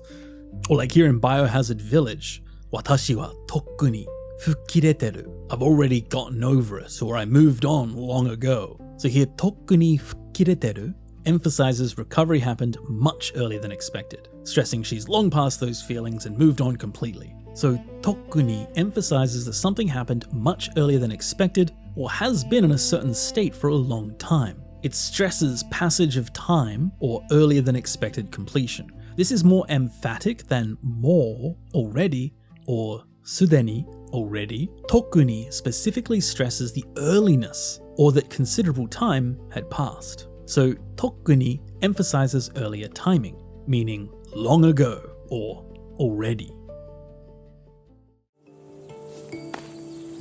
ああ、わかった。頼んでやるよ。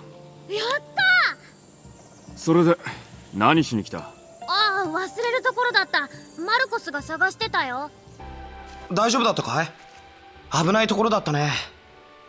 ところでちょっと聞きたいんだけど。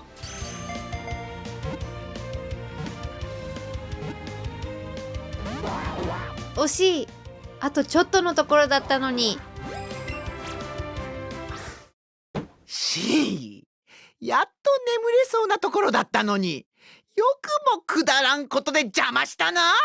ところだった was just about to. Something almost happened, nearly. ところだった indicates that something almost occurred but didn't, often implying a negative outcome was narrowly avoided. It means almost did or was on the verge of. And so, ところだった can be used following verbs in either the dictionary form or the past tense. So the core meaning is almost or nearly, used when narrowly avoiding an outcome. Like in Assassin's Creed Odyssey, 忘れるところだった. I almost forgot. I nearly forgot. So here, 忘れるところだった indicates that forgetting almost happened but was avoided at the last minute. They remembered. There are some other uses of tokoro datta that you may see being used that could be viewed as meaning almost as well. Just keep in mind though that these are case-by-case exceptions. So it can be used following certain e-adjectives, like we saw with abunai as abunai tokoro datta. It was almost dangerous. You almost got hurt there. So there was nearly an accident or danger, but was avoided. Or like with certain nouns following the not particle, like ato chotto no tokoro datta. You almost had it, almost succeeding but didn't quite make it. And even with na adjectives quite rarely, like yatto nemuresou na tokoro datta no ni. I was just about to finally fall asleep, or they were on the verge of falling asleep.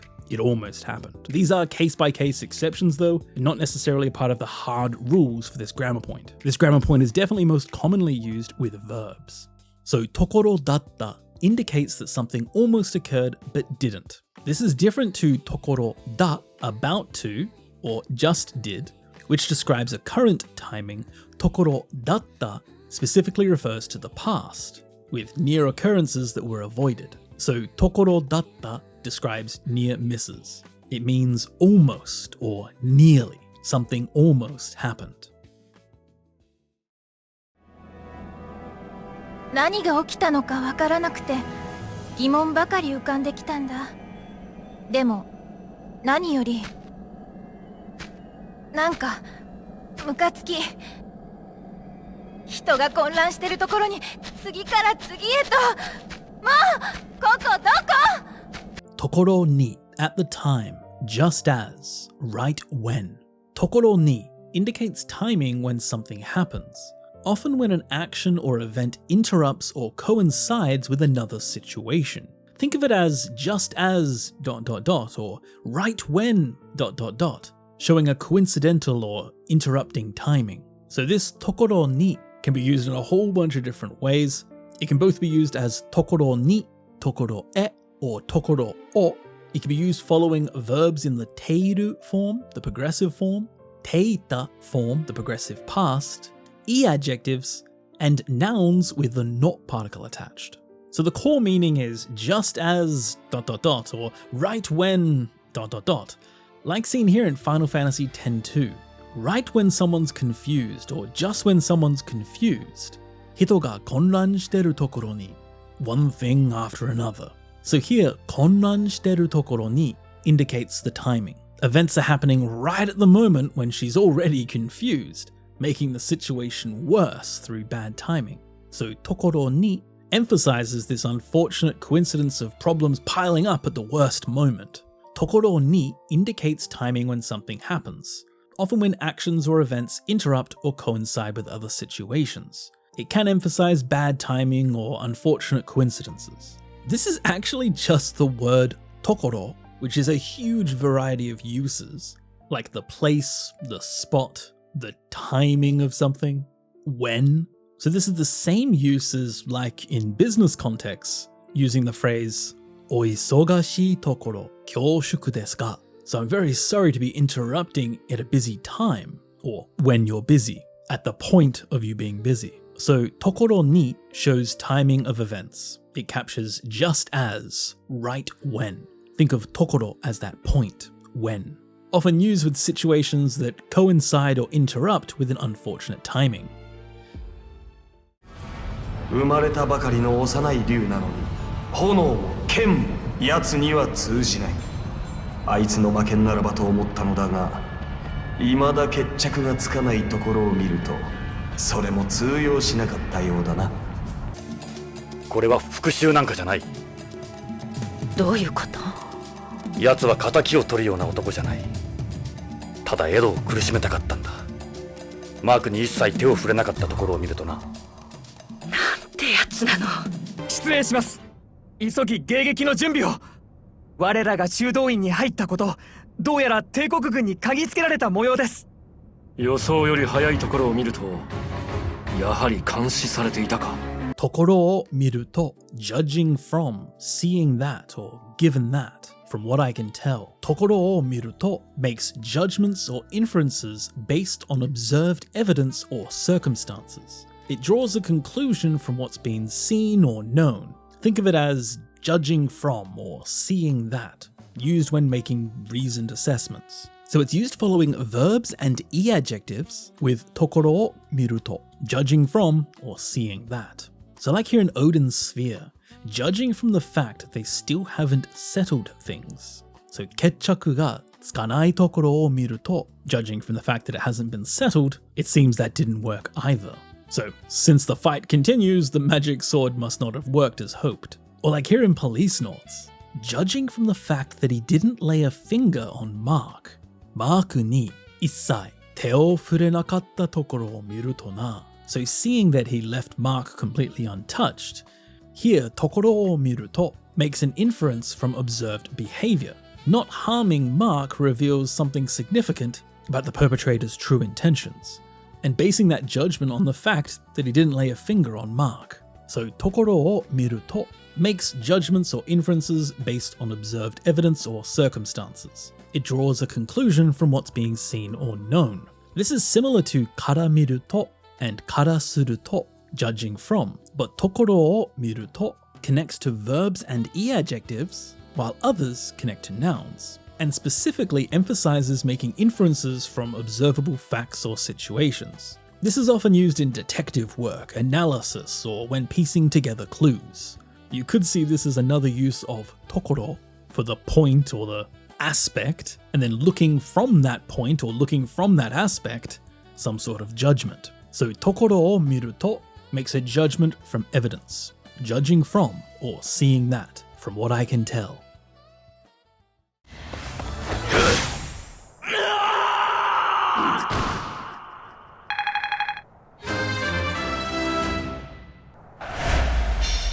ラディスラバ、君は引きたまえ。このことを陛下に伝え。すでに伝令は出しています。あなたを死なせて私だけ逃げるなど。ならば頼む。私が死のうともここだけは守り通し。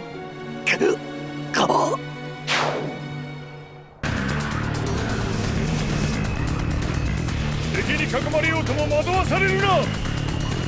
一匹ずつ狙いを定めるのだ。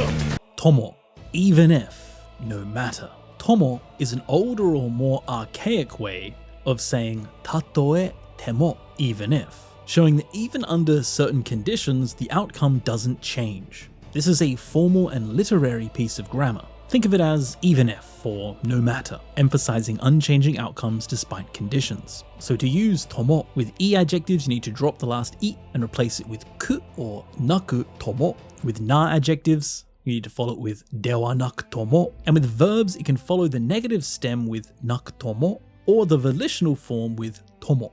So the core meaning is even if or no matter, like seen here in Fire Emblem Three Houses. Watashi ga shinou tomo. So even if I die, I will defend this place to the end. So here, shinou tomo expresses that even under the condition of death, their determination to protect doesn't change. The outcome remains the same. Here, tomo adds a dramatic formal weight to this declaration. Or like in Asura's Wrath, teki ni kakomareyou tomo madowasareru na. Even if you're surrounded by enemies, don't be confused. Stay focused. So here, kakomareyou tomo indicates that being surrounded shouldn't change your focus. The instruction stands firm, regardless of the circumstances. So tomo is a more old-fashioned or archaic way of saying tatoe temo, very commonly used as even if, or even without when used with a negative form, like ie ga naku tomo, even without a house, or genki dewa naku tomo, even if not energetic. Tomo is common in historical settings or dramatic speeches and formal declarations. This is much more emphatic and classical than just using the modern temo. So tomo expresses unchanging outcomes, gives that feeling of even if or no matter. 俺はその思いをロザリアだけでなく世界に広めたい。それがあまたの人が咎める大罪になるのだとしても、自分の道だと信じているのです。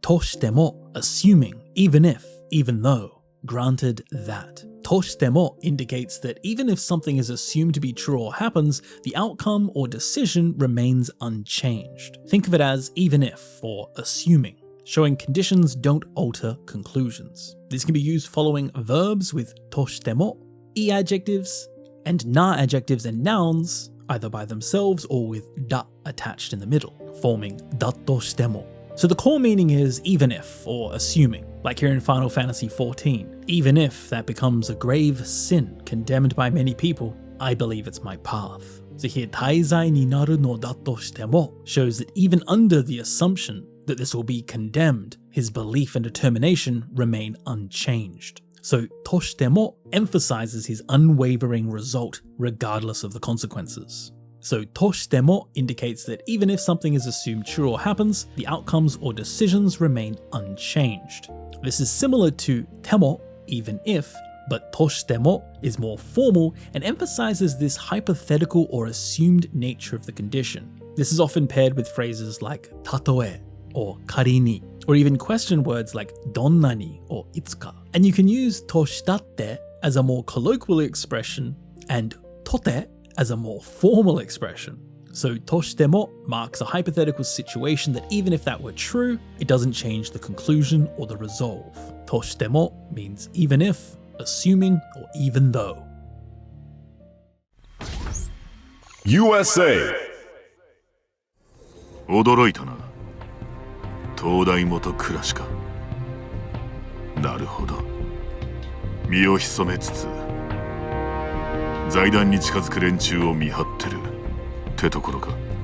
つつ while, even though, despite, all the while. Tsutsu indicates two actions occurring simultaneously, or shows contrast between contradictory states.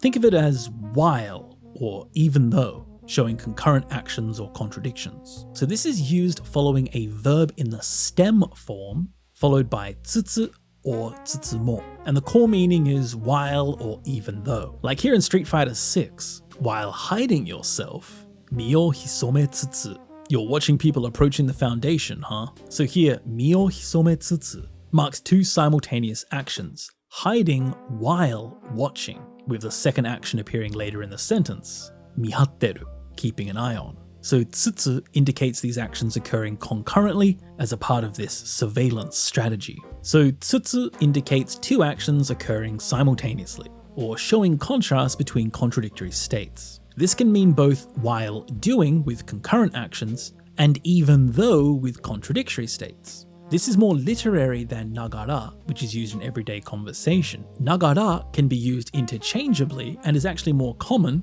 as it can be paired with any words like nouns and adjectives, whereas tsutsu can only be paired with verbs. This often appears in written language, literature, formal speeches, and news reports. And when showing contradiction, tsutsu is actually similar to noni, even though, but it's just more formal. So tsutsu shows concurrent or contradictory states, giving a feeling of while or even though, despite.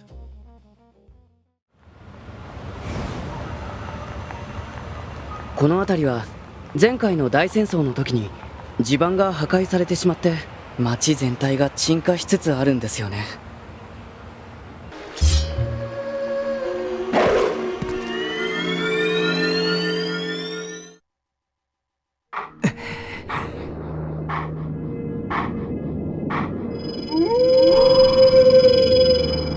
またあったな。お前の働きでハイラルも幾分正気を取り戻しつつあるようだが、安心するのはまだ早い。tsutsu aru, to be doing, to be in the process of doing gradually. Tsutsu aru indicates a gradual ongoing process or progressive change. It emphasizes that something is currently in progress or is gradually happening.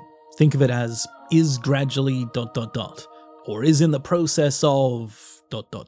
So to use tsutsu aru, you need to follow a verb in the must stem form and then follow that with tsutsu aru. So the core meaning is something is gradually or something is in the process of. It expresses an ongoing progressive change. Like here in Nier Automata, the entire city is in the process of sinking. So machi zentai ga Chinka shitsutsu aru. So chinka shitsutsu aru emphasizes that the city is currently undergoing a gradual sinking. It's an ongoing process happening right now, not a sudden event. Or like in Zelda Twilight Princess, Hyrule seems to be gradually regaining some vitality. So here torimodoshi tsutsu aru shows that recovery is currently in progress. This is an ongoing gradual process of restoration that hasn't been completed yet, but it's in progress. So tsutsu aru indicates gradual ongoing progress or a progressive change. This is slightly more formal than teiru, the progressive form, when describing progressive states. And it's often used in context to describe trends, changes, or developments, such as news reports. It implies the process is not yet complete, but is gradually progressing into that state. So tsutsu aru emphasizes progressive change, like it is gradually or it's in the process of.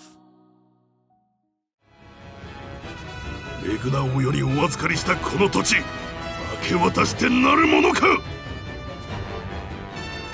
かくなる上は。Ue wa, now that, since, given that. Ue wa is a formal expression that indicates that since a certain situation has come about, a particular course of action must follow. It shows determination or resolve based on circumstances. Think of it like now that, or since. It shows a logical necessity following from situations. So ue wa can be used following verbs in either the dictionary or the past tense form, with the core meaning of now that or since it's come to this. Like we saw in Triangle Strategy, used in the expression kakunaru ue wa, now that it's come to this, since things have reached this point. So here, kakunaru ue wa shows that given circumstances have reached this state, a certain resolve or action must now follow, expressing determination based on how the situation has developed. Ue wa here marks the turning point where action becomes necessary or inevitable. And in this example, kakunaru ue wa is a phrase that uses this grammar point. It's a very formal way of saying ko natta ijo wa, now that it has become like this. Kaku means ko or kono yoni, and naru is natta, become. So now that it has come to this, literally. So ue wa is a formal expression indicating that since certain situations have come about, particular courses of action must follow. It shows this determination or resolve based on the circumstances. Often used to emphasize obligation. This is more formal than kara ni wa, since or now that, which has a similar meaning, and it's often used in dramatic declarations or formal commitments, frequently followed by expressions of determination like nakereba naranai, must, or shikanai, we have no choice but. So ue wa shows resolve from circumstances, now that, or since it's come to this. 騎士は人を責める前にまず己を責めよ。そう私に教えてくれたのは将軍、あなただ。恐れ入ります。だが今は将軍はもとより警備の誰を責めても父王は生きては帰らぬ。Wa motoyori, also, let alone, not to mention, of course. Wa motoyori indicates that something applies not only to the mentioned item, but extends to others as well. Like, not only, but also. Think of it like, let alone this, or not to mention this, used to show extent or naturalness of something. So wa motoyori is used following nouns, with the core meaning of let alone or not to mention, like we saw in Brigadine. Not to mention the general. Even if we blame any of the guards, the king won't return alive. So shogun wa motoyori here brings focus to the generals, but not to mention blaming them. Even if you blamed anyone, the king won't come back. No amount of blame will change the outcome. So here, wa motoyori emphasizes that the futility of the situation applies broadly, not just to one person. This is more formal than a similar piece of grammar, wa mochiron, of course or naturally. So wa motoyori indicates that something applies not only to the thing mentioned, but extends to others as well, often meaning not just, but also, showing scope extending beyond the initial subject to encompass more. お前が見たのも同じ人っぽいな。しかし妙な声ってのはともかくテレビに吸い込まれたってのはお前動揺しすぎじゃなきゃ寝落ちだな。次から次へとキリがね増票はともかく、これだけの数の増度、一体どうすれば。モナドさえ聞けば、こんな奴ら。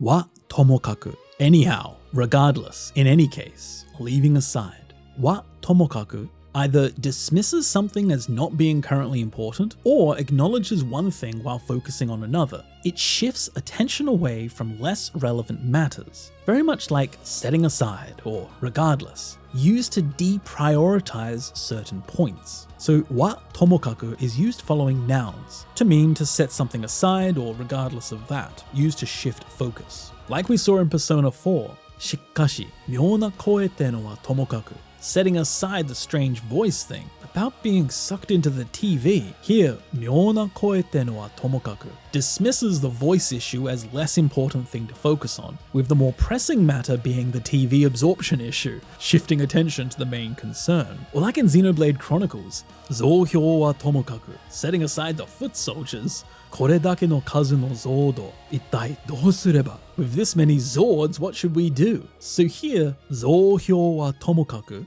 acknowledges small enemies aren't the problem. The grunts isn't the point of main concern. So it shifts the focus onto the real threat, the numerous powerful enemies, setting aside the foot soldiers. So wa tomokaku is used to either dismiss something as not currently important or acknowledging one thing while focusing on something else. It shifts attention away from less relevant matters. So it can be used both as anyhow or regardless, or even apart from or setting aside. This is similar to wa sateoki, setting aside, which is more formal. Wa tomokaku is used to redirect conversation to more important matters. It shifts the focus, deprioritizing certain events to then shift that focus to what's more important, meaning setting aside, regardless, anyway. バルガス様、我らの陽動作戦が成功したようです。現在のカルザス城内には守備の兵力がわずかに残るのみです。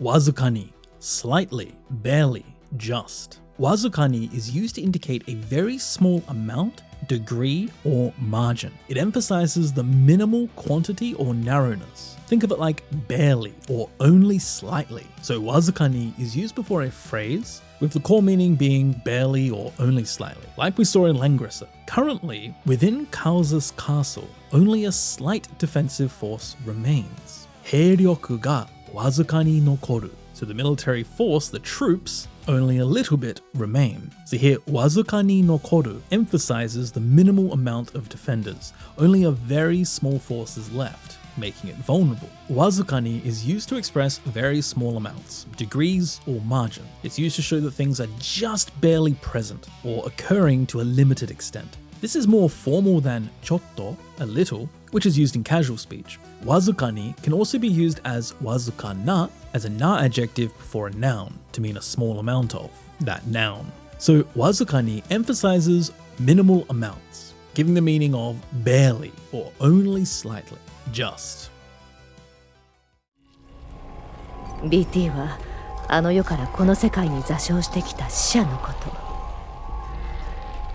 人間の遺体をちゃんと処理しないと、やがてそれは BT になる。Yagate, before long, soon, eventually. Yagate indicates that something will happen in the near future or after some time passes. It shows natural progression toward a future state. Think of it like eventually or before long, used to show anticipated developments. So yagate is used before a future event or development, meaning eventually or before long. Like we saw in Death Stranding 2, if you don't properly process human remains, eventually they will become BTs. Shori shinai to, if you don't process them, yagate, eventually, sore wa BT ni naru. They will become BTs. So here, yagate, sore wa BT ni naru shows that inevitable future outcome. Given time without proper treatment, the human remains will eventually turn into BTs. So yagate emphasizes this predictable consequence that will occur with the passage of time. Yagate indicates that something will happen in the near future or after time passes. This is generally used for developments that are expected or inevitable given enough time. This is more literary or formal than sonouchi, eventually or sooner or later, and it's often used for natural or inevitable progressions rather than deliberate actions. Yagate indicates a future development, used when something will naturally progress a certain way or it's an anticipated outcome over time. Yagate means eventually or before long, in time.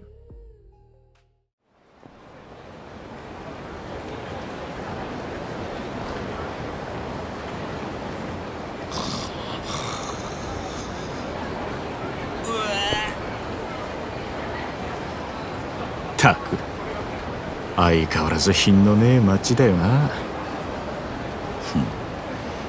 だから人が集まってくるんじゃねえのか。最近の景気で金持った欲の塊みてえな連中がな。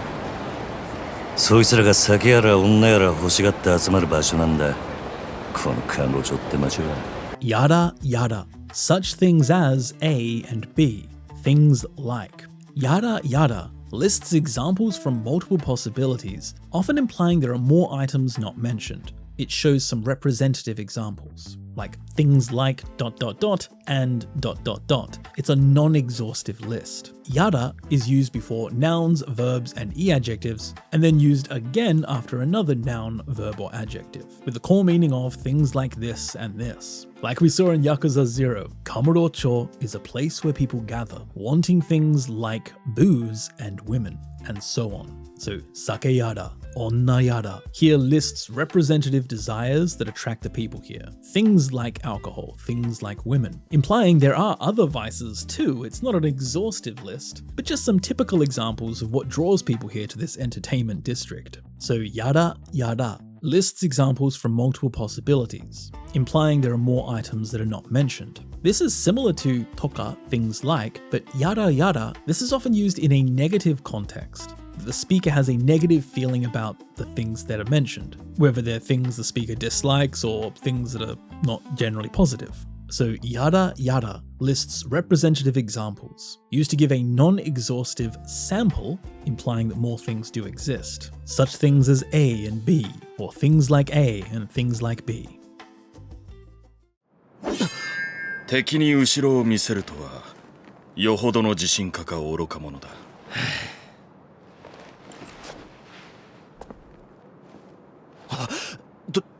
どうして蛮族が都市に迫っています。よほど我々の富が欲しいに違いありません。Yohodo, very, greatly, to a large extent, considerably. It indicates that something is substantial or significant. Yohodo is used before a statement, and it can also be used as yoppodo, with the core meaning of being considerably or quite, used to express a high degree or extent. Like we see in Final Fantasy VII Crisis Core, Teki ni ushiro o miseru to wa, to show your back to the enemy.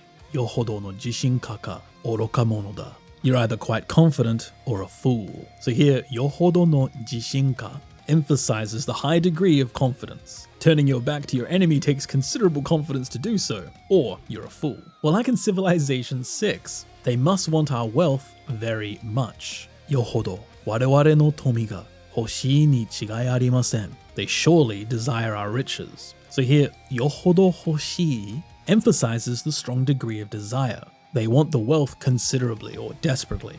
So yohodo is used to emphasize a high degree or extent of something, showing a notable intensity, quality, or degree. It can be used as yoppodo in a more casual variant. It's also often paired with expressions like no daro or rashi to express that it seems to be to a high degree or large extent. And it's not normally used to refer to conditions about the speaker themselves. So yohodo emphasizes high degrees. It's used when showing substantial or significant extents of states or qualities, meaning very, greatly, considerably, to a large extent. プロ意識に欠ける人物に見えます。依存症の傾向が見られ、規則を軽視し、アンドロイドを毛嫌いしています。そのため非常にやりづらい。残念ながら協力し合うより他ありません。どう接するつもりですか。兄弟で殺し合ってるのか。これも己の正義を証明するためだ。相手が家族だろうと戦うより他ない。より他ない。To have no choice but, have no option but, or no alternative but to yori hoka nai is a formal expression indicating that there's no other option or method available. It expresses resignation or acceptance of necessity. It means must do because there's no other alternative, often used to express a reluctant necessity. So yori hoka nai is used following verbs. It can also be used as yori hoka wa nai, yori hoka ni nai, or even yori hoka ni wa nai, with the core meaning of have no choice but, used to express a reluctant necessity. Like we saw in Detroit Become Human, unfortunately we have no choice but to cooperate. Regrettably, there's no alternative but to work together. So, 残念ながら協力し合うより他ありません. So here we can see the nai form being expressed in the polite speech as ありません, but it's still the same expression. 協力し合うより他ない, expressing that cooperation is the only option despite reluctance. Or like in Devil May Cry 5, to prove one's justice, there is no choice but to fight, even if it's family. 相手が家族だろうと戦うより他ない. So, 戦うより他ない shows that fighting is unavoidable, despite the painful circumstance, expressing some resigned determination to do what's necessary. So, yori hoka nai means must do, or there's no method other than ... used to express the speaker's feelings of resignation or acceptance about something. This is more formal than shikanai, which is more commonly used in everyday conversation to mean the same thing, and it's often used when the speaker isn't happy about the situation but accepts reality. It's very similar to zaru oe nai, which appears a little bit later in this video and can be used interchangeably. There is, however, a little subtle nuanced difference where that zaru oe nai has more nuance of unwillingly doing something because that's the only choice, because it can't be helped, whereas yori hoka nai is just that there simply isn't any other choice. So yori hoka nai expresses reluctant necessity. It captures that to have no choice but feeling, when no alternatives exist and the speaker shows resigned acceptance of what must be done. 殿下はお優しいですな。ですが王家の方々を守護すべき我らが内場の口論に明け暮れているようでは任務に支障をきたしかねません。また折れたか未熟。刀が弱いんじゃなくてあんたがバカみたいに硬いだけだろ。いや俺を切れないようでは話にならん。もっと硬い素材で硬い刀を打たねば。ようでは if it's true that, if it's the case that. ようでは is an expression that indicates that if a certain condition exists, a negative result will follow. It's often used for warnings or criticisms. Think of it as, if things are like this, then ... showing some problematic condition leading to bad outcomes. So ようでは can be used following verbs, and then the following part having a negative result. And it can also be used in the contracted form ようじゃ, with dewa contracting into ja. So the core meaning is if it's like this, indicating a condition leading to a bad result. Like we saw in Suikoden 5. Here, 口論に明け暮れているようでは. If we're spending all of our time on internal disputes, it warns that continuing these internal conflicts will lead to a negative result. Or like in Tales of Berseria, if you can't cut me, it won't do. So, 俺を切れないようでは話にならん. So here, 切れないようでは indicates that the inability to cut him leads to that negative result of inadequacy. It's not good enough to achieve the goal if it can't cut him. So, ようでは is used to indicate certain conditions lead to negative results. Meaning, if something is in such a state, we won't get good results. Used when wanting to say that problematic conditions will lead to bad outcomes, with the following result often being something like ダメだ, no good, or 話にならない, it won't do, or いけない, it's not acceptable. This is more critical and warning toned than simple conditional forms, common in advice, scolding, or expressing concern about insufficient performance or problematic behavior. So ようでは warns about problematic conditions, expressing that certain states could lead to bad results. If it's true that, or if it's the case that, some condition will lead to a negative outcome. パック様のエルフ次元流講座。耳の穴かっぽじりたまえ。これから君に戦闘の極意を伝授してあげようではないか。聞きたいか？聞きたいよな。ではないか let's do something, or why don't we, shall we? Dewa naika is used to make suggestions or proposals, often with emphasis or dramatic flair. It can be used to invite action or point out situations rhetorically. Think of it like shall we or let's, used when making emphatic proposals or observations. So this use of dewa naika is used following the volitional form of verbs.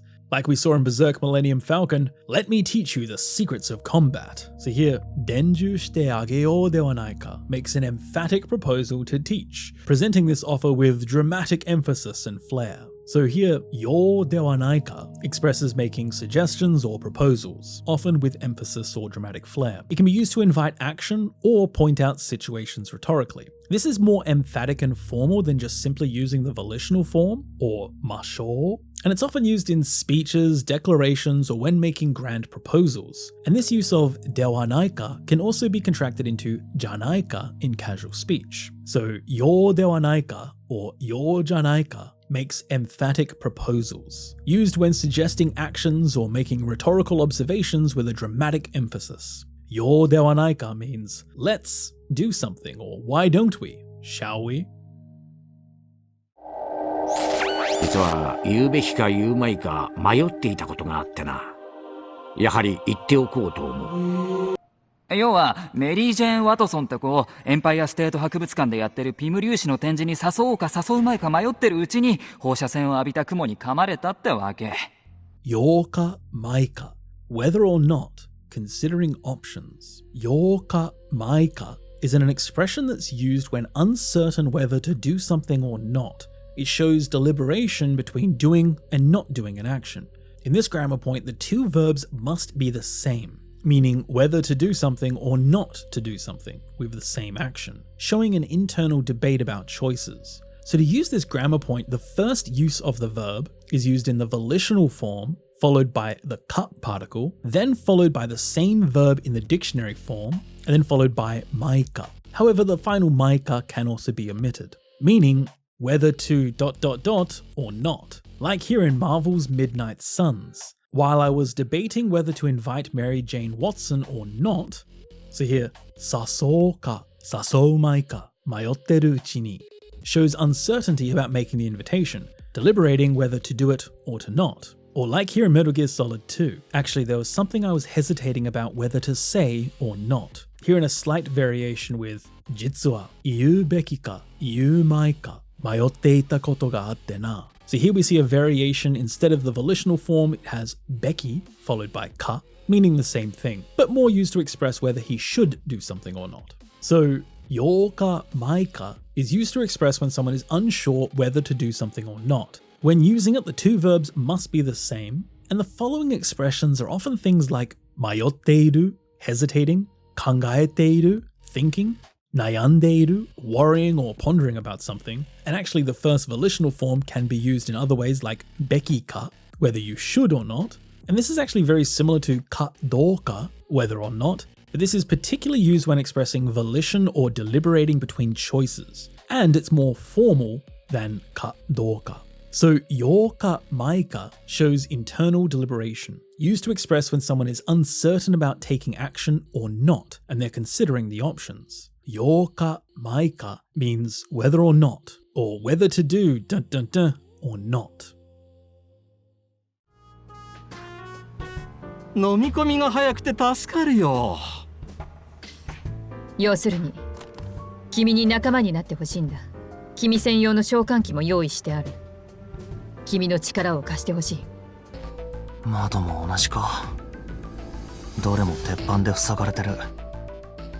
つまり、要するに、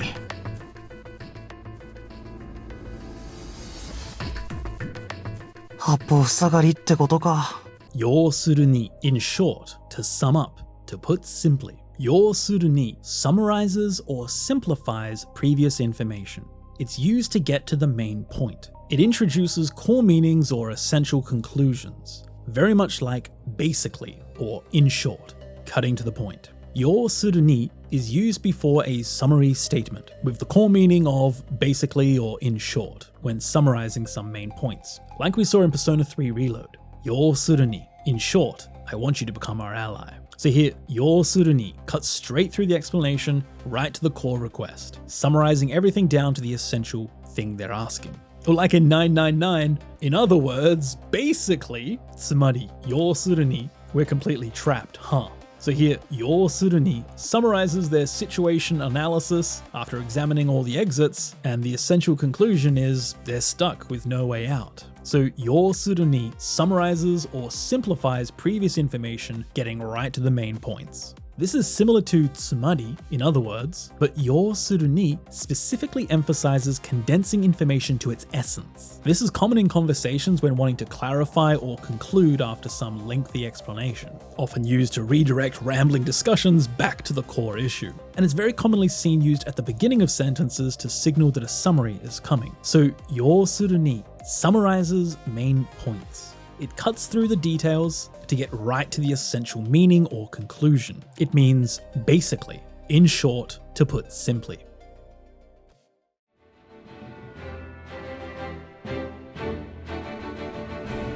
Serenoとフレデリカ。二人の婚姻は塩を持たざるグリンブルクとエスフロスト、両国の同盟強化を狙った政略結婚であった。体育顧問の鴨志田卓。確かに鴨志田のしたことは欲に溺れた許されざる犯罪だった。自供の裏も取れたわ。でも転入したての君には因縁なんてなかったはず。Zaru, to not, or classical literary negation. Zaru is an old-fashioned or literary way of saying nai. This is not commonly used in modern Japanese except in certain fixed expressions.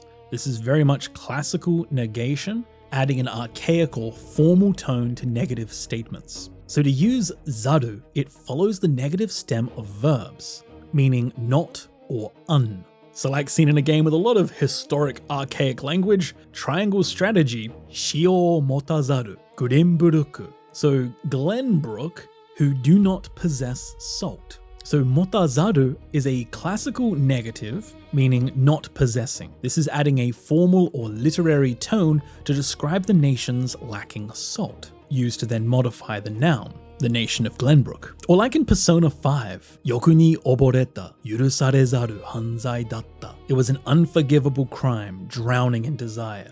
Here, yurusarezaru expresses a crime that cannot be forgiven. This is a classical negative meaning of not permitted or unforgivable. And because it's using this classical form, it adds weight and formality to this condemnation. So zaru is an old-fashioned or literary way of saying nai. This is not commonly used in modern Japanese except in fixed expressions. It can often be used in titles, formal declarations, or to create dramatic or historical atmosphere, and is more common seen in written language than in speech, like shirarezaru, unknown or not known publicly, yurusarezaru, unforgivable, or the famous cultural example, the three wise monkeys at Nikko Toshogu Shrine, mizaru, see not, kikazaru, hear not, iwazaru, speak not. So zaru provides classical negation, giving an archaic or formal tone when expressing not, usually in literary contexts. This is equivalent to nai, but more formal.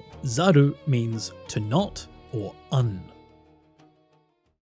研究者の端くれとして原理を解明できていない不確実なシステムを使うのはどうかとは思っているが、スメラギと戦うためには頼らざるを得ないのが現実だな。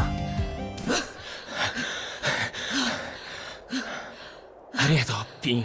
いいえ。認めざるを得ないな。君は立派な兵士だ。埼玉！お前もヒーローなどというくだらん肩書きを持っているんだったな。俺と戦わざるを得ない状況にしてやる。噂を信じる信じないにかかわらず戦力を二分せざるを得ないのだよ、ガルガスタンは。